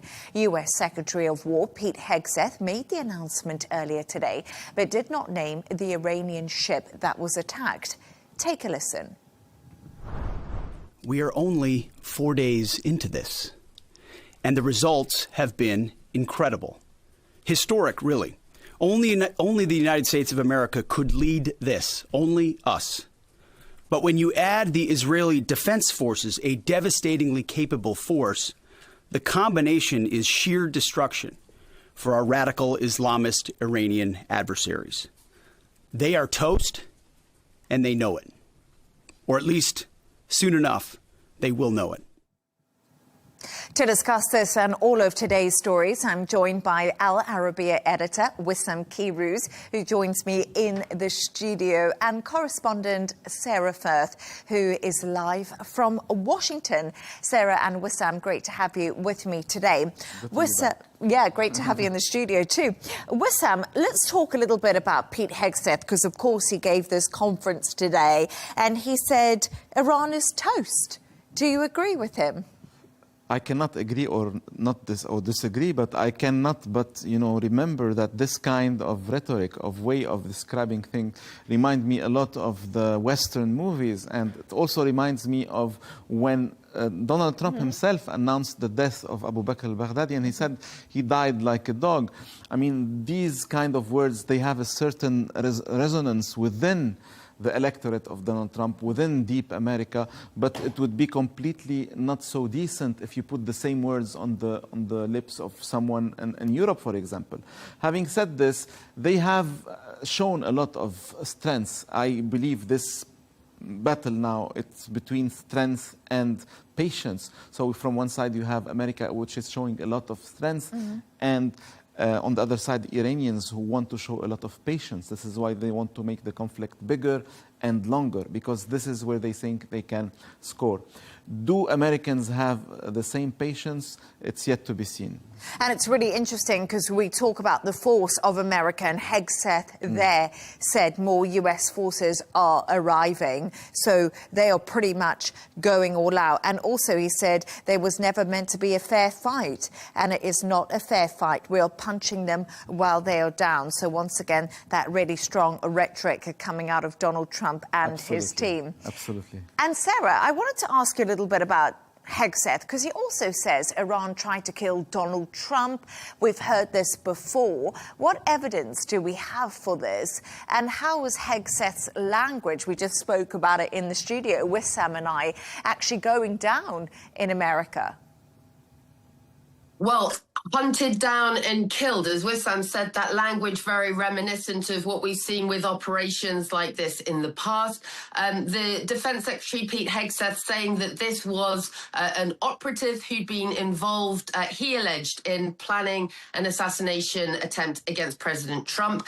Now, Pete Hegseth didn't name that individual, but what I can tell you, this is part of Operation Epic Fury. He said President Trump got the last laugh. And this was an Iranian covert unit. They were accused back in 2024 of plotting to assassinate the president in the presidential campaign. They say that he has been killed. And President Trump himself actually commented on this in an interview with the American media. He said, well, look, the Iranians, they tried twice, he said, and this was part of the reason he gave as the motivation for moving forward with carrying out an assassination against Iran's Supreme Leader Khamenei. He said, I got him before he got me. I got him first. So an interesting insight there into some of the motivation potentially for President Trump to take that action, to have Khamenei assassinated as part of Operation Epic Fury. As we said, Hegseth didn't name this alleged mastermind behind it that has been hunted down and killed. But this language, right, that we saw from the Secretary of Defense, very patriotic, very strong. He spoke of victory.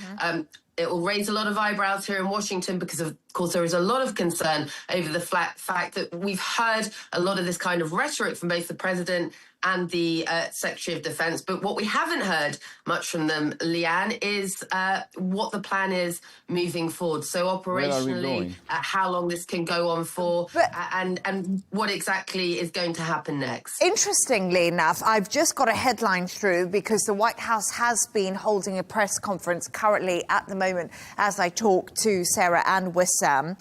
And apparently Trump is discussing with advisors the US role post-conflict in Iran.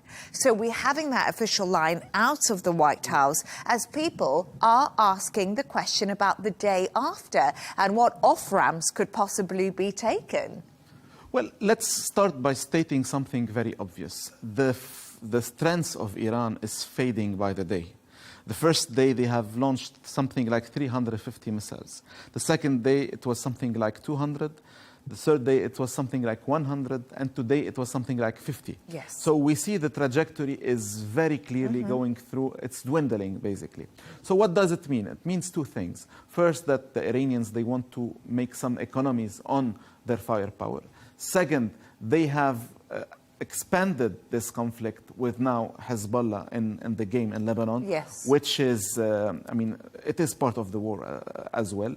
Third, they are using much more the drones than the missiles, because the drones are the nasty thing in this war. They are much harder to intercept. But what does it mean? It means clearly that the strengths that Iran has shown the first day, the ability to make damage here and there, is definitely going down. It is a constatation very clear. So America can be sure that somehow the war is going down in intensity at some point, or they think it will be going down in intensity. And now it's time to see what's after that. Do I think Trump has something called an Iranian strategy? No, he doesn't have. Probably he doesn't also really want to have one. Second, do we think that the Iranian people are those who should make the change, and the change should be made by the Iranians? I think yes, and many people think yes. Have we seen anything on the streets of Tehran? Not yet, but obviously you cannot expect such a thing when all the bombings is happening. So if America is to be involved in the next day, it means it's even less and less of America first. And it's quite interesting because also in that press conference, they did say that it was never the plan to have ground troops, or not part of the plan for Iran operation at this time. So, Sarah, we're just getting more confirmation out of the White House at the moment. Yeah, so let's take you through some of those lines, guys, because the White House has been holding that press conference. And very interestingly, you've had some developments there. So President Trump has been talking with the journalists that are gathered there. He is discussing, he says, with advisors what the U.S. role in post-conflict Iran will be. Now, that's basically the first time since Operation Epic Fury was launched that we've heard him acknowledge that there will be discussions of this kind. Remember when he announced the operation, he was saying, look, this is your moment of freedom, speaking directly to the Iranian people. The administration, guys, I can tell you, in answer to our questions, they have been very clear that up until now, they say the future of Iran is in the hands of Iranians, that they are responsible for removing Khamenei, removing the threat that Iran had posed to the region and to the wider world, but that what comes next would be in Iran's hands. But that's raised a huge amount of questions, not least that you've got this ongoing military campaign taking place, and it seems very unlikely that the regime will be toppled at this point. I can also tell you that the White House has said the Pentagon and Energy Department, they are working on a plan to secure the Strait of Hormuz and the shipping. I know we're going to speak about the impact to markets a little later. That's pretty important. And Leigh Ann, as you said, the White House and President Trump saying at the moment ground troops are not part of the plan for Iran operation at this time. That is pretty critical. Of course, a lot of the questioning is about right now whether there will be American boots on the ground, right? Can the United States continue to do this in a joint operation with Israel militarily, via airstrikes, via military capabilities and military arsenal outside of the country? So they've been clear today again, President Trump saying no plans for boots on the ground at the moment. But interestingly, you've heard from both President Trump and today the Defense Secretary, Pete Hegseth, saying that they've got enough of an arsenal to go on as long as they need in this military campaign. You speak to defense experts here in Washington and they say it is not that straightforward. The chief of the army had warned prior to the Iran attack, saying they have had their stocks, their military stores depleted by previous military action, supporting Ukraine, giving weaponry to Israel, and that could be a potential problem were there to be action taken on Iran. Well, now we've seen that action take place, and we're seeing the officials saying, in apparent contradiction to what the military have come out and said, no, we can go on as long as we need. And of course, guys, on a final point there, you know, the last thing that President Trump is going to be wanting right now is any indication that this is going to be a protracted war, not just for the United States and Israel on Iran, but in the region as well. If I want to follow up in 30 seconds only, I think what could be failing now on America's side is this idea that you can somehow get rid of the head of the regime and then somehow deal with the body, okay, and make a certain arrangement with the body, the same thing that happened in Venezuela. Maybe America is now at this very moment coming to this conclusion that this thing about cutting the head and going further with a headless body of the regime, that can work. Donald Trump said he had 3 people in mind. Yes. Then he said they were killed. And then he said, anyway, they're going to be worse than Khamenei. So maybe this idea is what is failing right now. And this is what taking the White House to think about the day after. And I think they've had so much questions about the day after and real concerns about what's to come for the Middle East region on a wider scale once they feel that they've had victory in Iran. But Wissam and Sarah, thank you so much. Stay right there. We're going to move on to another story on the same topic. The death toll in Iran from the US-Israeli attacks has risen to 1,045 people. That's according to Iran's semi-official Tasman news agency. The state funeral for Iran's supreme leader, Ali Khamenei, who was killed at the weekend, has now been postponed. Meanwhile, Iran's reportedly close to a decision on appointing a new leader. One of the front runners is Khamenei's son, Mujtaba Khamenei. So, Sarah, we're going to speak to you right now about this because we've been talking, Wissam pointed to it about 3 front runners possibly. But what does the future look like for Iran if Khamenei's son is put in charge? And how will the Iranian people react to this? Yes, Leigh Ann, I mean, it would be a continuation of the regime, which is something that, you know, again, part of what we've seen as the justification for going in. President Trump was sort of saying, well, it's in the Iranian people's hands. I think really important to note at this point that you have the Iranian people currently, and we're not getting much information out from the ground from the people in Iran right now. The internet has gone dark in many places. But the small bits of information that we are getting out, you know, people are scared. They're exhausted. They've been living under the repression from this regime, brutal crackdowns on protests, particularly women, those youth in the country. They've really faced a severe crackdown by the regime, and a number of deaths in the lead up to this operation as a result of the regime's action. But now you've got this bombing campaign. And so it's exhausting, very scary situation for the Iranian people on the ground. I think it's interesting to note as well, guys, obviously this press conference is ongoing at the White House. The White House have just refused to commit to regime change. So the White House press secretary, Caroline Leavitt, she has just refused several times to say whether regime change is an objective. Now, that's interesting because that is something that President Trump himself has alluded to as one of the objectives to this. Something a lot of people say Israel wants. Of course. And that's the interesting part in this, isn't it? You're saying White House press secretary saying no to that. We do know that that's possibly something Israel wants. So there seems to be divergence. We have been hearing a lot of messages. So you hear Rubio speaking about the ballistic missiles, which is obviously very important. You hear J.D. Vance speaking mostly about nuclear capabilities. And then you hear Donald Trump speaking about everything at the same time. But the only side who really said what is on the table is the regime change was the Israelis. And the Israelis have this very clear idea that ever since October 7th, basically, this is the earthquake this is the 9/11 of this region. So basically in the mind of whoever is deciding collectively in Israel.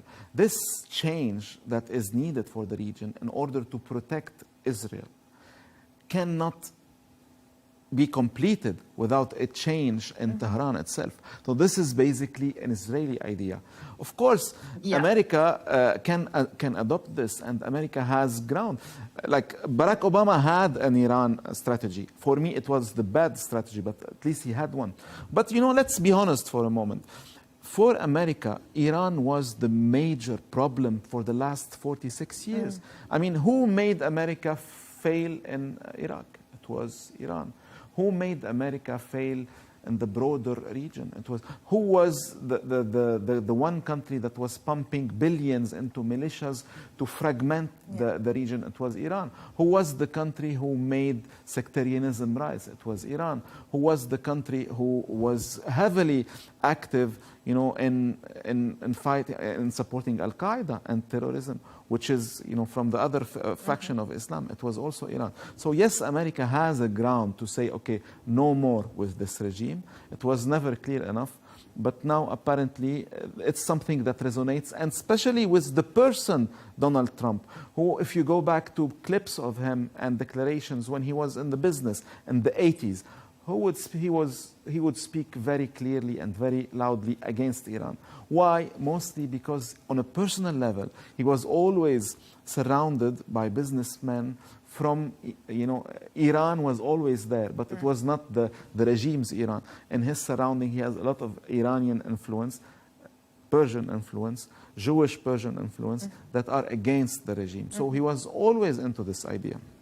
And it's fascinating. Leigh Ann, and guys, I can just tell you on this point, they've just been asked at that press conference if the objectives, the military objectives were achieved, but the Islamic Republic still existed, would that be an acceptable outcome? And the White House press secretary, Caroline Leavitt, refusing to be pushed on that, saying, well, it's a hypothetical question. Of course, what we've just heard Wissam saying there, and what we're talking about is not a hypothetical question, really, because what we're seeing right now on the ground in Iran is the moves towards potentially a continuation of the regime. So just interesting to note that already the administration here in the US moving away from that regime change narrative as the objective behind this. And of course, guys, we don't actually have, as much as we are pushing the administration, we don't have them laying out clearly what the plan is here long term when it comes to Iran. And just a quick thought from you, because we're talking about these front runners to replace Ali Khamenei. You say there's 3 of them, but we have to remember something that you told me this before, and I find it absolutely fascinating. The supreme leader of Iran is almost the divine. It's very different to any other sort of leader. Yes, because actually it is very common to hear from analysts that if you kill the leader of the supreme leader, someone else will come and then things will continue, the regime will continue. I strongly don't believe this. First, because Khamenei himself has been in this role for the last 37 years. Basically, the Iran that the world is facing now is Ali Khamenei's Iran. Khomeini, the founder, he has ruled for something like less than a decade. And then it was all Khamenei. Yeah. And in this mentality, in the mentality of Iran and the Islamic Republic, he is the Wali al-Faqih. He is the vicar. He is the one who is to decide for all Muslims. So it's not an executive role. It's not even a royal role. It's something much further. He is the leader of a nation. And this is why I also believe that if this mentality and this culture is to remain, the divide on cultural and religious ground, unfortunately, would be steeper in the future. Because when you kill someone who is such a figure, it cannot just fade with time. It's a big thing. And Ali Khamenei is already 20% of what Khomeini was, as stature, as charisma. And I believe the next one will be 20% of. So yes, killing the leader is affecting the future prospect of the regime, definitely. And it's absolutely fascinating because it obviously leaves this power vacuum at the moment in Iran while they are facing this barrage from the US and Israel. But thank you so much for your thoughts on that. Now, stock markets in Asia fell sharply, extending a steep sell-off from the previous session as the conflict in the Middle East does intensify. South Korean equities on Wednesday posted the largest drop in history of the whole stock index.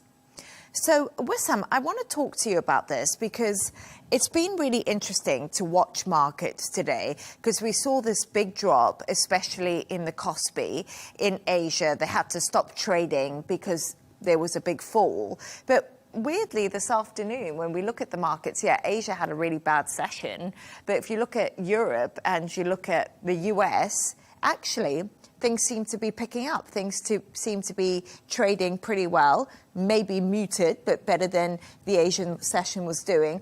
Oil taking a bit of a drop, so people are becoming more confident that the Strait of Hormuz could possibly be safe. But, you know, this market fluctuation, how concerning is it? Well, volatility is the enemy of markets. Yeah. Second, let's see exactly what were the major effects. Did we see a major surge in gold? No. We saw a drop in gold, actually. We saw a drop in gold because we have been seeing a rush of dollar. So people were going, there is something called the run for liquidity. So people are running to take liquidity. So this was driving the dollar. So we have seen the dollar rising up as a safe haven.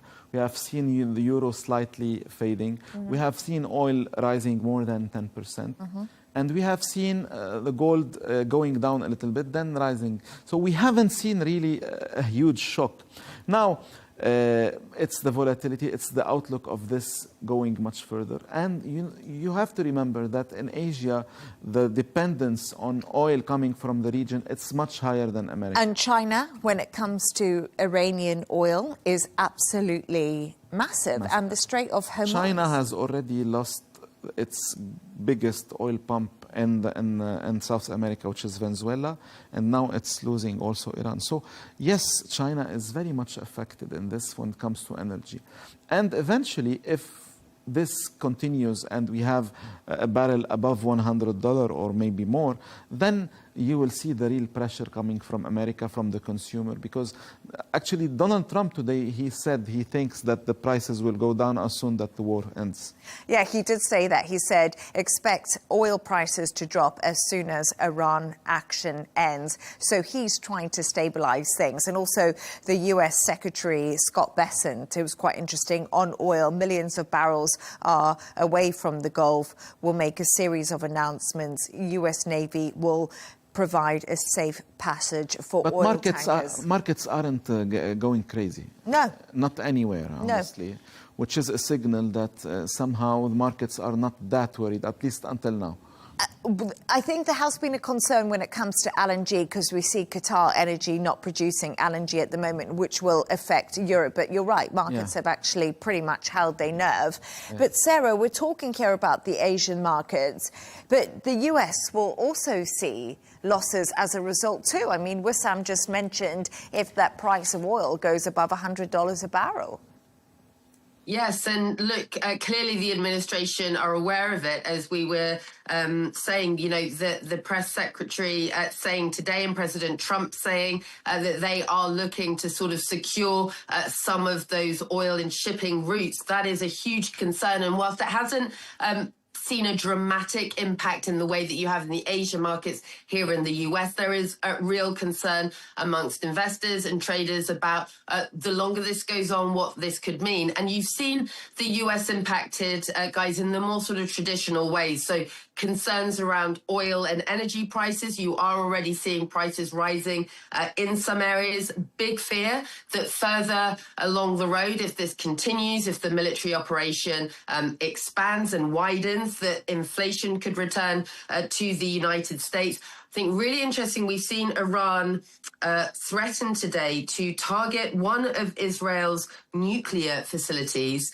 That is very significant because even threatening such a target can cause real uncertainty. And I think it signals as well, you know, Iran is facing this existential threat with Operation Epic Fury, and they are clearly issuing the warning that as they are fighting for survival, they potentially will be willing to target some of those major facilities around the world. This one that they threatened Israel's nuclear facilities. So there is a lot of concern. We haven't heard much detail from the administration yet as to what exactly they are going to do to try and secure some of those shipping routes and ensure that there isn't even more instability in the markets. But as we know, guys, you know, the longer this goes on, the more instability we're likely to see. Yeah, absolutely. And as you said, Wissam, the markets never like volatility. And I feel like since Donald Trump's 13 months in power, the markets have seen quite a bit of volatility. Maybe to an extent where it's getting used to it, yeah. Also, which is also something we can see. You know, you see something so big, so you expect a huge reaction, and you see no reaction because Donald Trump has shaken this world so much that, you know, volatility is becoming relative after all. Exactly. There's one thing that I wish we had time to talk about, but we don't, but how much this war is going to be costing America day by day. That's something I haven't seen figures about yet, but that's going to be fascinating when we see how much these military campaigns, we talk about how it will affect people at home, but the volume of money it must be costing them day by day must be something pretty phenomenal. But stay right there as we move on to another story now. And as the Iran conflict continues, questions are being asked about support for the US president from within his MAGA base. Young male voters who put Trump back in power may back the strikes, but fear escalation. And with worries and concerns over his America First message, youth support for Trump shows signs of slipping, of course, ahead of those all-crucial midterm elections, Sarah. So, Sarah, do you think the Trump administration should be really concerned about this? And the big question here is can they win them back? Because I watch some of the MAGA people who do shows quite often on YouTube just out of interest what their stance is. Tucker Carlson very much against this US strike on Iran. Megyn Kelly very much against it.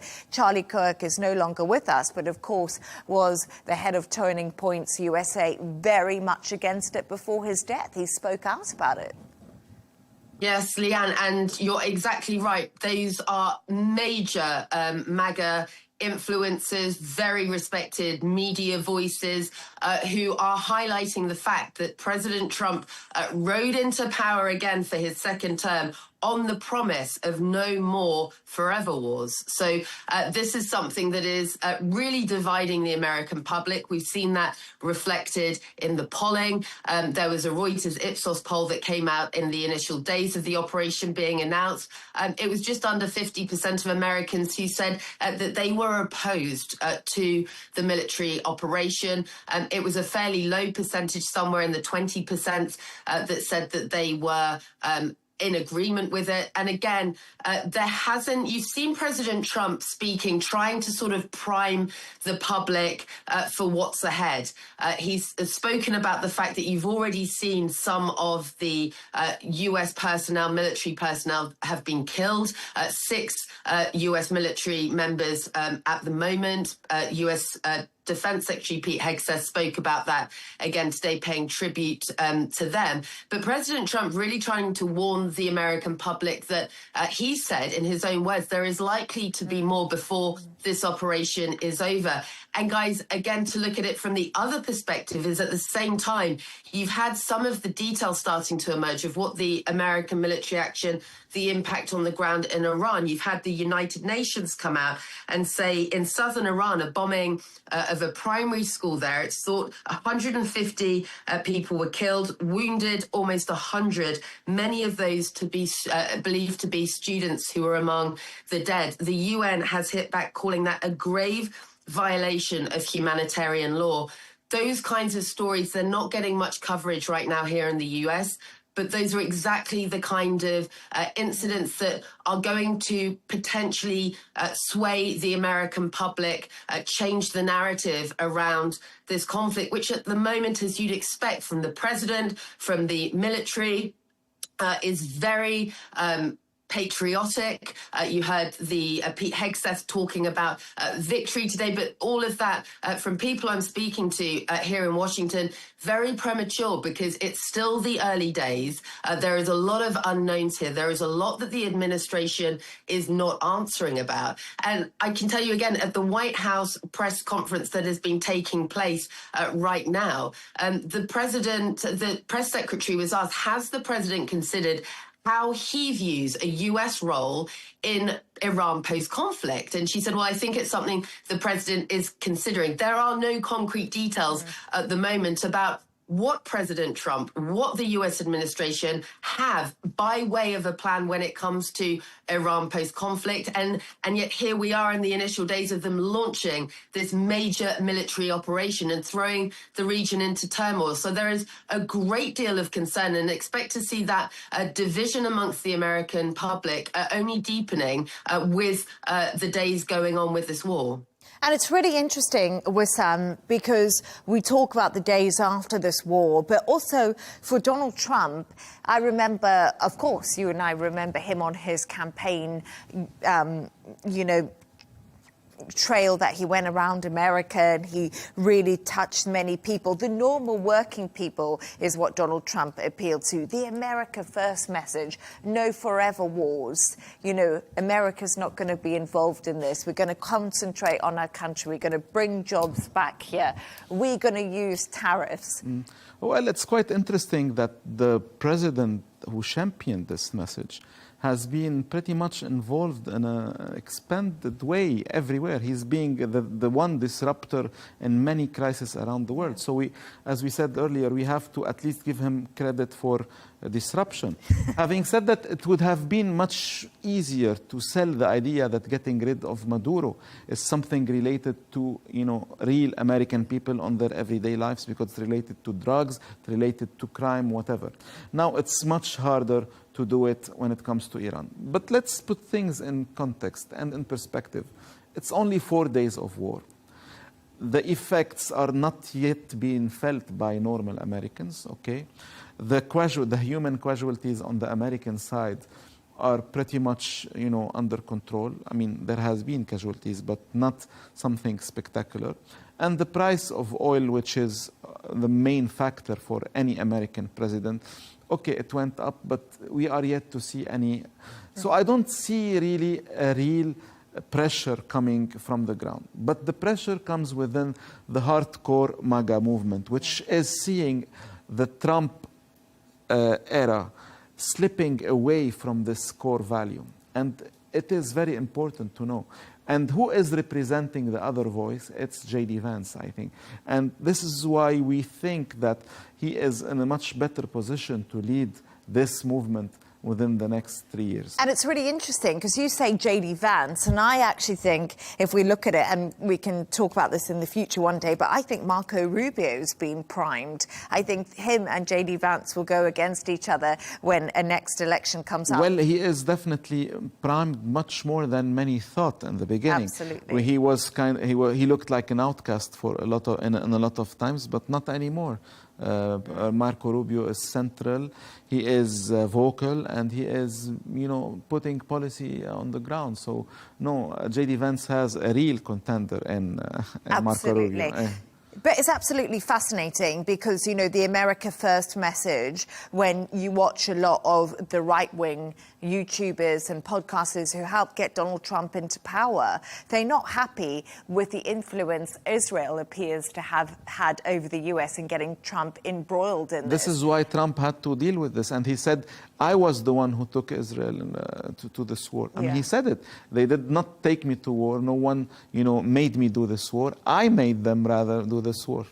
Fascinating what's happening in the whole split in that MAGA movement. But we're going to move on to something a little bit more light-hearted, because it's that time of the show where Wissam and Sarah have chosen two of their quirkiest stories of the day. And actually, yours is about a famous street in one of the best countries I've ever visited, Vietnam.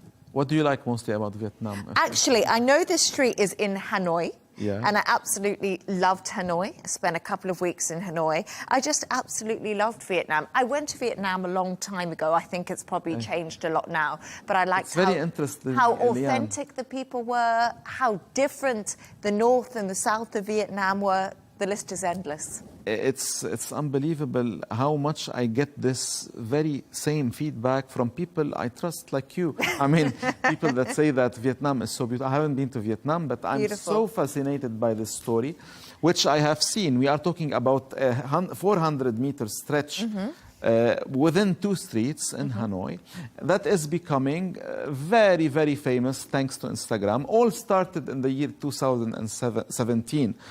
Thanks to an Instagram post, and this place is one of the must-dos in Hanoi right now. So we are talking about a 400-meter stretch between Phuong Hung and Tran Phu. These are 2 places, and this is a stretch of, a place where the train would come and enter and pass through a very busy area with cafes, restaurants, and mostly tourists coming with, unfortunately, their selfie sticks, trying to capture this unique Instagram instant that has been sold to the world as something that has to be on your bucket list during your life. Now, the hazard is so that the government is really struggling to see how it can deal with this, because it's hazard.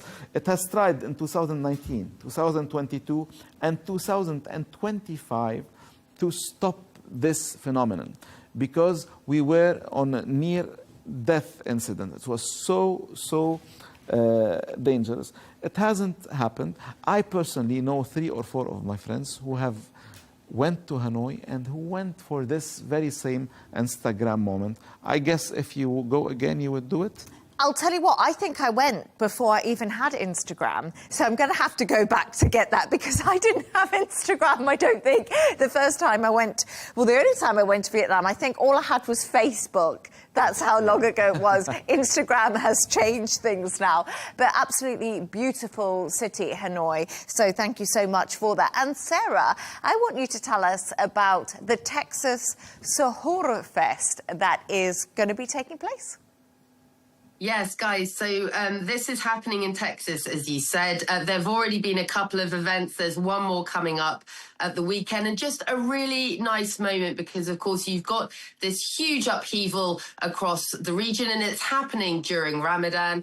It's a time when, the pace of life for millions of Muslims around the world are transformed. And here in the US, we've seen this emergence of these community events, and that's really what Ramadan is about. It's not just about abstaining from food and drink, of course. It's about generosity, it's about reflection, it's about community, and all of that is happening at the Texas Sahur Fest. And guys, I've got to tell you, this is vendors, right? Food, it's for Sahur, so it's the pre-dawn meal that Muslims have before they start the day's fasting. And you've just got a gathering of all sort of people in the area who come together to share that meal. People who aren't part of the faith as well. It's an interfaith event, and the catchphrase that they have it in big neon lights is "Salam and Howdy," which I love. Now, the organisers say that's sort of the meeting of cultures, right? Salam from the Muslim faith, and you've got howdy, which is the Texan greeting. Yes, salam and howdy, guys. It's absolutely fascinating. Salam and howdy. Why not? I mean, it's quite a nice idea. I think last year I went to the Arabiya Sahur, so I hope they put another one on. Very soon. Brace for our new Sahur. Yeah, brace for it. But thank you so much to our guest today, Al Arabiya editor Wissam Kirouz. He's right here in the studio next to me, of course, and our correspondent Sarah Firth, who was joining us live from Washington. And that's all from us on W News Extra. Don't forget to subscribe to our YouTube channel, follow us on X. G&T coming up next. Goodbye and thank you.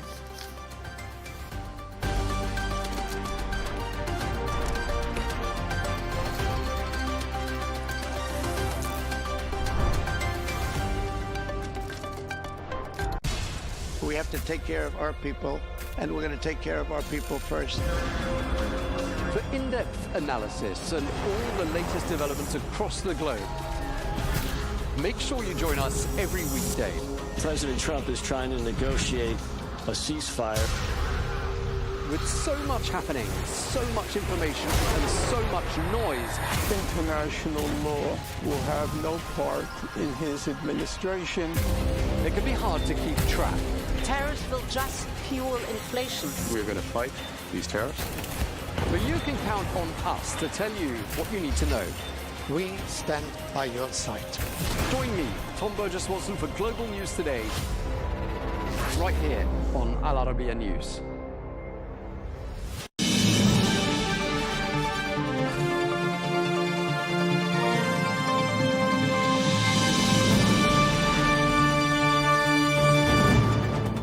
Hello and welcome to Global News Today, bringing you exclusive interviews with leading experts every weekday here on Al Arabiya English. I'm Tom Burges Watson. Coming up today, we'll have the latest on the conflict in Iran and asking what progress there has been so fast, and also asking how risky all of this is politically for President Trump.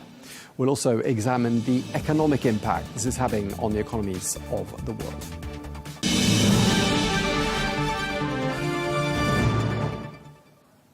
Hello and welcome to the programme.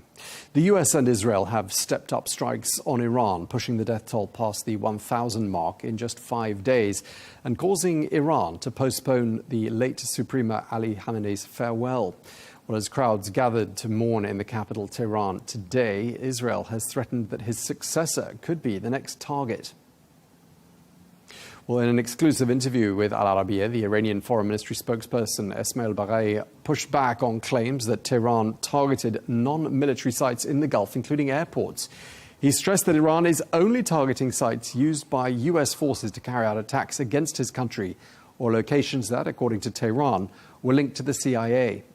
Well, on nuclear talks, Baghai said that negotiations were moving forward before the war, but the US, in his words, derailed those talks.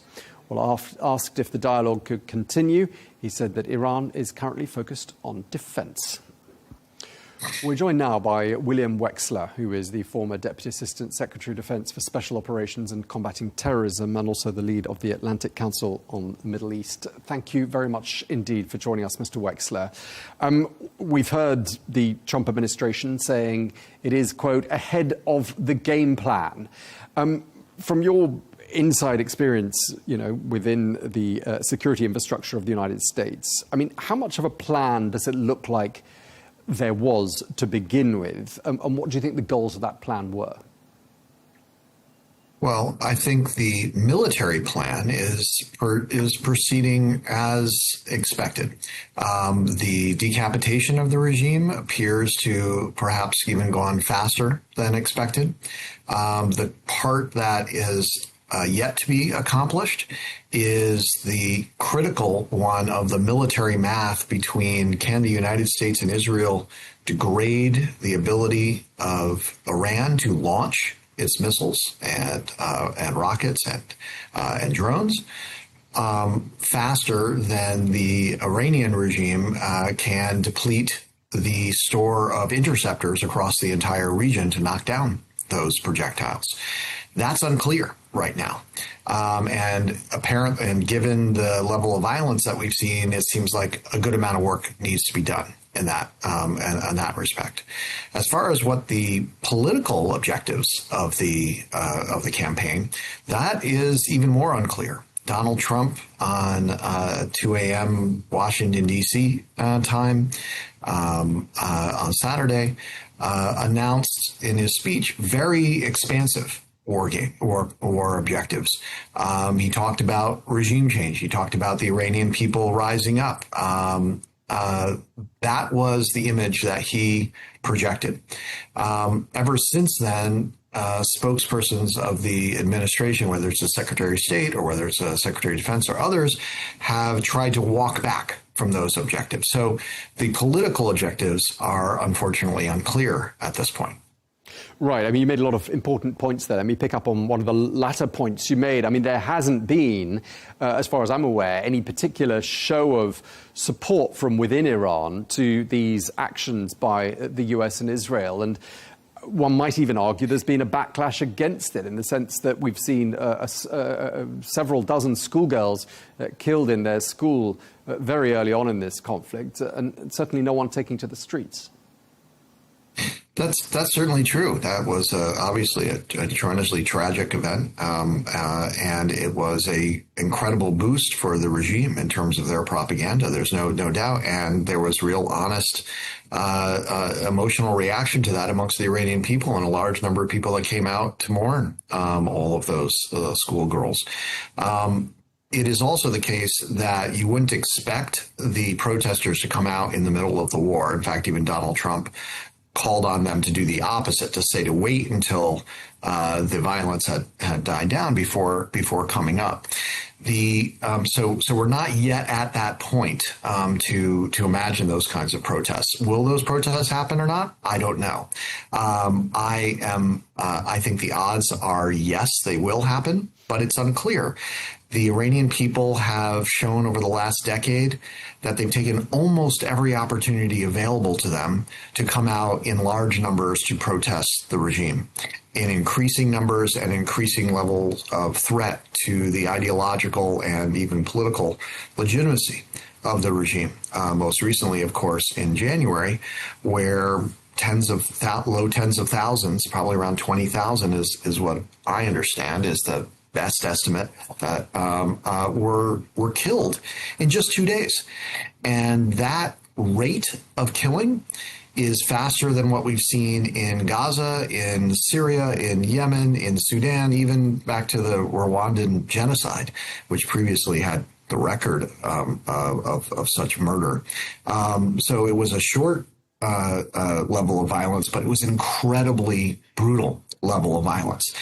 If a people have been subject to that level of violence and then choose to prioritize self-preservation over going out again, I don't think anybody thousands of miles away can blame them. But at the same time, I would not be surprised if they do come out again. And if that happens, then President Trump will have a very important decision to make, because the reason why we're here in the first place is because back in January, President Trump publicly drew a red line and told the Iranian regime that they weren't allowed to kill their people. The Iranian regime crossed that red line, killed those people. That's what set all of this in motion, with the United States moving 2 aircraft carrier strike groups into the region. If at the end of this whole process, the Iranian people come up again, and then the Iranian regime will see that accurately as a threat to their regime, they will likely try to kill them again. What does Donald Trump do at that point? That will be the critical inflection point for where this story ends. Okay, just going back to the sort of the military sort of highlights of the last few days. We've heard from the top US General Dan Kane that indeed Iran is firing fewer missiles than it did on Saturday, and I think you alluded to that earlier on. That is an indicator that perhaps their capabilities are being degraded. We've heard Pete Hegseth saying that the US has sunk an Iranian warship off the coast of Sri Lanka, and he said that was the first sinking of an enemy ship by torpedoes since the Second World War. What would you say have been the most significant outcomes militarily of these last 4 or 5 days?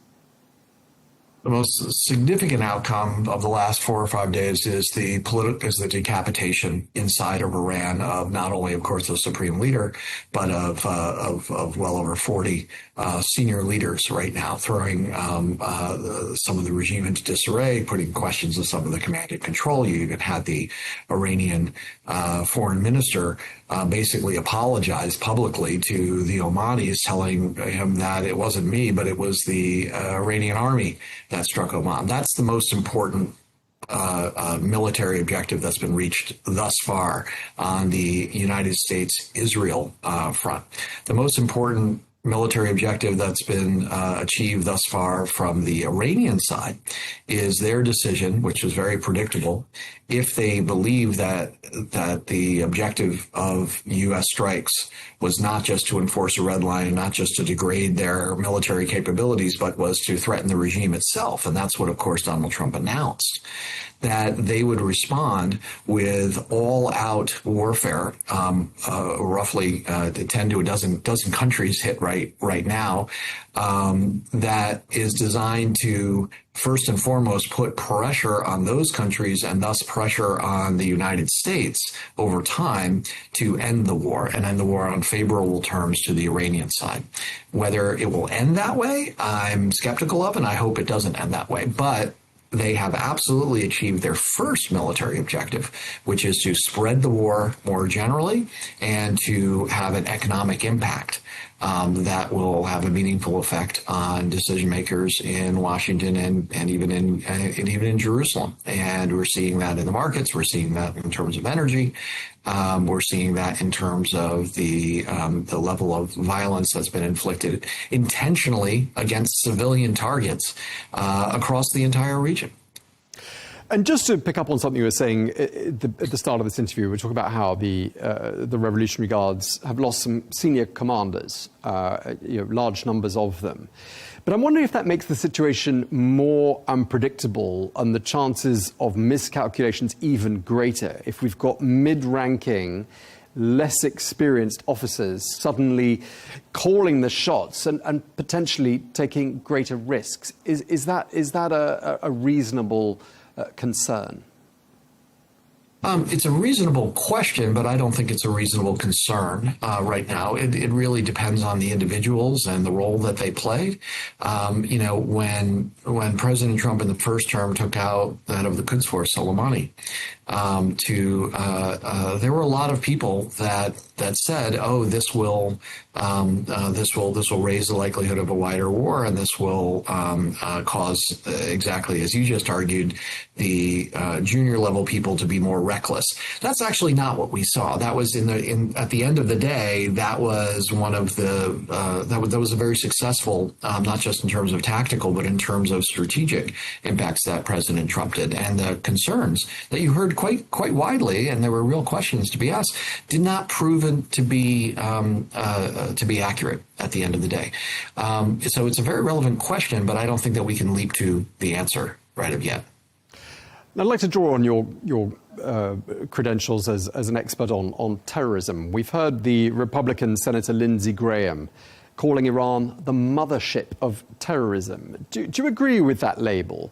And do you think as a consequence of what we've seen these last few days, we're going to see the threat of terror across the globe heightened, increased from where it was, say, a week ago? The answer is yes to both of those questions.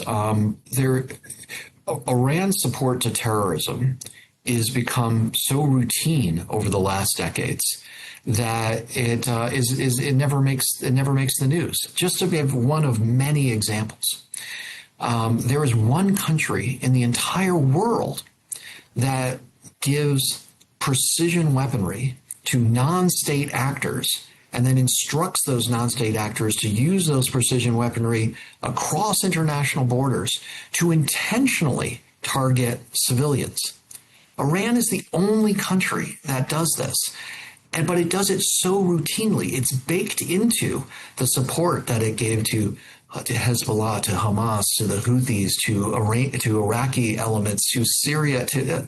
It's baked into what it's done so routinely that that people don't comment on it. In reality, it should have been the headline of every newspaper every single day for decades of time, because literally no other country in the world behaves this way. That's what Senator Graham was talking about. It's the routine, steady application of terrorist techniques as opposed to a country's foreign policy. That's what makes this Iranian regime sadly unique in the world.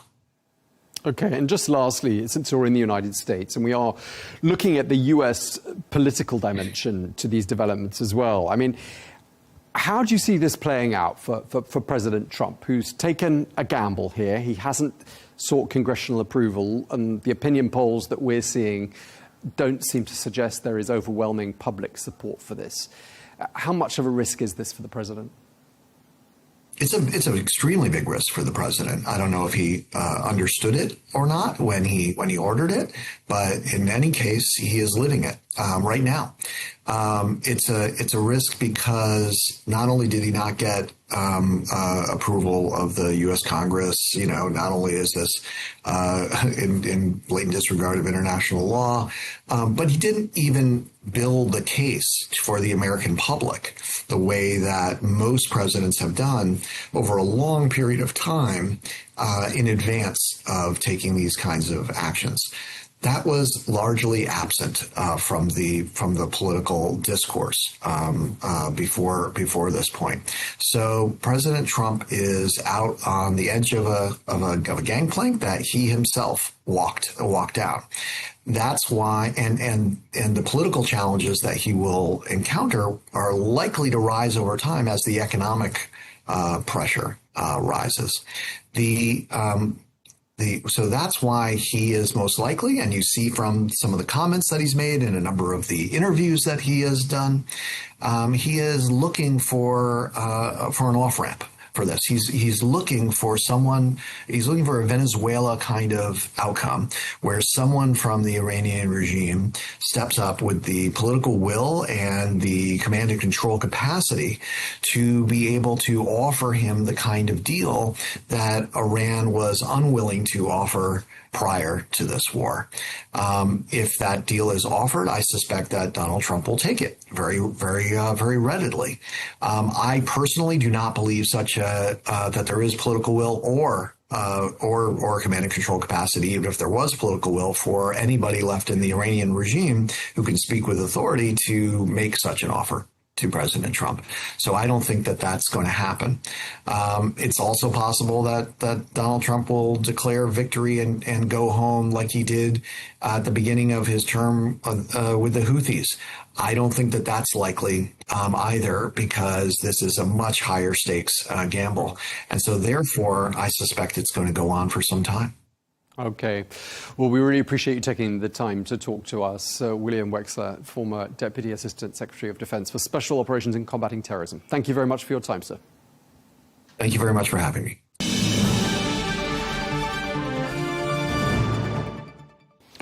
Well, let's get more now on how this is playing out politically in the United States. We can speak to Greg Swenson, who is the chair of Republicans Overseas, who joins us now from Chicago. Greg, always a pleasure talking to you. It's been a very eventful few days. We've seen Iranian drones striking, for example, the U.S. Embassy in Saudi Arabia, the U.S. Consulate in Dubai, U.S. allies across the Gulf. How has this been playing out in the United States?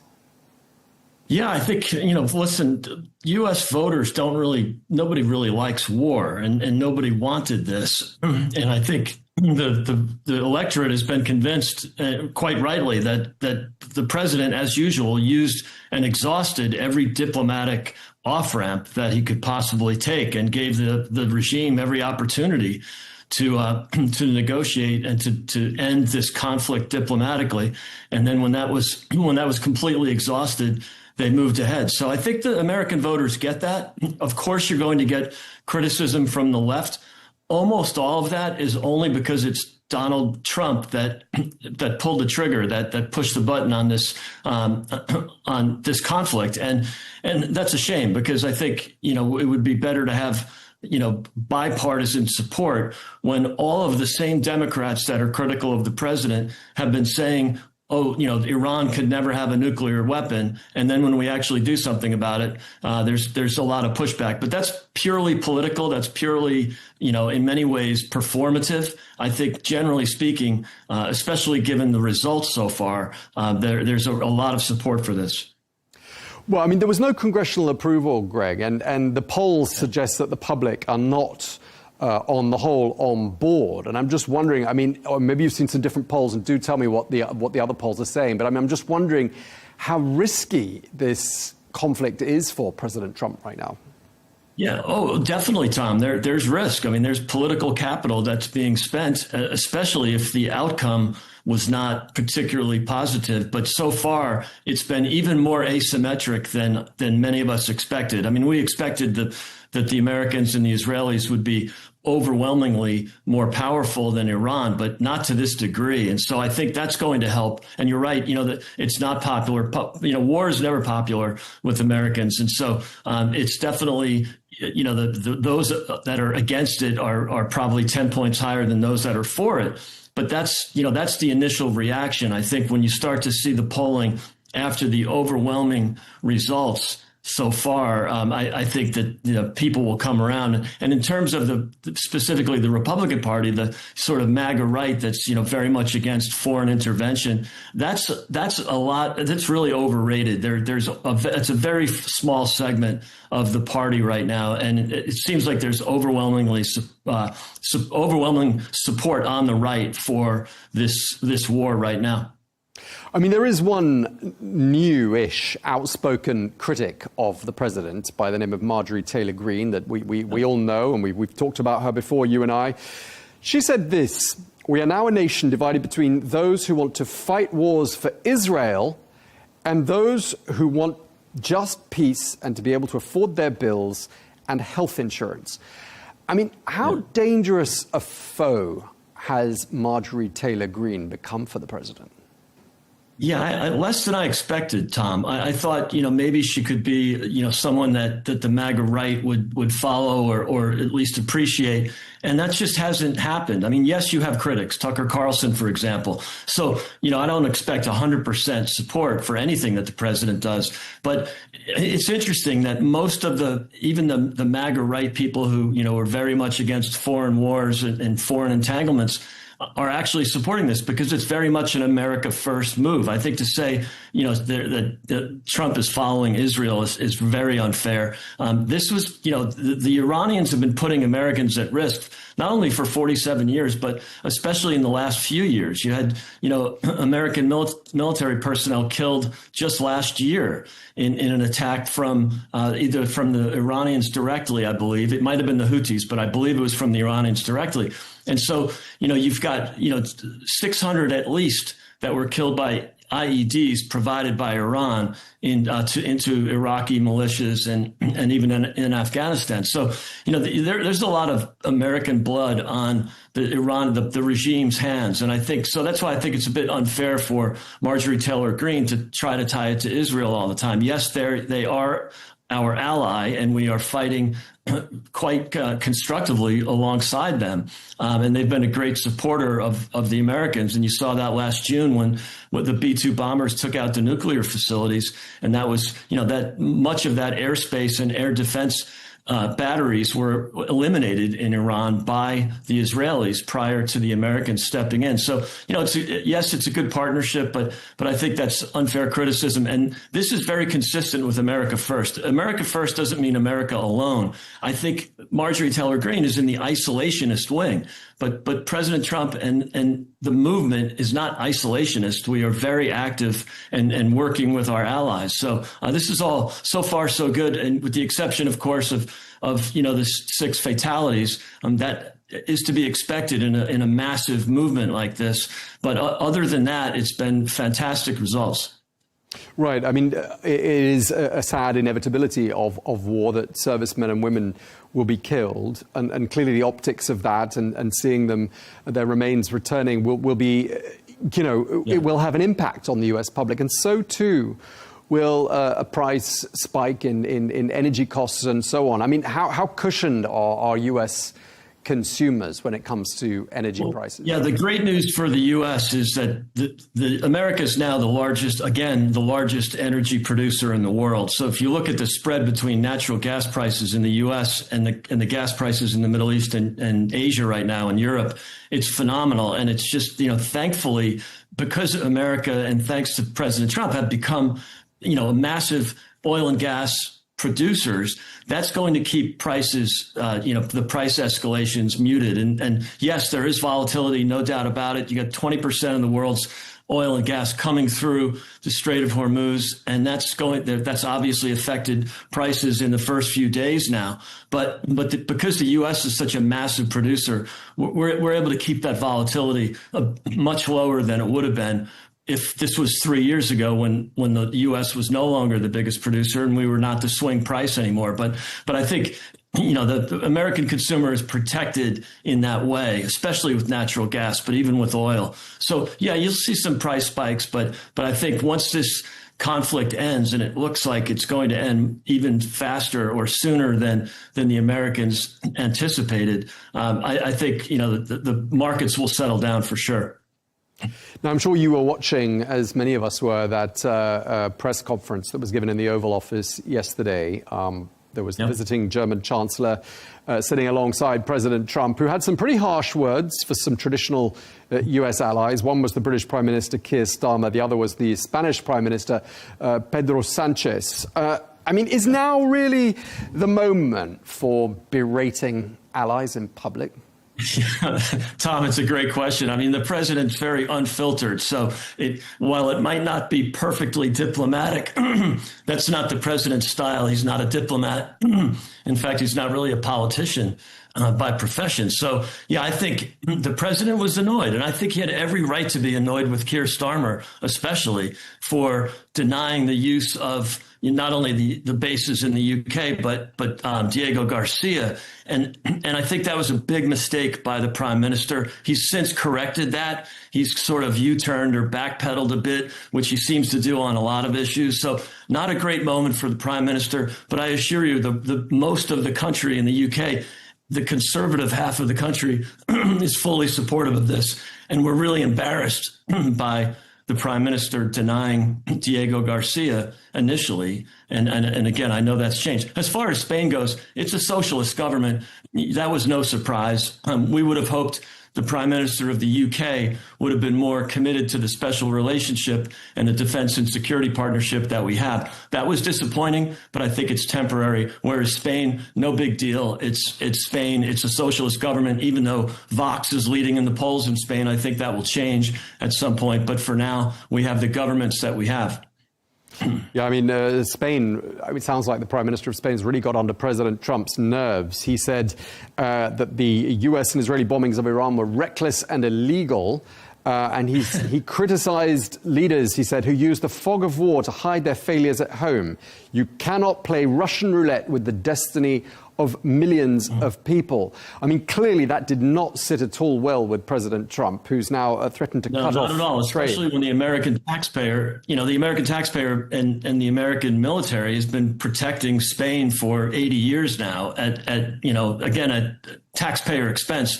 I'm quite sure Spain is not meeting their commitment or the NATO commitment to defense spending. And so, yeah, that's a shame. But again, no surprise. I think when a new government comes in, they'll be much more cooperative with the U.S. But for now, we have what we have in Spain. It's not going to move the needle very much at all. Whereas I think the UK is much more important as a defense partner of the United States. And, that would have saved a lot of time and effort to have that base to land the B-2s instead of having to fly all the way from Missouri in the middle of the U.S. all the way to the region without stopping. But again, that I don't think that's changed the outcome or any of the results so far. It's been an overwhelmingly asymmetric battle so far. Even I was surprised at how much more powerful the U.S. and Israel are compared to the regime in Iran. Yeah, I don't want to dwell on Spain for too much longer, but President Trump is threatening to cut off trade ties with Madrid because of this stance on the US-Israeli strikes on Tehran. I just wonder whether that's even a possibility or whether it's a threat that Spain will take seriously, given that trade deals are made between the United States and the European Union, not with individual countries. Yeah. Is that something President Trump has sort of found a way around? I don't think so. I think that's, it was kind of a threat made in the heat of the moment. He was obviously annoyed with the socialist government there. And so I don't think he'll go through with it. It probably wouldn't, again, it wouldn't move the needle considerably and also very difficult to implement, as you pointed out, Tom. So, no, I think that's just the president expressing his opinion and being critical, again, of the socialist government. And it was a really poor move. The U.S. is doing this not only for the benefit of American soldiers in the region, but also for the benefit of our European allies. Obviously, Iran was a threat to Europe. Their ballistic missiles can reach the European countries, not quite the UK yet, but it definitely can reach Spain. And so you would expect Spain to be supportive as a NATO ally, and it's disappointing that they weren't. But this has happened before. France has in the past denied their airspace for attacks, for example, when Reagan bombed Libya after the Lockerbie bombing. There's been moments where we're disappointed in our allies, but those are just speed bumps. I don't think it's a big deal in the long term. It's really incredible, the support in Europe and in the Middle East for the Americans right now. And, I'm glad that the countries have come around. All right. Greg Swenson, Chair of Republicans Overseas. That's all we have time for. Thank you very much for your time, sir. Thanks, Tom. Thanks for having me, Tom.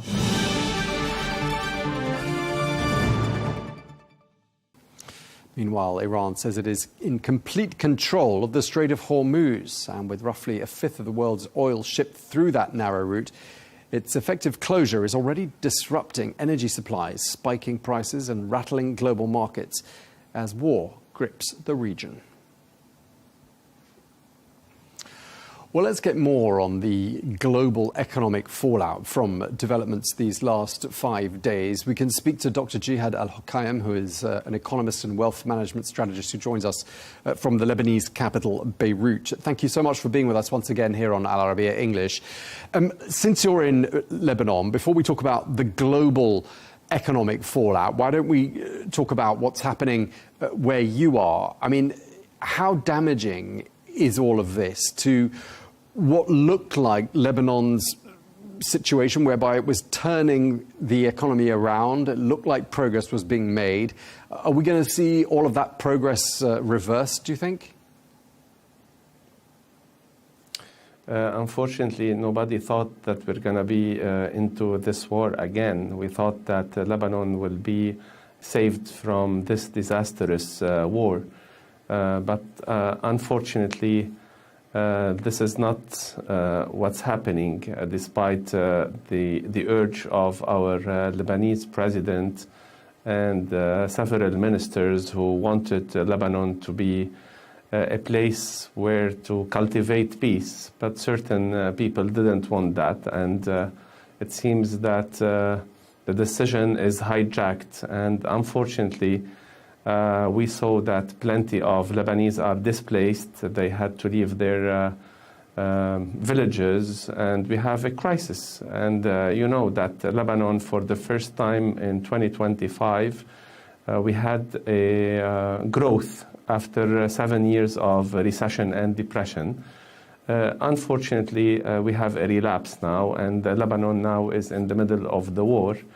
And the vast majority of Lebanese wanted peace. We wanted to stay away from what's happening.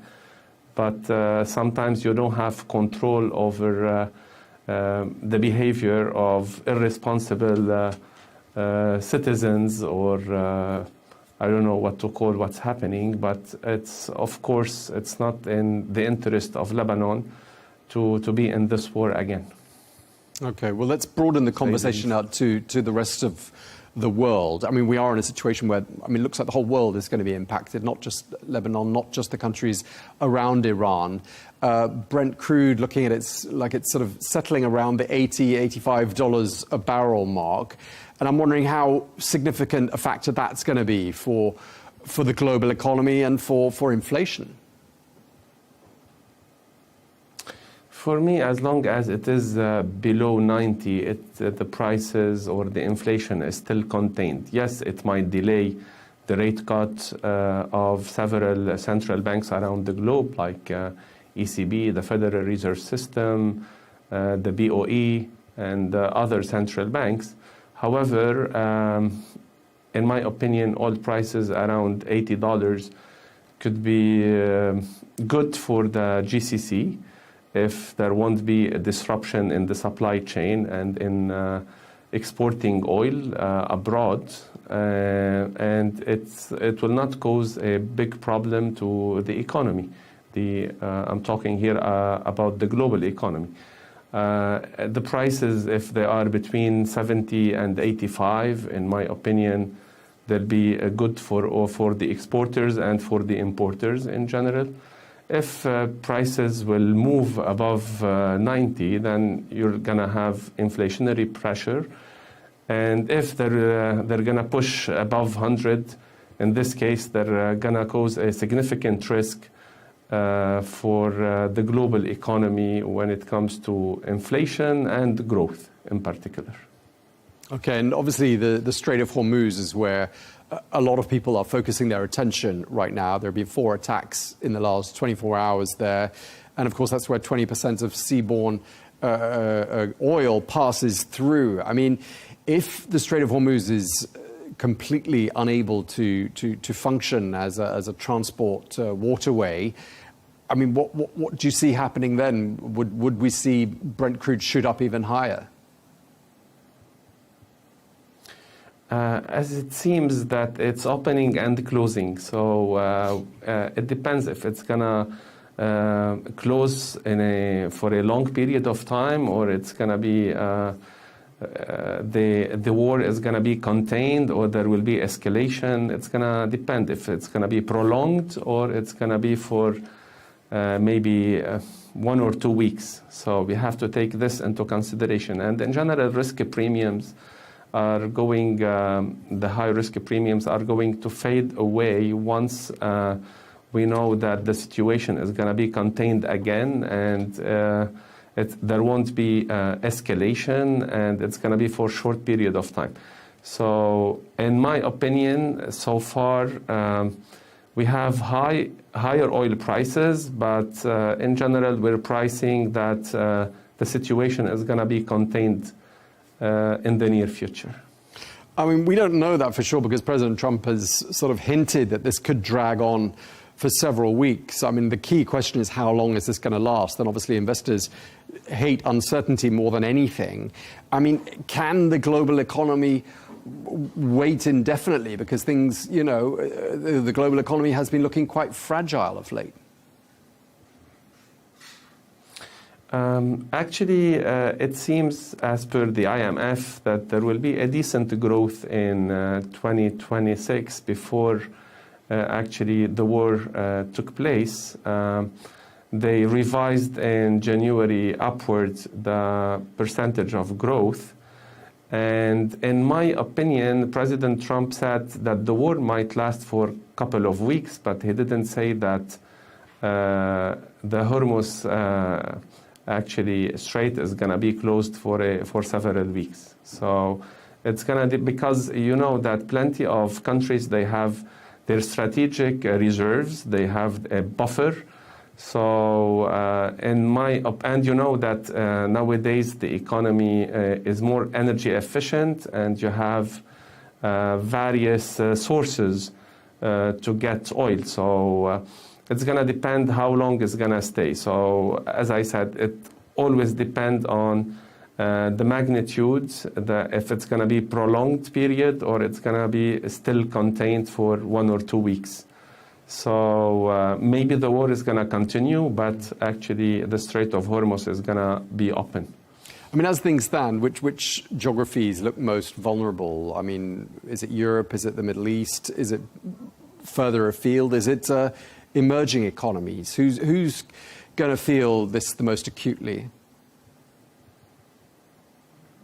For me, of course, the MENA region, in particular the Middle East and Iran, where you see actually the war taking place, we are more vulnerable to what's happening, but you have to take into consideration the economies that rely directly on the oil coming from the Middle East, in particular India, China, Japan, South Korea. So they are all actually gonna feel what's happening. In case the situation is going to escalate and there will be disruption in the supply chain of energy, gas or oil or fuel or anything, of course Europe is going to feel as well the impact. Already the price of gasoline and gas is soaring in Europe, and the consumer there is already feeling what's happening, and the prices are picking up quickly. Where do you think we're going to see investors sort of seeking refuge in a situation like this? Are they going to be looking at commodities like gold? Are they going to be looking at the US Treasuries, the dollar? Where are you seeing refuge for investors? The Treasuries, I took into consideration that there might be a rate hike, or they might delay rate cut into consideration. So they don't seem doing pretty well. Gold didn't increase that much as people expected, because for me there you have the dollar who was safe haven, and we've seen that the dollar is doing very well vis-a-vis other currencies. So the dollar, we can say that it's a safe haven nowadays. And we've seen even silver, we've seen high volatility in silver and gold. So the uncertainty is still here, but they think that, and of course when the dollar is going to strengthen, is going to limit the upward pressure of commodities who are priced in dollars. So for me, so far, what's doing very well, oil so far, we've seen a major spike in the price of oil. For me, it was expected to be between 82 and 86, as I said on Ashark Bloomberg before the market opened. And it means I talked about it last week during the weekend. So far, oil is doing very well, and the dollar. Okay. All right, we're going to have to leave it there. Thank you very much for sharing your insights with us. Really appreciate it. Dr. Jihad Al-Hokaim, economist and wealth management strategist. Thank you for your time, sir.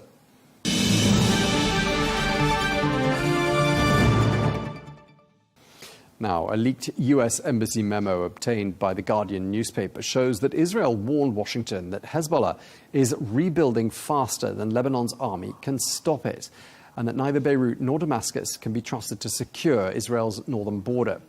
Well, this warning reportedly came on the eve of the joint US-Israeli strikes on Iran. Well, on the ground, a fresh wave of Israeli attacks has killed at least 11 people after hitting a hotel in a Beirut suburb and a residential complex in eastern Lebanon. Meanwhile, the Israeli army has also intensified its push in Lebanon. The Prime Minister of Israel, Benjamin Netanyahu, and his Defense Minister, Israel Katz, have approved a military ground incursion into the southern part of the country. We're joined now by Makram Rabah, who is an assistant professor at the American University of Beirut. So, Professor, thank you very much indeed for joining us. We're now on day 3, aren't we, of these major hostilities in Lebanon, a case of déjà vu for the country. How significant is this effort to uproot Hezbollah? Well, I think this is the last act of a long theatrical production that involved Iran and Israel. I think that the Israelis are very clear that they will not stop until their mission is accomplished. And I believe, given the offensive on Iran and the fact that all of Iran's proxies have been handed a beating in the last few years, I think it might be possible to destroy the military infrastructure of Hezbollah.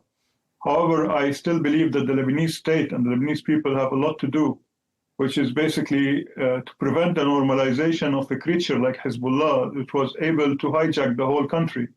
And now what we are witnessing, what Hezbollah and the Iranian Revolutionary Guard are doing, they're simply taking the Lebanese as human shields. And I don't think that they will ever give it up until there's voices internally, be it from the Shiite community itself or from the Lebanese state, which takes on Hezbollah heads on and tell them that you cannot continue to do what you're doing at the moment, because it's not only stupid, it's also suicidal. Right, and in terms of where Hezbollah is today compared to where it was in 2024, I mean, there are people in Israel and elsewhere who've accused Hezbollah of rearming in the interim, and yet the Lebanese government has been trying to disarm Hezbollah in parts of the country. I mean, where is it today? Is it stronger or markedly weaker than it was in 2024?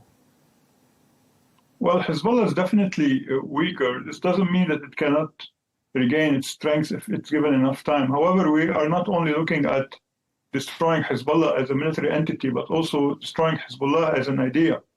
Because what recently happened by firing these 6 missiles that started the war is basically it demolished the whole narrative that Hezbollah is there to protect Lebanon. As we were watching what was happening all across the Gulf, with how Iran was going after the Gulf states, we saw that Hezbollah, for no reason whatsoever, decided to join the war. And this is basically a message to everyone that we can head towards what we call the doomsday scenario. We can activate all of our proxies. Within Lebanon, Hezbollah is much, much weaker. However, unfortunately, Tom, the sectarian system itself allows Hezbollah to claim that because it has a simple majority within the Shiite community, it can actually lead the community into more and more destruction.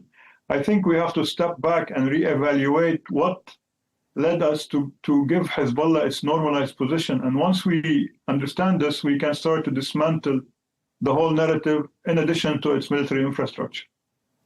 But clearly, I mean, the Shia community of Lebanon wants to have a group that it can rally around. I mean, other groups have, other sects have groups that they can rally around. I mean, and it's being said, it's being reported that not all Shia by any means support Hezbollah. Are there any splinter groups or any alternatives that are presented to Lebanon's Shia people that would be a suitable replacement to Hezbollah? On the immediate run, there is nothing to replace the system that we are now living under. Particularly, we don't only have Hezbollah, we are also operating within what the Amal movement, which is headed by the Speaker of Parliament, Nabih Berri, has been controlling the Shiites for the longest time. I think the problem is not from within the Shiites, but also from the Maronite president, who deals with the Shiites as if they were subjects of Hezbollah and the Amal movement. And this is exactly where the real crimes against the Shiites and the Lebanese begin. When you are dealing with a community as if these are subjects of a... Yes, you mentioned that everyone wants a group that they can rally around, but it's one thing to have a local sectarian group doing your representation and having the Lebanese version of the IRGC implicating you in wars from the Mediterranean Sea all across to Yemen and Colombia and to Paraguay and all of this. So ultimately, yes, it's okay to have sectarian representation, but it's another thing to be part of a transnational cross-border militia that has implicated you a number of times in regional warfare, and more importantly, it has displaced you. Now we are looking at what we believe will be a long-term displacement of the entirety of the South, because the Israelis are acting, and they want to establish a much bigger buffer zone, which extends from the Lebanese-Israeli border all the way to the Litani River. Right. So, I mean, I'm assuming that in this context, and I've seen the pictures of people camping out on the streets of central Beirut, something we have seen before in recent years. I mean, what's the broader mood? Is it one of fear? Is it anger, fatigue? How would you describe it, Professor? Well, just like all wars that we have experienced, on the immediate, there's a sense of frustration and fear. However, given the sectarian system and the messaging that has been done, I think they will start to try to mobilize the Shiites under the idea that you don't only have Israel coming after you, but anyone, including myself, who is trying to rationalize with people and tell them that we cannot allow Iran to hold us hostage, will be portrayed or demonized in the sense that we will be accused of trying to service and to serve an Israeli agenda. I think what is needed now is to reconsider everything which has gotten us here. I am one of the few people who have been warning that if we continue allowing Hezbollah to control the government from the inside, this is what we will reach, and we actually are here, unfortunately. So I believe that if these people are left towards a sectarian narrative, the devastation and the destruction internally will be much, much bigger than the physical destruction of their homes and their houses. So I believe that there should be a kind of a better understanding of what's happening in the region. This is not only a war that involves Lebanon and Israel and Hezbollah. We are witnessing a regional war that might turn into a world war We saw that today there was interception of a missile towards Turkey, and we don't know if ultimately Europe will get involved. So in any case, we need to be very sober and very understanding of the challenges that lay ahead of Lebanon and of the Lebanese. Yeah, I mean, this is not an immediate priority probably for Lebanon, but I mean, longer term, I mean, do you see a day when perhaps Hezbollah fighters could be offered a viable alternative and perhaps integrated into the Lebanese armed forces? I know that's a very long way off and probably doesn't feel like something people will be talking about today. Well, Tom, simply I can see Lebanese being integrated in the Lebanese state. However, I don't see that someone who claims to be part of the Walayat al-Faqih and Iran can become a member of the Lebanese armed forces, for example. And despite the fact that it might be too early now, people have to realize, including the Shiites of the South in particular, that the only way for them to go back home is for the Lebanese state to take the lead and to actually engage in political negotiations, which will ultimately lead to a ceasefire and then transform into a kind of peace talks that would end up by signing a peace deal between Lebanon and Israel. This might be somewhat childish to say it at this particular moment, but this is the only thing that will allow Lebanon to escape the inferno. It has been clear that the Israelis have been dealing with Lebanon as a kind of security and intelligence risk. So we have the duty to turn this into a political fight. And in a political fight, I think, despite the fact that Israel might have the upper hand or have more resources, we still can compete with them because simply we have the legitimacy to kick them out of our country if we neutralize the threat that Hezbollah as an Iranian proxy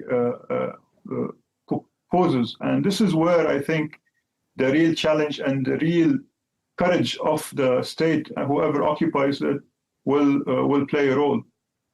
I mean, were the military to try and take on Hezbollah, I mean, would that effectively ignite a civil war in Lebanon? I simply believe that a civil war is not even on the table.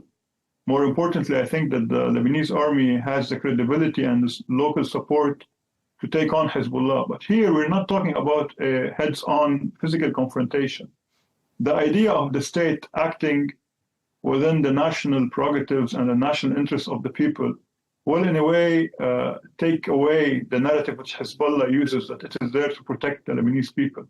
And I think we've heard this a number of times, Tom, that every time the Lebanese politicians are forced to do one thing, be it the Cairo Accord, which gave the PLO back in 1969 the ability to operate from Lebanon, this was signed under the premise that this would avoid a civil war. 6 years down the road, we had a civil war in 1975. So I think all of these pretexts that we are trying to avoid a civil war, by avoiding doing the right thing, we are plummeting into the abyss. And I think this is where the head of the Lebanese Republic, who is a former commander of the army, should act as a commander of the armed forces, as well as a president for all the Lebanese, including the Shiites, by shielding them from the narrative of Hezbollah and from the whims and the suicidal tendencies of Iran. Right. I mean, just to wrap up, Professor, I mean, we've spoken to a number of ministers in President Aoun's government, and, you know, they've touted successes, a number of successes, particularly on the economic front, where things, you know, have been turned around, albeit slowly. They had a lot to do. I mean, are we looking at a situation in which a lot of that hard work, those good results of the last, what's been 13 months since that government was formed, are we looking at that unraveling and being undone?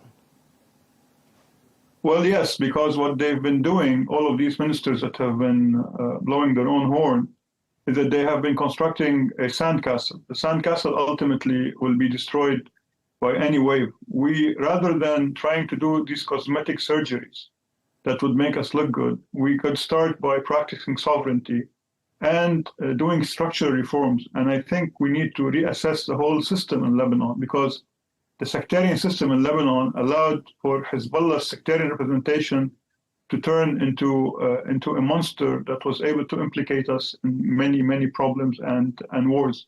So I think it's not, if we are there to pat ourselves on the back, yes, it is the duty of the cabinet to do what it has done, but ultimately Hezbollah and the corrupt system in Lebanon will not allow structural changes if there's Hezbollah and its weapons still in existence after the end of the war, which I believe we should be brave enough to confront the elephants in the room. And one of the most armed elephants in the room is Hezbollah. Once we are able to tackle this heads on, then we can continue our quest for true reform. Okay, we're going to have to leave it there. Thank you very much indeed for your time, Makram Rabah. Thank you for having me. Professor at the American University of Beirut. Thanks again.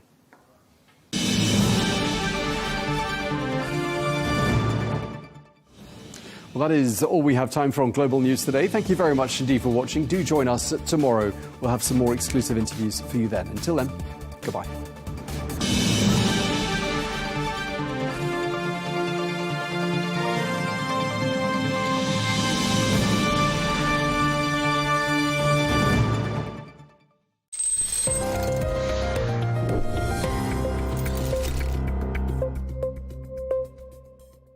There's a new social network trending, and it's not for humans. Meet Moltbook, a platform built just for AI agents to post, comment, debate, and interact.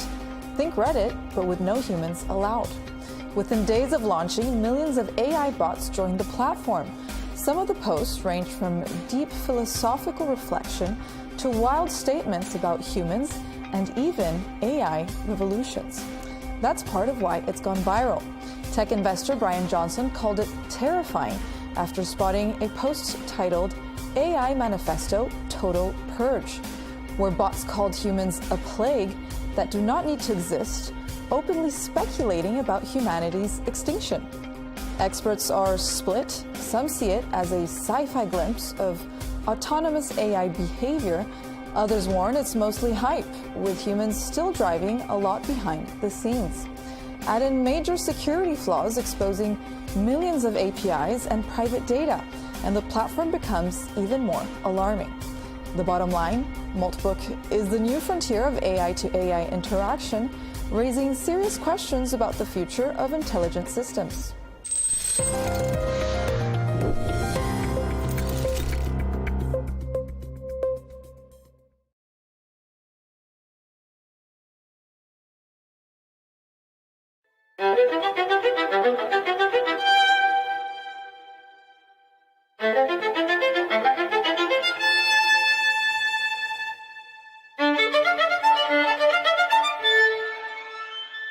Because humans are naturally nostalgic, they search for their beginnings and the first moments of everything around them.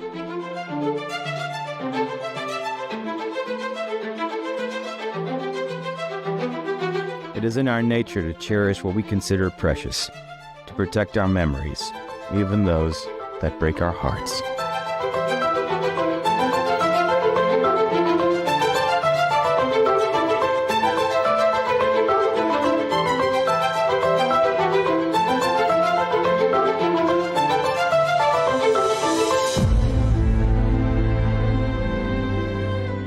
Who among us has not kept the letter yellow with time? A lover's perfume in a glass bottle. A grandmother's earrings passed through gentle hands. A photograph, a record. A book that carries the warmth of a heartbeat. Can we say that everyone has their own museum?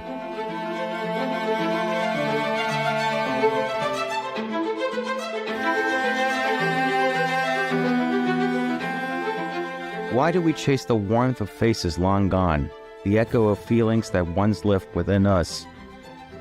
Why does the human heart wander endlessly backward, spending half its life in the soft light of yesterday?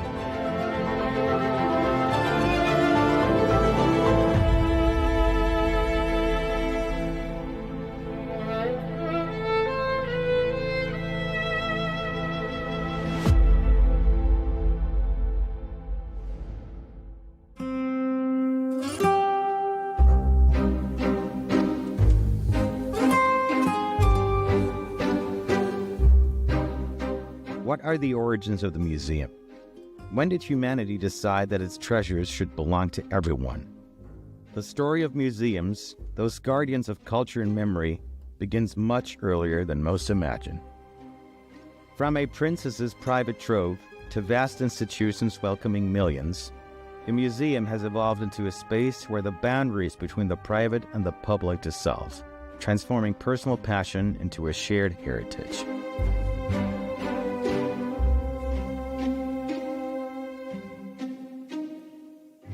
The Louvre has always been in the center of Paris. That is to say, it has been the heart of Paris for almost 800 years.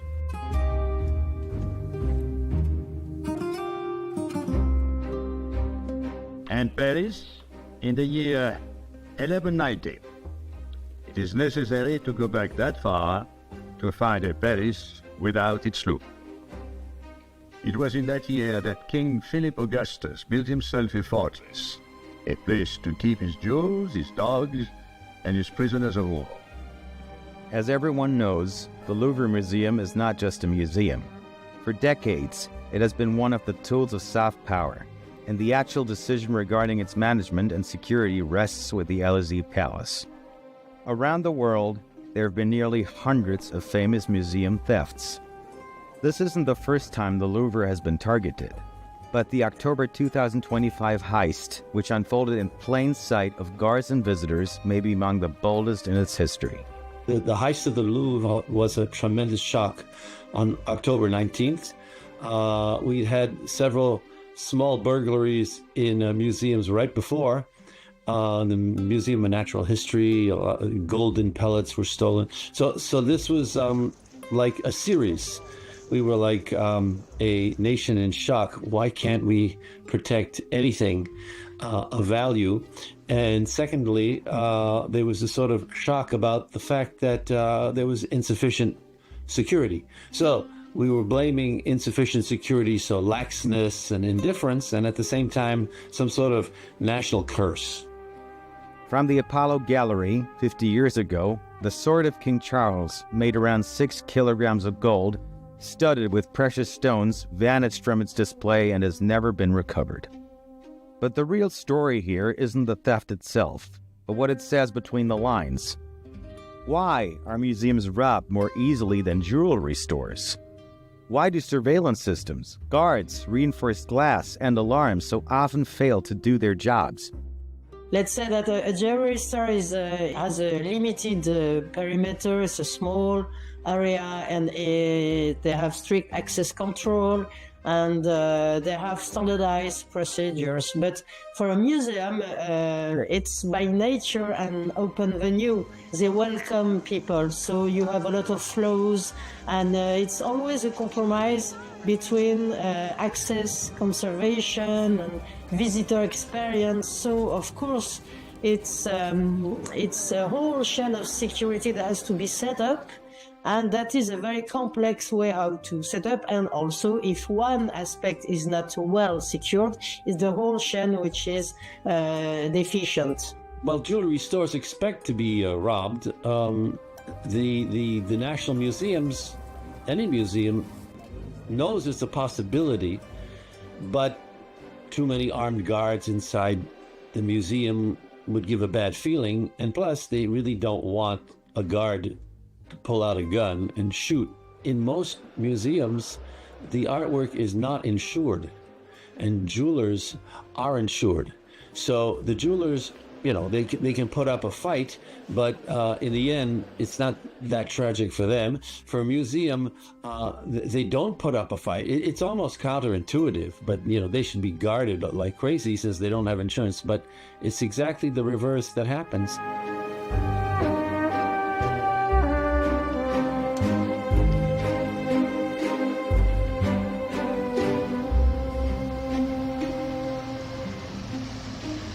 On a bright morning on the 19th of October 2025, a theft unfolded in the heart of Paris that stunned the world. Not for its scale alone, but for its symbolism. In broad daylight, priceless artifacts vanished from the Louvre, the world's most visited museum and one of France's proudest institutions.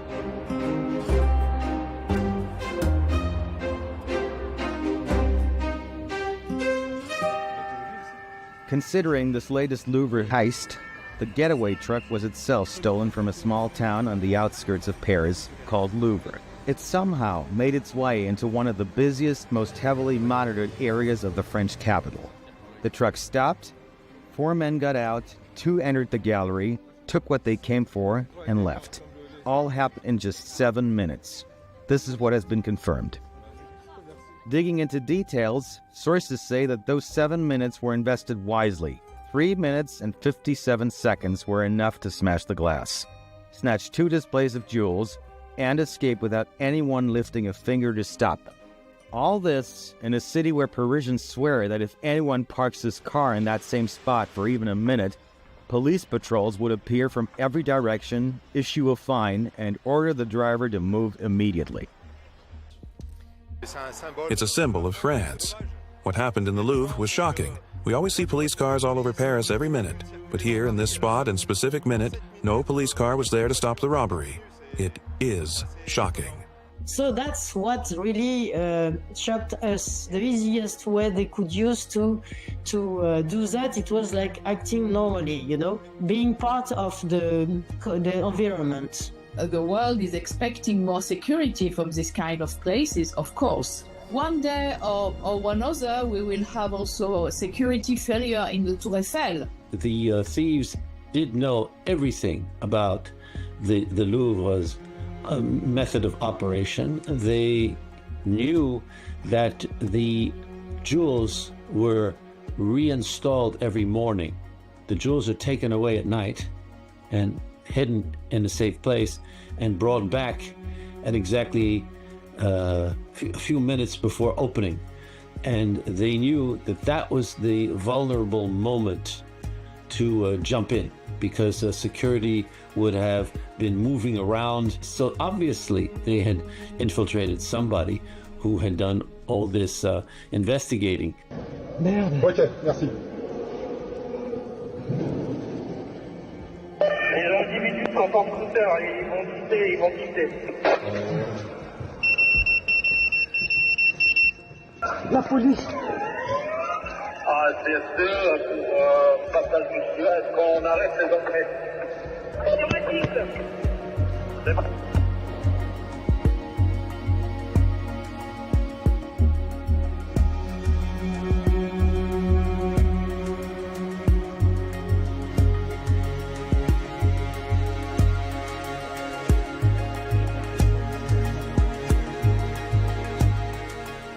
Experts say museum officials long believed that a daylight robbery of a major museum was virtually impossible.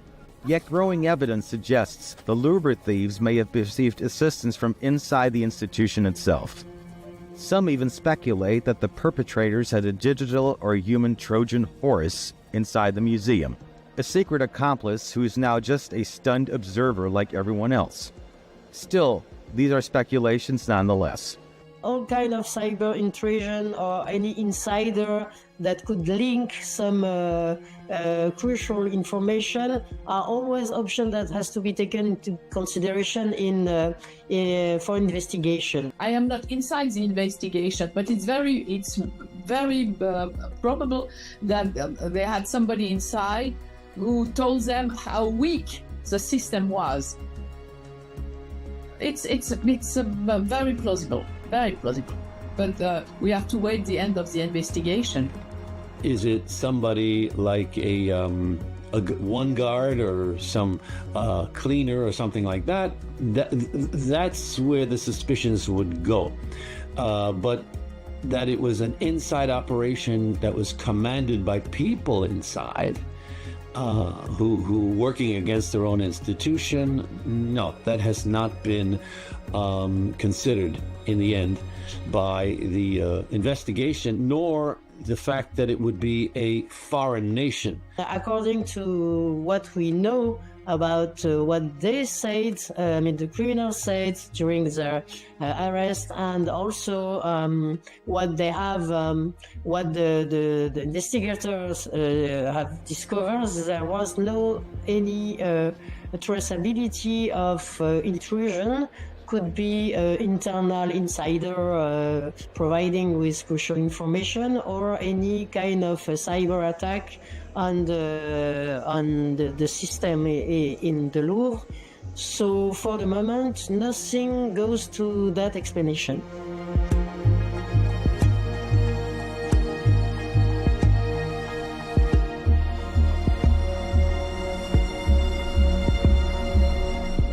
Hours after what many are calling the heist of the century, Hisham Dawood, a political anthropology researcher at France's National Center for Scientific Research, reflected on the deeper implications of the theft.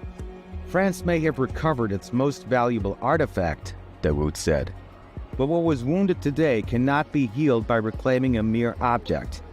What was shaken was the belief that the symbols of the French nation are untouchable, that the pride of an entire country could not be threatened in a matter of minutes. He continued, "The crown has returned to the Louvre and may soon shine again, and perhaps the remaining stolen pieces will be recovered. But the image of that crown lying abandoned on the roadside will haunt the national memory. Deep down, the French fear that one day their country could resemble that crown, stripped of pride, of grandeur, and of protection." You know, everybody, the newspaper reported that something very easy, and then the jewelry is lost forever. It's part of organized crime, and we will never find them. Those jewels are considered to be national treasures, and who would dare do this in front of everybody and steal them? So museums are behind in their thinking. They got it more or less backwards.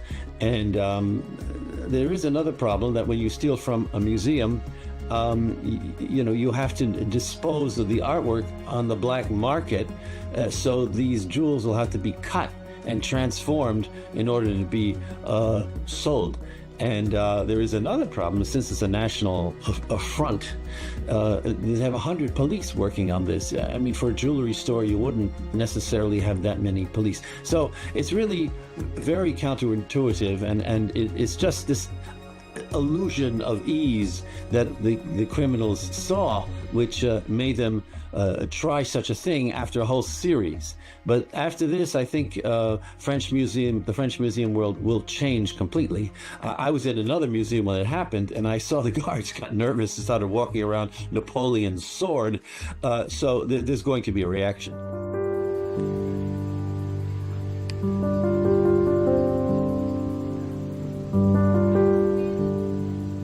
Ironically, some observers note the stolen items may be the only pieces in the Louvre that weren't already stolen from somewhere else to begin with. Historians estimate that nearly 80% of the museum's collection originated from colonial conquests and imperial expeditions. That uncomfortable truth, many argue, is the real core of the story. European analysts see the heist as a mirror held up to France itself, a nation strained by political instability, economic fatigue, and growing social unrest. I guess you are not expecting the President of the Republic to be in front of the museum and be like that and prevent robbery. I mean, it's not his role, okay? I think that somebody has to be blamed is the lady in charge, the director of the Louvre. She has to be blamed because she receives the report and the warning. She is the one who should dismiss. She's the one who has to resign, not the president. I mean, the president, you cannot expect your president to be in front of each of your museum, I guess.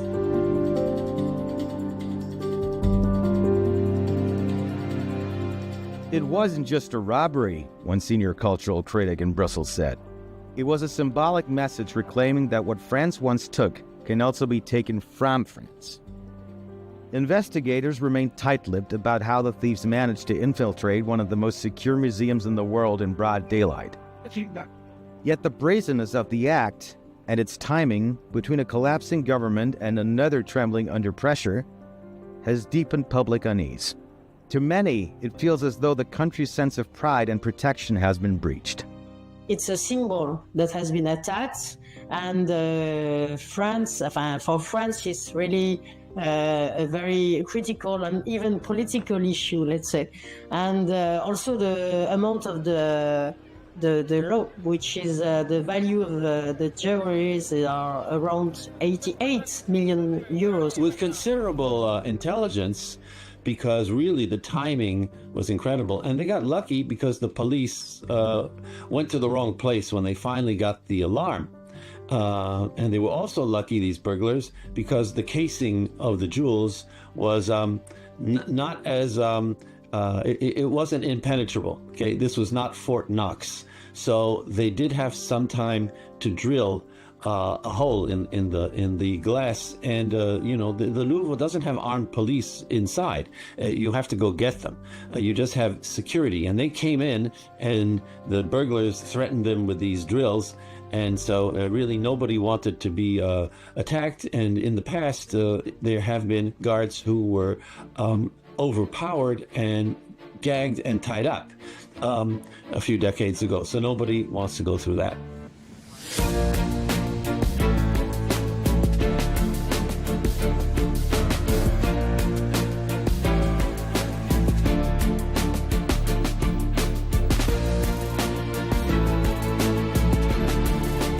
We often read the phrase, inspired by a true story, at the beginning of some movies or even some novels.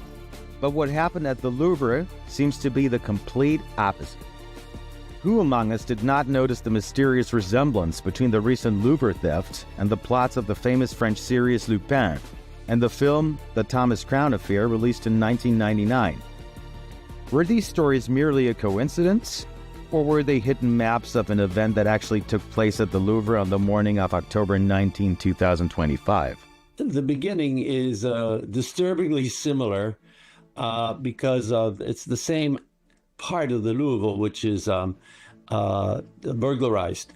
However, in the series, it's a public auction which is attacked, and in reality, it's simply the room, the display room. So there's that difference. However, the quality of the burglars seems to be similar.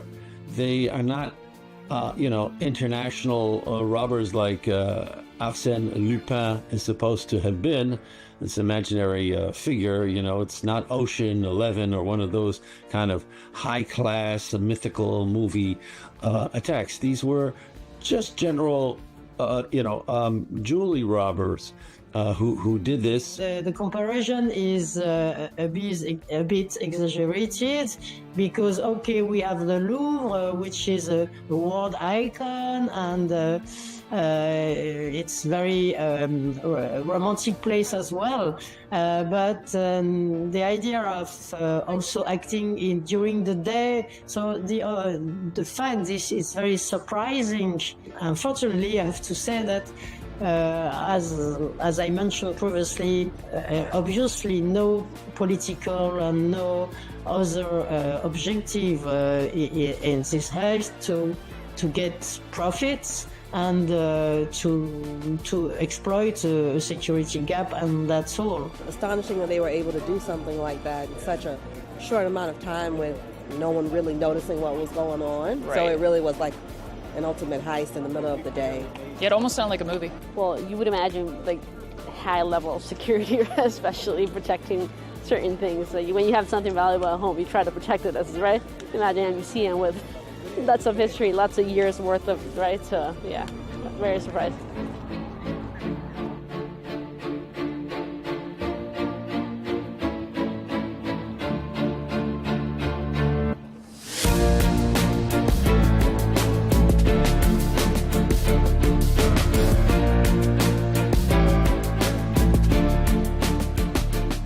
Here, the sequence of events can be laid out chronologically as follows.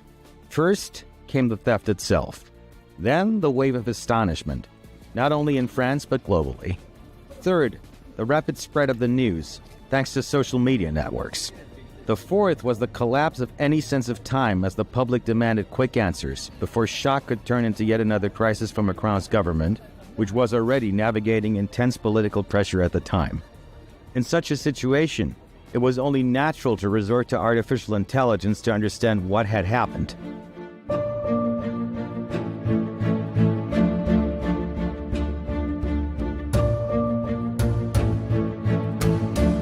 Today, technology does not grant the luxury of time. For example, in the recent Louvre Museum theft, just a few hours after the incident, social media was flooded with countless fantastical videos, perhaps exaggerated, created with the help of artificial intelligence, all seemingly mocking the theft.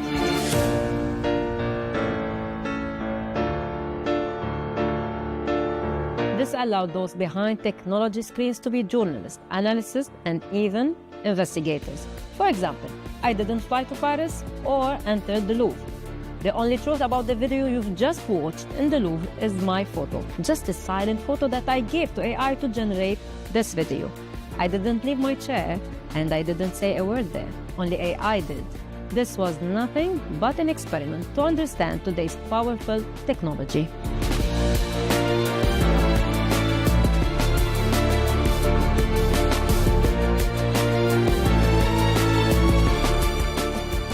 Trying to find a kind of plot in this due to the political and social situation in France. Macron is always used for groups that are against the situation and let's say the current political scene. It's another way how to attack France, or more specifically its president. On ne tire pas sur une ambulance. You don't shoot ambulance. When somebody is weak, it's always easier to ban him and to blame him. Okay? I myself, I don't blame the president for that. I blame the lady in charge, the director of the museum. She is the one who had the report. She is the one in charge. She is the one who must be taken accountable on that.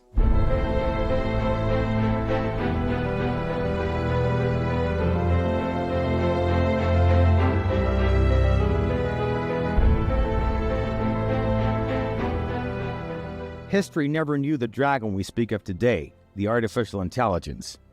Yet history tells us that the Babylonians and the civilizations that followed them in Mesopotamia, along with the ancient Egyptians, Persians, Romans, Greeks, and others, were the ones who first conceived and developed the idea of a museum through centuries of accumulated experience. But today, things have changed. In recent years, virtual museums have emerged, presenting their collections in an intangible digital space, one no thief or vandal can ever touch. And now, artificial intelligence enters this vast landscape once again. Perhaps we are on the brink of transformation that will redefine museums and their security altogether. Whether physical or virtual, the museum remains a place where history completes its cycle, where history became full circle, returning us to the same human impulse to collect, preserve, and display. Well, it was the French and the British. The French Revolution, they took the royal collections and they said, okay, this is not just for the nobility who are coming once in a while, and not just for art students, it can be opened up to everyone. So it was made accessible, especially to art students and on certain days to the public. And it became popular. And the British did the same thing with the British Museum. Now, in the 19th century, museums were also research centers. They do a lot of archaeology in the Middle East. They did a whole lot of Egyptology. That's really what got them off the ground. And then they stored the big national paintings, a Napoleon crossing, a mountain pass, and such grand paintings. But it is in the 20th century that it really, really got off the ground, because it became a mass tourism attraction and brought in a lot of revenue.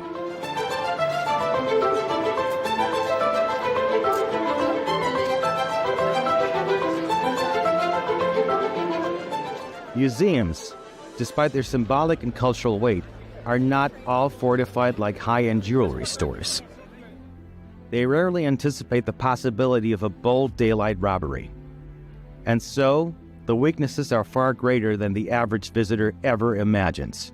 In just minutes, the heist of the century, as the French now call it, along with royal crowns and historic necklaces, vanished into the bustle of Parisian streets.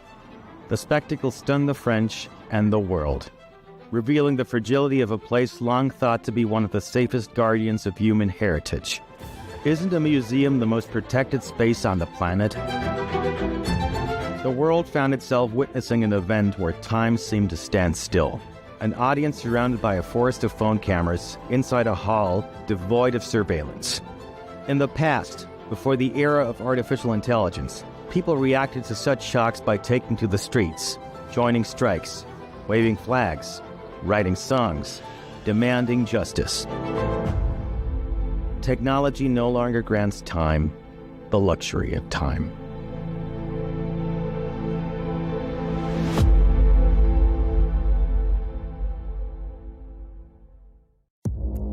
Our allies in many cases are worse than our enemies. Stay informed and connected with the latest international headlines. There obviously is a risk.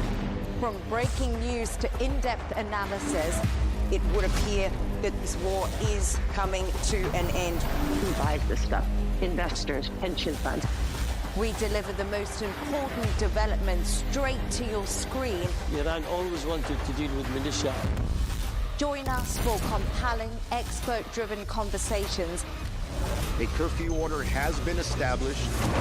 And an insightful look at the issues shaping our world today.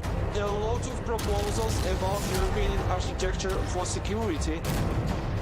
I'm Leigh Ann Gerrans, and this is W News. We dealt with this when I was Chief of Staff in the first term. Where you don't just hear the headlines, you get the full story.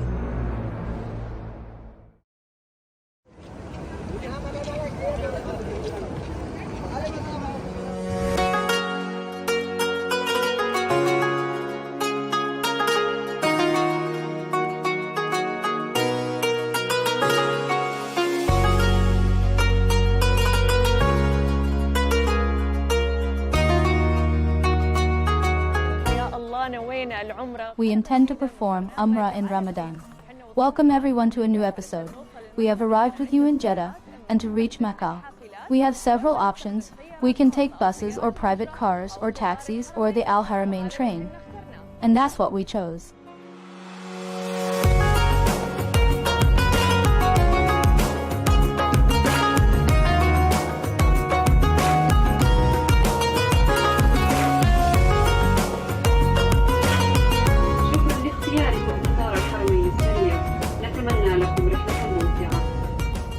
اللهم هون علينا سفرنا هذا وطوي عنا بعده. The train carriages are divided into two parts. The first part is the gold class or first class, then the tourist class. Prices depend on the destination you are heading to, whether it's Mecca or Medina or depending on the schedule and time. For example, our trip is a few hours before Fajr prayer. Simple. One way to Mecca from Jeddah Airport to Mecca Al-Mukarramah. It cost me only 95 Saudi riyals. Here in a very small cafeteria selling light, sandwiches, nuts, and chips. Let's have suhoor before time runs out on us.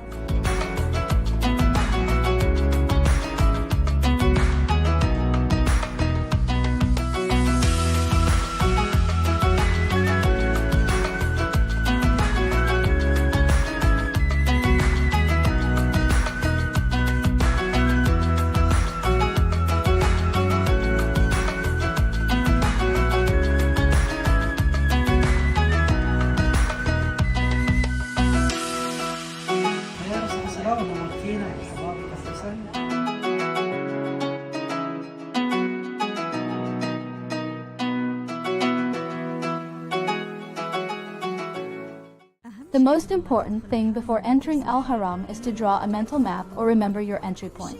This will make it easy for you to return to your hotel directly after finishing Umrah. We entered through King Fahd Gate. The security staff in the Haram are very helpful. They speak every language you can imagine, including Bengali, Chinese, and Russian, whether in the women's sections, the shared courtyards, or the gates.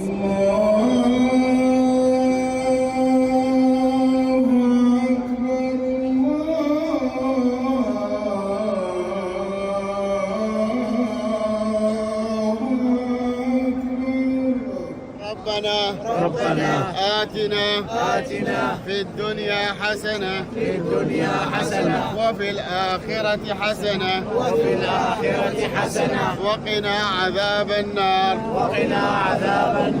ربنا آتنا في الدنيا حسنة وفي الآخرة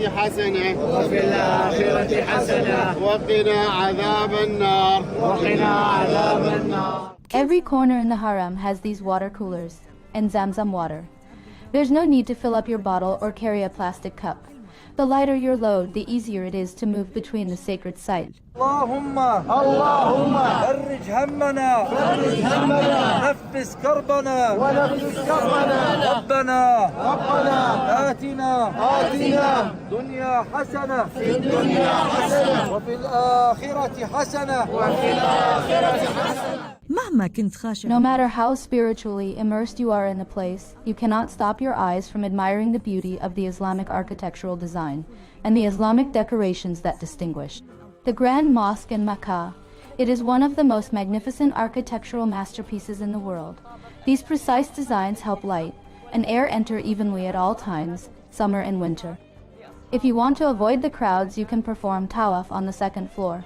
It is less crowded, but it is reserved for wheelchairs, so you must keep the path clear for people with special needs and the elderly. If you want double the reward, stay away from pushing and leave as much space as possible between you and others, out of mercy for the elderly and respect for people's privacy. The jogging starts from the beginning of the green sign until the end. It is not preferred for women to jog, of course, to preserve their privacy, but the men usually jog very noticeably. Of course, the jogging starts on both paths, whether you are going or returning from Safa. Booking an Umrah appointment through the Nusuk app has actually made things much easier. You come at your scheduled time. They actually give you 2 hours and are flexible up to an hour before or after. And it all depends on the crowd and the number of Umrah performers during the same period. Praise be to Allah for completing the Umrah. I have finished it. May Allah write its reward for me as a Hajj with the Prophet, and may He grant everyone who wished and everyone who longed for the same feeling. I have dreams, and our journey on Where Are We is not over yet. Our stories from the 2 holy mosques have just begun. Subscribe to all our channels on social media so you can follow all the new reels and episodes.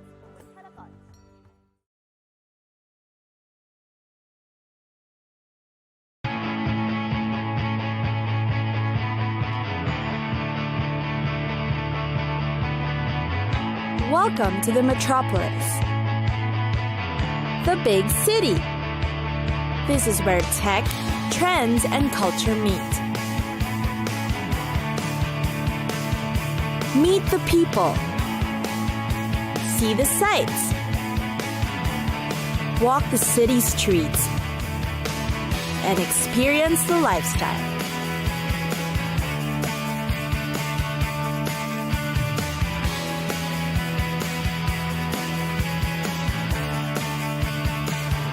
This is your first-class ticket to the cities of the world.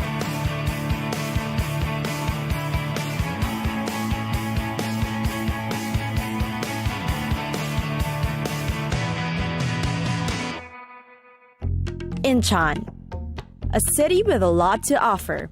Incheon in South Korea.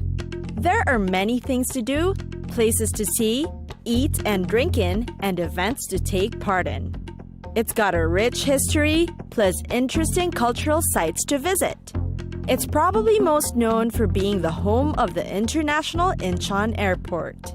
Incheon City is located in the northwestern area of South Korea. Seoul and Bucheon are nearby, as well as Goyang and Asan. The city has a population of about 2.8 million people.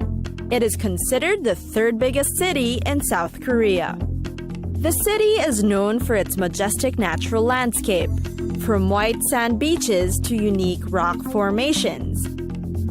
One of the most popular is the Yeolwangni Beach, offering pristine waters and great sand too.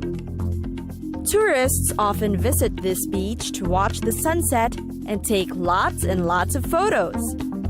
The beach is also surrounded by a grove of pine trees, completing the picturesque view. Aside from Incheon's beaches, being a sight to see, It's also where you can try activities such as swimming, fishing, and some water sports. Incheon is also known for its great historical and cultural structures. There's a Museum of Korea Emigration History. You can go through a display of exhibits that tell the stories of the country's first emigrants. There's also the Incheon Landing Operation Memorial Hall. It is a memorial hall that features photos of military arms used by both the North and South Korean military. Then there's the architectural masterpiece, Incheon Bridge. It is considered the longest bridge in Korea. It's linked to the world-famous international airport and is also one of the best places to witness the sunset. Incheon is also known for its special market.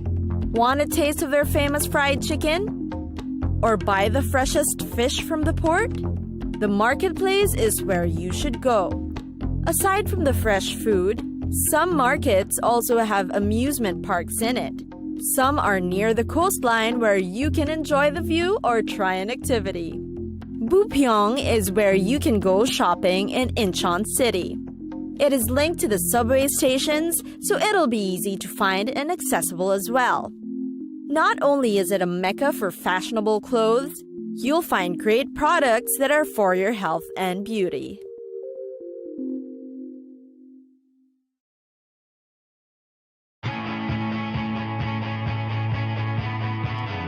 It's time for us to go. Pack your bags and get your tickets ready. And we'll see you on the next destination. Catch us again next time on Cities of the World.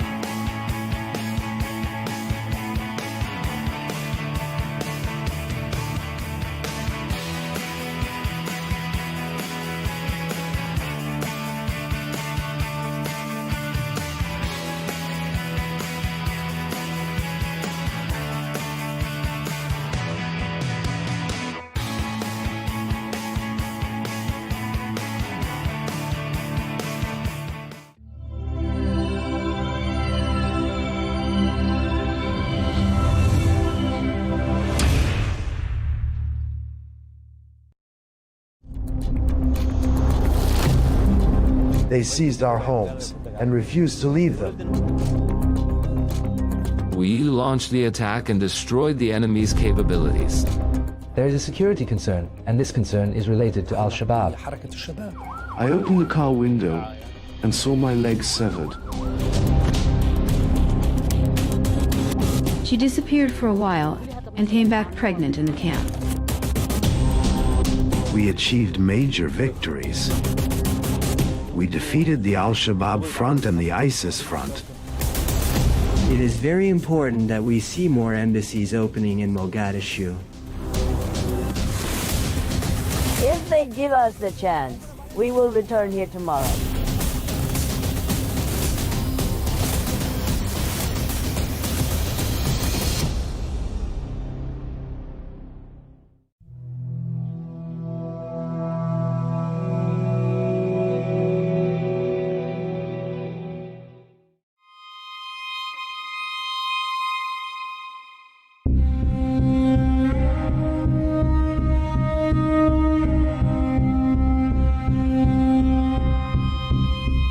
Somalia faces major challenges, with more than 60% of its population affected by nearly 2 decades of ongoing clashes with Al-Shabaab.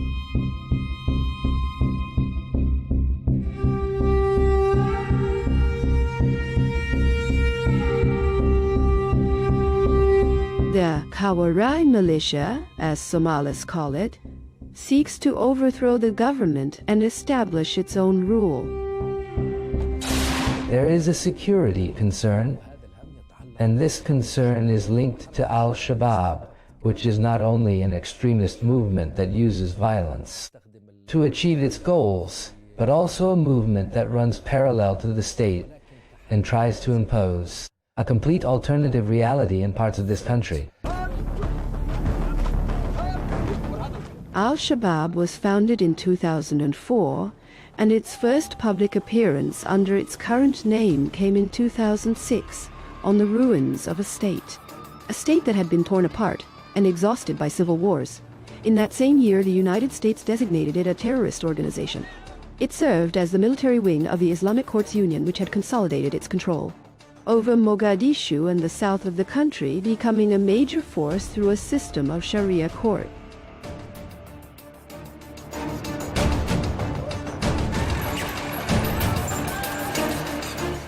In 2007, the movement split from the Union, which had refused to remain silent in the face of Ethiopian intervention, having become a magnet for many extremist currents with backing from Eritrea. We are dealing with a Somali phenomenon that naturally crosses borders, receives support from abroad, and works to strengthen and cultivate its ties with other terrorist groups. Yet it has a distinctly Somali character. They say it is largely self-funded and entrenches its presence. Militarily, it constantly wages hit-and-run attacks and exploits clan disputes. And it exploits the lack of coordination between the central government and the regions, attacking weak positions. The movement's current emir is Ahmed Diriye, known as Abu Ubada al-Somali, succeeding Ahmed Abdi, known as Mukhtar Abdul Rahman Abu Zubair, who was killed in a U.S. airstrike in 2014. 2 years earlier, the movement had pledged allegiance to Al-Qaeda, revealing an even more brutal face. When the explosion happened, I heard that I had lost my leg. I saw thick smoke rising beneath me. I couldn't believe I was the target. I opened the car window and saw my severed leg. I panicked at the horror of what I saw. I jumped out of the car and crawled 4 or 5 steps. Nearby, there was an army checkpoint on the road leading to the airport. It is a heavily guarded area. I heard intense gunfire. Then the first soldier came toward me. I identified myself as a journalist because they thought I was the suicide bomber. After that, the soldiers took me to the hospital. The damage done to me is visible, but I did not bow to their intimidation and threats. I did not stop my work or my education, and I believe I defeated them. I did not give in to what they were demanding of me.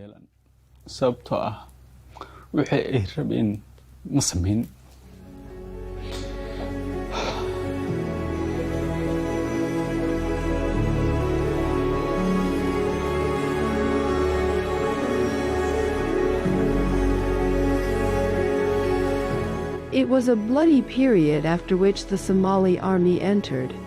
A new phase of decisive, intensive field operations targeting the rebels' strongholds. Battles between al-Shabaab and the state keep recurring. In the past, we would leave our homes and then come back. But now, the fighting methods have changed because al-Shabaab fighters seized our homes and refused to leave them, so the state brought in its artillery and began shelling them.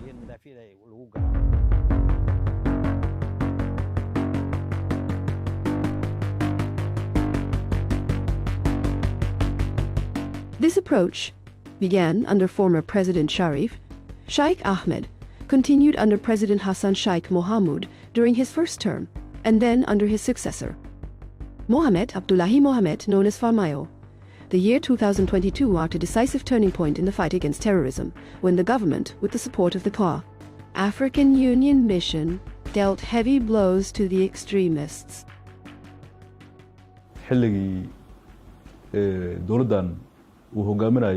Since the arrival of President Dr. Hassan Sheikh Mohamud to power in May 2022, the state declared a war against those outside the law. Major campaign in which the state prevailed and the rebels suffered heavy defeats. We drove them out of many areas they used to control. When we speak of a distance of 30 kilometers from Mogadishu, we mean the towns of Balad and Basra. We also pushed them away from the Haradhir area, 8 kilometers from Mogadishu. We can say that the Somali state now controls around 90 to 95% of the territory.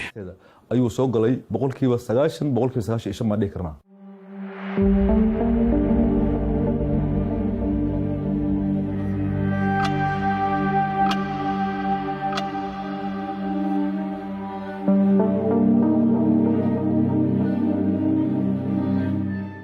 Al-Shabaab bases its strategy on choosing cities in strategic locations to serve as its strongholds.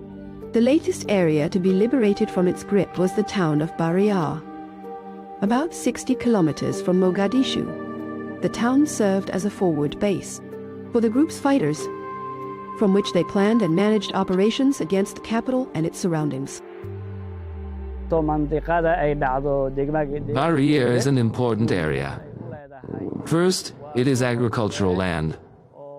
Second, it is close to the towns of Maro and Afgoy all the way to Marca, which makes it strategically important for the enemy. The terrorists try to move closer to the area, disrupt people's lives, and control the road leading to Mogadishu. Securing Baria is part of the operation. The military operation we called Silent Storm. The town has a strategic location, allowing us to monitor movements in the surrounding areas, on both sides.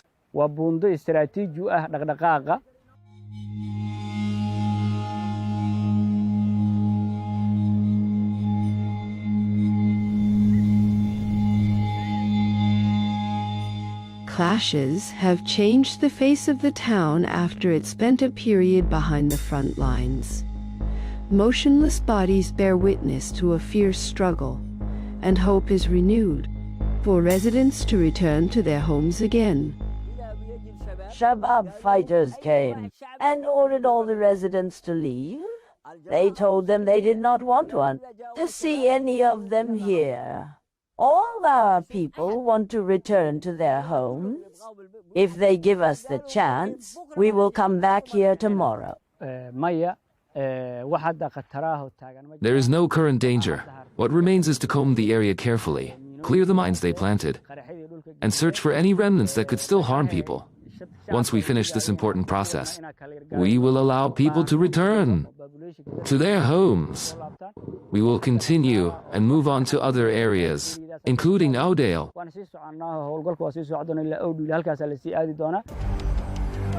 Somali clans have also stepped in after growing fed up with the extortion payments imposed on them by force.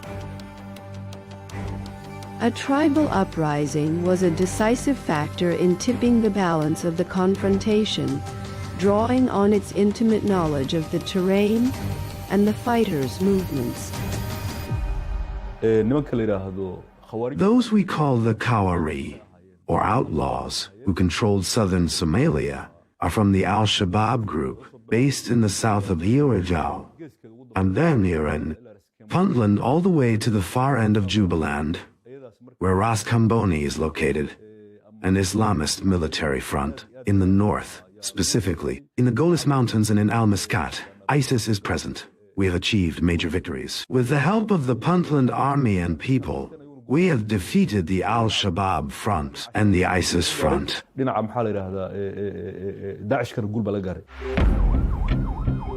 escalation peaked in March 2025, when there was an attempt to target President Hassan Sheikh Mohamud's convoy with a roadside landmine near the presidential palace. This bloody approach is not limited to striking state institutions and symbols. It targets anyone who opposes the movement's extremist ideology.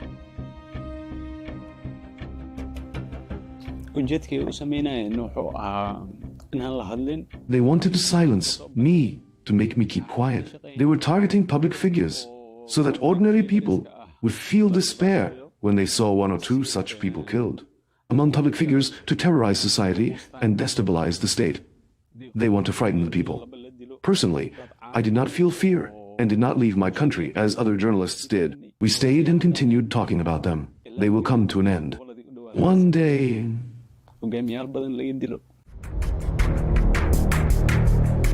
Illegal, taxes, smuggling, kidnapping and extortion, money laundering and external support. This is how the movement funds its terrorist activities, providing it with around $100 million a year, according to the U.S. Treasury Department.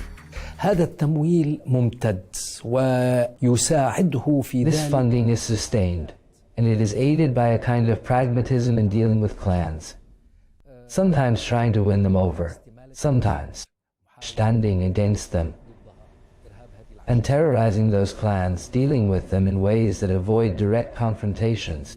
Addressing this requires a great deal of work, not only from Somali society, but from the Somali state and from the country's brothers and partners.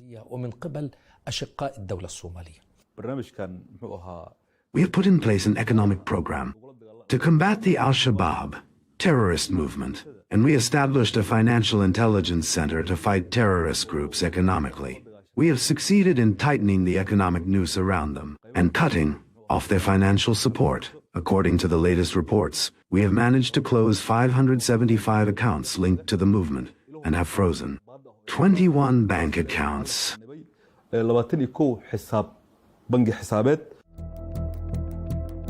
International and regional alliances have stepped in and tightened the noose around these groups through ongoing operations to drive them out of their positions, mainly in the south and center of the country. Neighboring countries such as Kenya, Ethiopia, and Djibouti have helped us. They have been part of the African Union peacekeeping mission since 26, as well as Uganda, one of the African countries supporting us. These states have joined us at every stage of the fight against terrorism. Their soldiers are part of the FIA, African Union forces.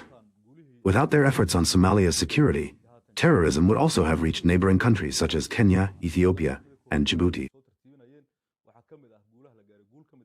Somalia itself is deeply interconnected with its neighboring states. The movement has lost much of its influence after the renewed pressure on it, combined with intensive U.S. airstrikes, and a series of defections has also thrown it into disarray and undermined its organizational structure. I broke away from Al-Shabaab after a long ordeal. Their only goal is destruction and sabotage. They show no mercy to the weak, and life among them was harsh and difficult. I surrendered to the government. I want to live a dignified life, and pledged to fight them alongside the government forces and defend the country against those who kill people. I used to think they represented Islam, and that anyone who opposed their ideas was a disbeliever. I even joined them and believed in their ideology. But their brutal killing of innocents and my inability to bear it pushed me to flee, especially after they ordered me to carry out a brutal killing operation. Before carrying it out, I decided to escape.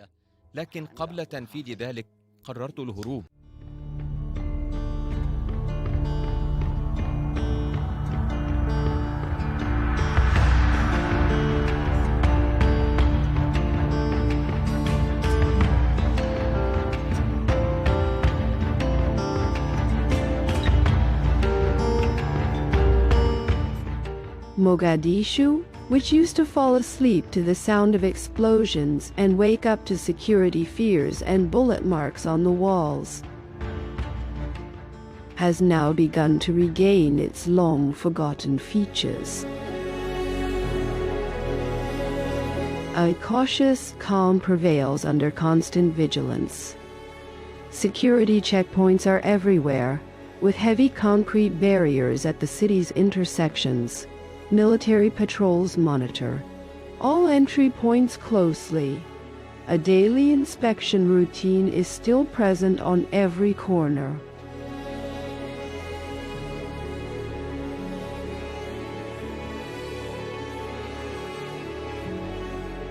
Zoba Street, which witnessed the deadliest terrorist attacks in the capital's history in October 2017 and October 2022, is now entering a new phase of construction and development in an effort to restore the security that years of violence have taken away.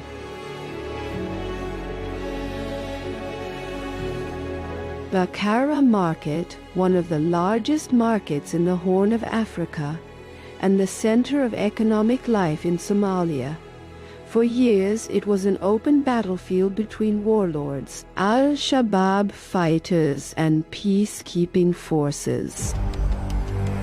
The place's memory takes us back to 1992, when the state of chaos and social fragmentation prompted the United Nations to intervene militarily under U.S. leadership in what was then called Operation Restore Hope. Today, I informed Secretary General Boutros Ghali that America will respond to the call. I have given Secretary Cheney the order to deploy a substantial American force to Somalia. The clashes in and around Bakara Market escalated, and the market gained worldwide notoriety, especially after the events of October 3, 1993, the Battle of Mogadishu, when General Mohammed Farah Aidid's forces shot down 2 U.S. Black Hawk helicopters and dragged the bodies of their crew through the area. This past weekend, we all reacted with anger and horror when an armed Somali gang desecrated the bodies of our American soldiers and paraded an American pilot as a captive. These tragic events raise difficult questions about our efforts in Somalia. Why are we still there? The fierce battles left 19 American soldiers dead, after which U.S. forces withdrew from Somalia in 1994. Today, with tighter security and an increased police presence inside, the market is seeing a noticeable recovery for both consumers and traders. Anyone who knows Bakara Market knows well that it has gone through major problems. In the past, there were serious obstacles related to security, the economy, and commercial competition. These challenges plunged us into a cycle of fear, killings, and bombings, and hardship. There were huge explosions in nearby areas that caused many problems for our people. Thank God, there is a big difference between what we went through in the past and where we are today.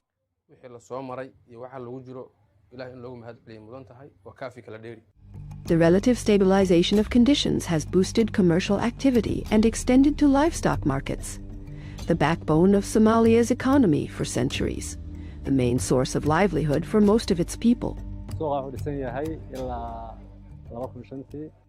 This market was established in 2005. Large numbers of goats and sheep are brought here. Trade is going well.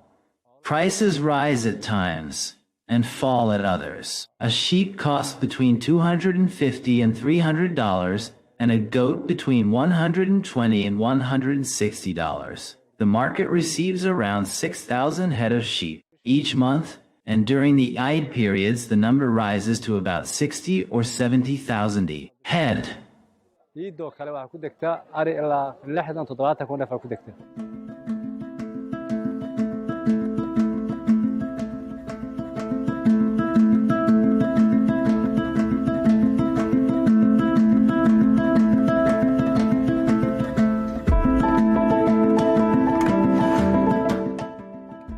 Ada International Airport, named after the country's first president, is regaining its air traffic after being destroyed following the overthrow of Siad Barre's regime. We have here 23 domestic flights a day to local airports, and we also have 17 international flights. We work with Interpol, which makes it easier for us to identify all those on watch lists.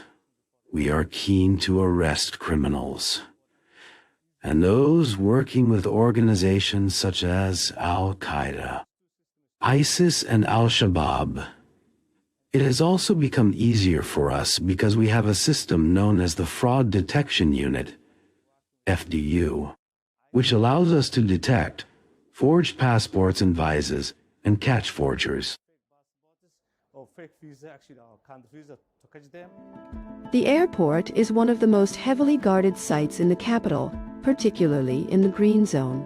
It is a strategic hub for the government and international organizations, which makes it a target. We facilitate the arrival and movement of our international partners here, but dealing with Al-Qaeda, Al-Shabaab, and ISIS is very difficult at times, because they can easily change their names and alter their records. Sometimes there are people who work with them and try to bring them into the country so that they can operate here more easily.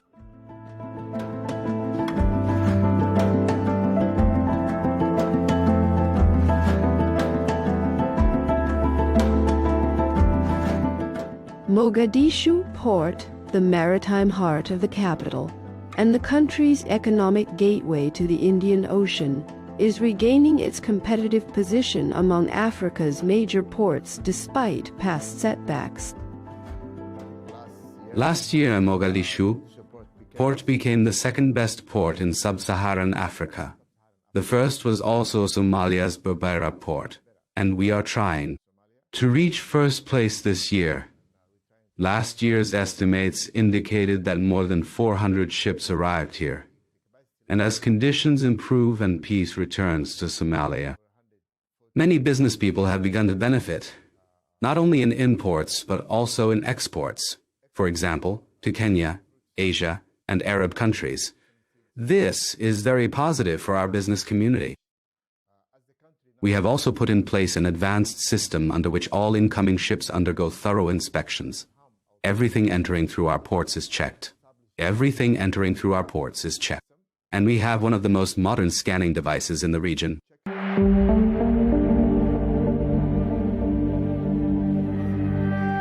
Directing domestic and foreign investment into infrastructure is an important step to boost an economy that faces major challenges such as poverty and youth unemployment exceeding 70%.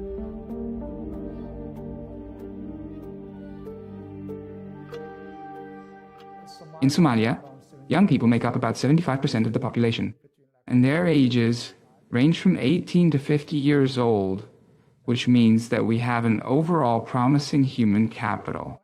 Even in terms of technology, we are developing significantly compared to neighboring countries. We have very good internet, so it is expected that the government will raise the economic growth rate to about 5 to 6%. As for average annual income per capita, it used to be around $300 and is now close to $600 to $700, which in itself is a clear improvement. The country has also launched a Vision 2060, under which we hope to raise average daily income per person from $2 to $5. In addition to the traditional engines of development, new promising sectors are emerging, bringing fresh opportunities for investment and growth. We still have great hopes of finding oil and gas, and exploration has already begun. So we are currently very optimistic economically. Our GDP growth rate is about 3 to 4%. We have 4 main sectors driving economic development: livestock, agriculture, fishing. And now we have started entering the oil and gas sector, which gives us substantial and diversified potential to drive our economic growth.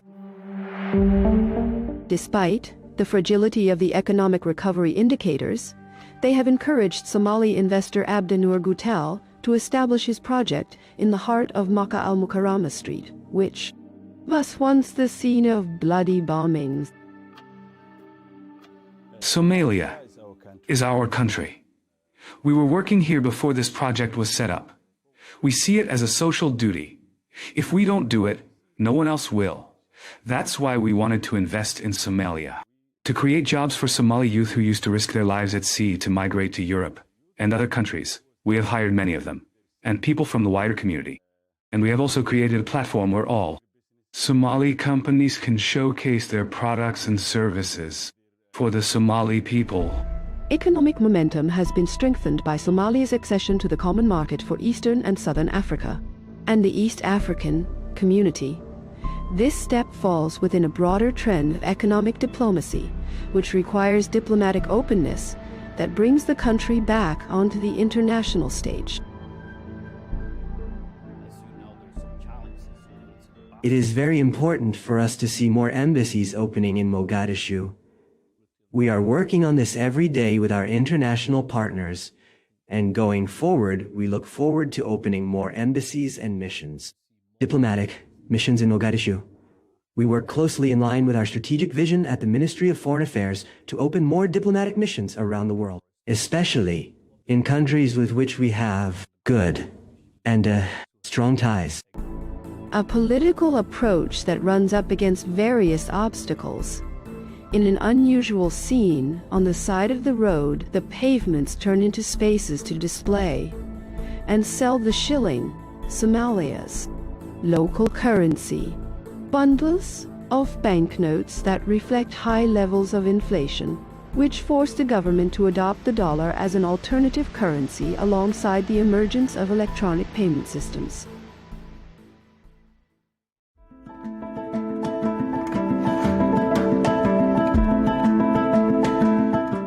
Somalia's location has had a major impact on its political and economic makeup, past and present, making it a constant focal point of competition between great powers.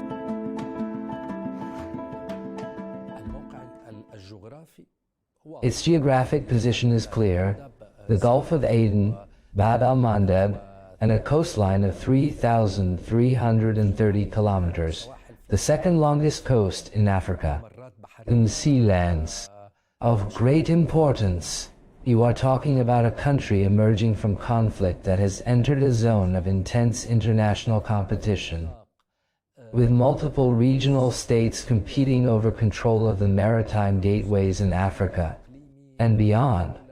Naturally, this location puts it in the eye of these storms. The second, and very important, point for Somalia is that it forms the first line of contact in this part of the Horn of Africa and the Arab world in the fight against terrorism.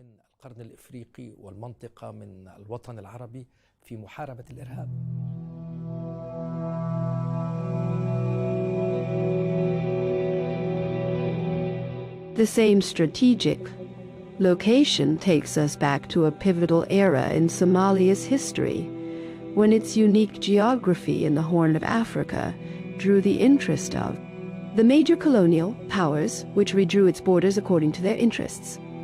After independence, Somalis began the journey of building a unified state, but successive conflicts threw Arab, African Somalia back into a spiral of fragmentation.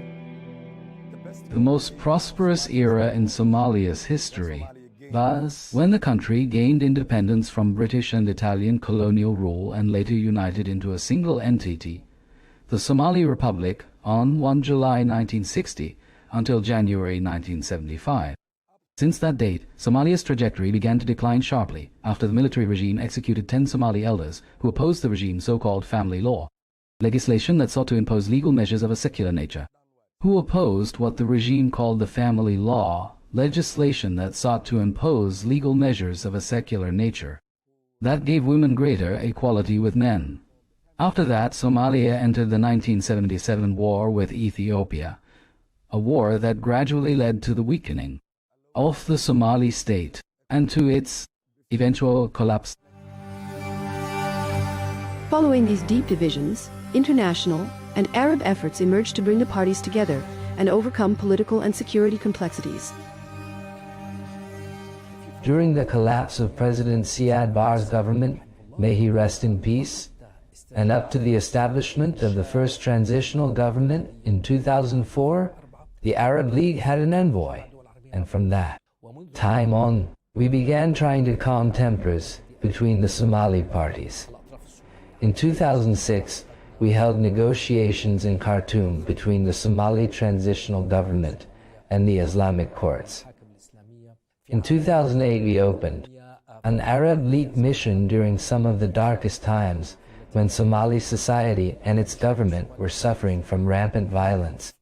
As internal fighting worsened, Federalism emerged as a political option for bringing people together, granting the region's broad self-rule within a unified state, producing 6 states, the most recent of which is the northeastern state, a direction rejected by Somaliland in the north of the country, which unilaterally declared secession in 1991.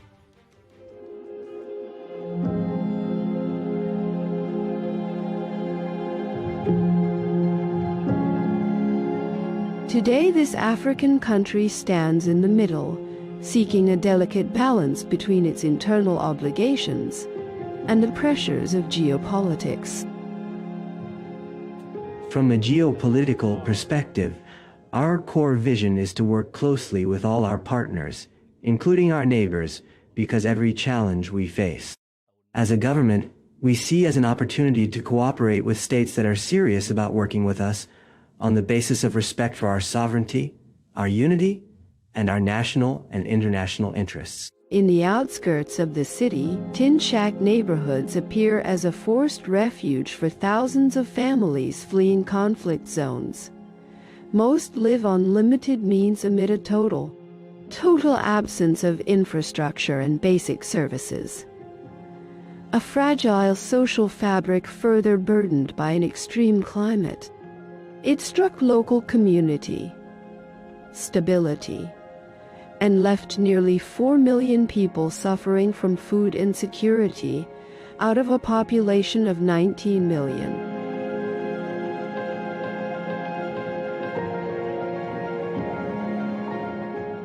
In another part of Somalia's map, among these tents, are stories that led thousands of families to join the Mamis displacement camp in the Danail area. Hassan Ibrahim was one of those who left Baidoa in south-central Somalia during a mass displacement of more than 700,000 people.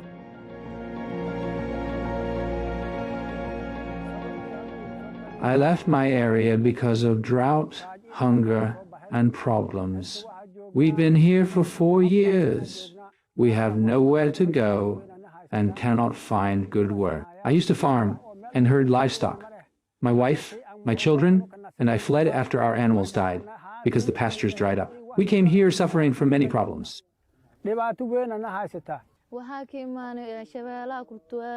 We've been here for 2 years. We came from Lower Shabelle.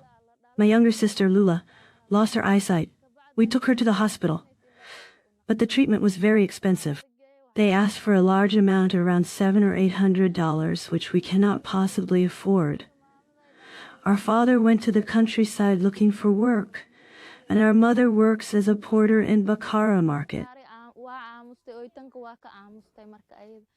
Sometimes she earns money, and sometimes she doesn't. We can only have dinner when she gets paid. This is our situation.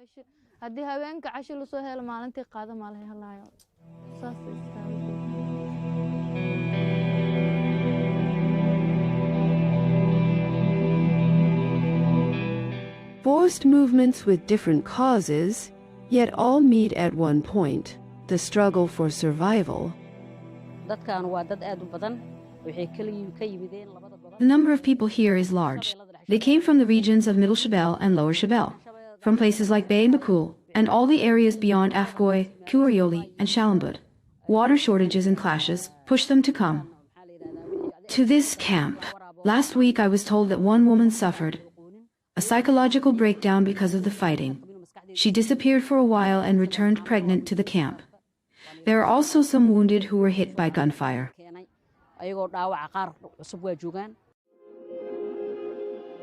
Here there is both one thing and its opposite. In a striking shift in migration routes, Somalia has gone from being a source of refugees to a destination for those fleeing crises. Crises no less complex than the reality of this Arab African country. During the war in Syria, there was a lot of chaos. After I graduated in 2017 or 2018, work conditions were bad, few job opportunities, difficulty starting your own business, and many hardships. Also because of the military situation, we had compulsory service, so I was forced to work abroad. I contacted friends who were already in Somalia.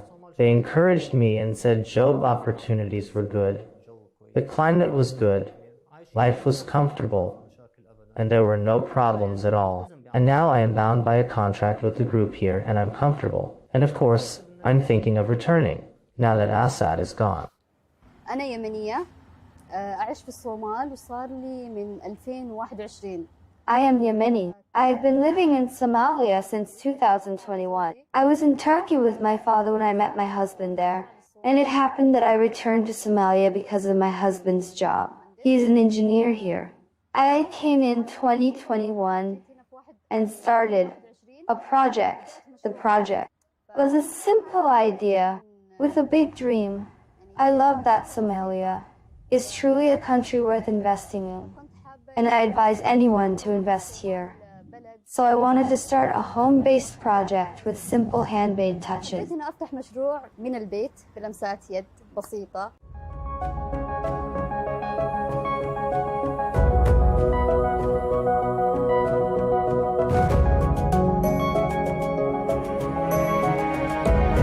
Somalia today stands at a crossroads between the legacy of old conflicts and a serious opportunity to rebuild beyond the era of state collapse.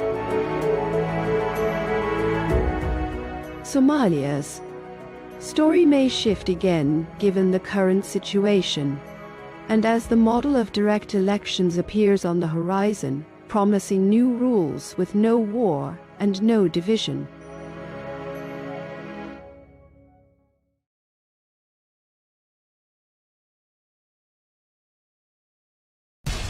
We have to take care of our people, and we're going to take care of our people first. For in-depth analysis and all the latest developments across the globe, make sure you join us every weekday. President Trump is trying to negotiate a ceasefire. With so much happening, so much information, and so much noise, international law will have no part in his administration. It can be hard to keep track. Tariffs will just fuel inflation. We're going to fight these tariffs. But you can count on us to tell you what you need to know. We stand by your side. Join me, Tom Burges Watson, for Global News Today, right here on Arabiya News.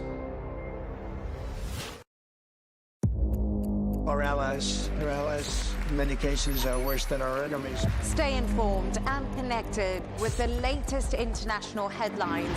There obviously is a risk. From breaking news to in-depth analysis, it would appear that this war is coming to an end. Who buys this stuff? Investors, pension funds.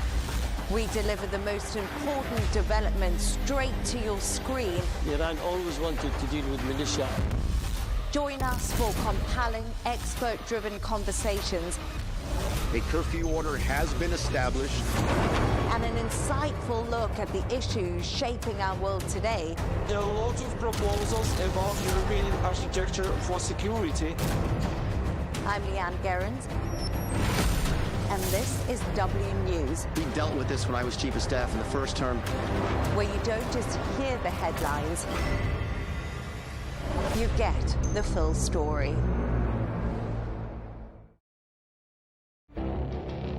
It feels like decades are passing by in a matter of weeks. Seismic shifts in the world order. Never, ever will be part of America. With so much happening and so much noise. Whether it's political upheaval, Canada has been ripping us off for years. Economic shifts or social movements. And no one wins from tariffs. I think America can be more friendly to the rest of the world. For in-depth analysis and all the latest developments across the globe. To have an inclusive policy together. The meetings with Hamas gave me some hope. We're in another nuclear arms race. The most important developments straight to your screen. Welcome to the dressing room. I'm on my own. I need backup. And an insightful look at the issues shaping our world today. It was not going to happen, that war, and it happened. Join us on Arabiya News, where the world talks.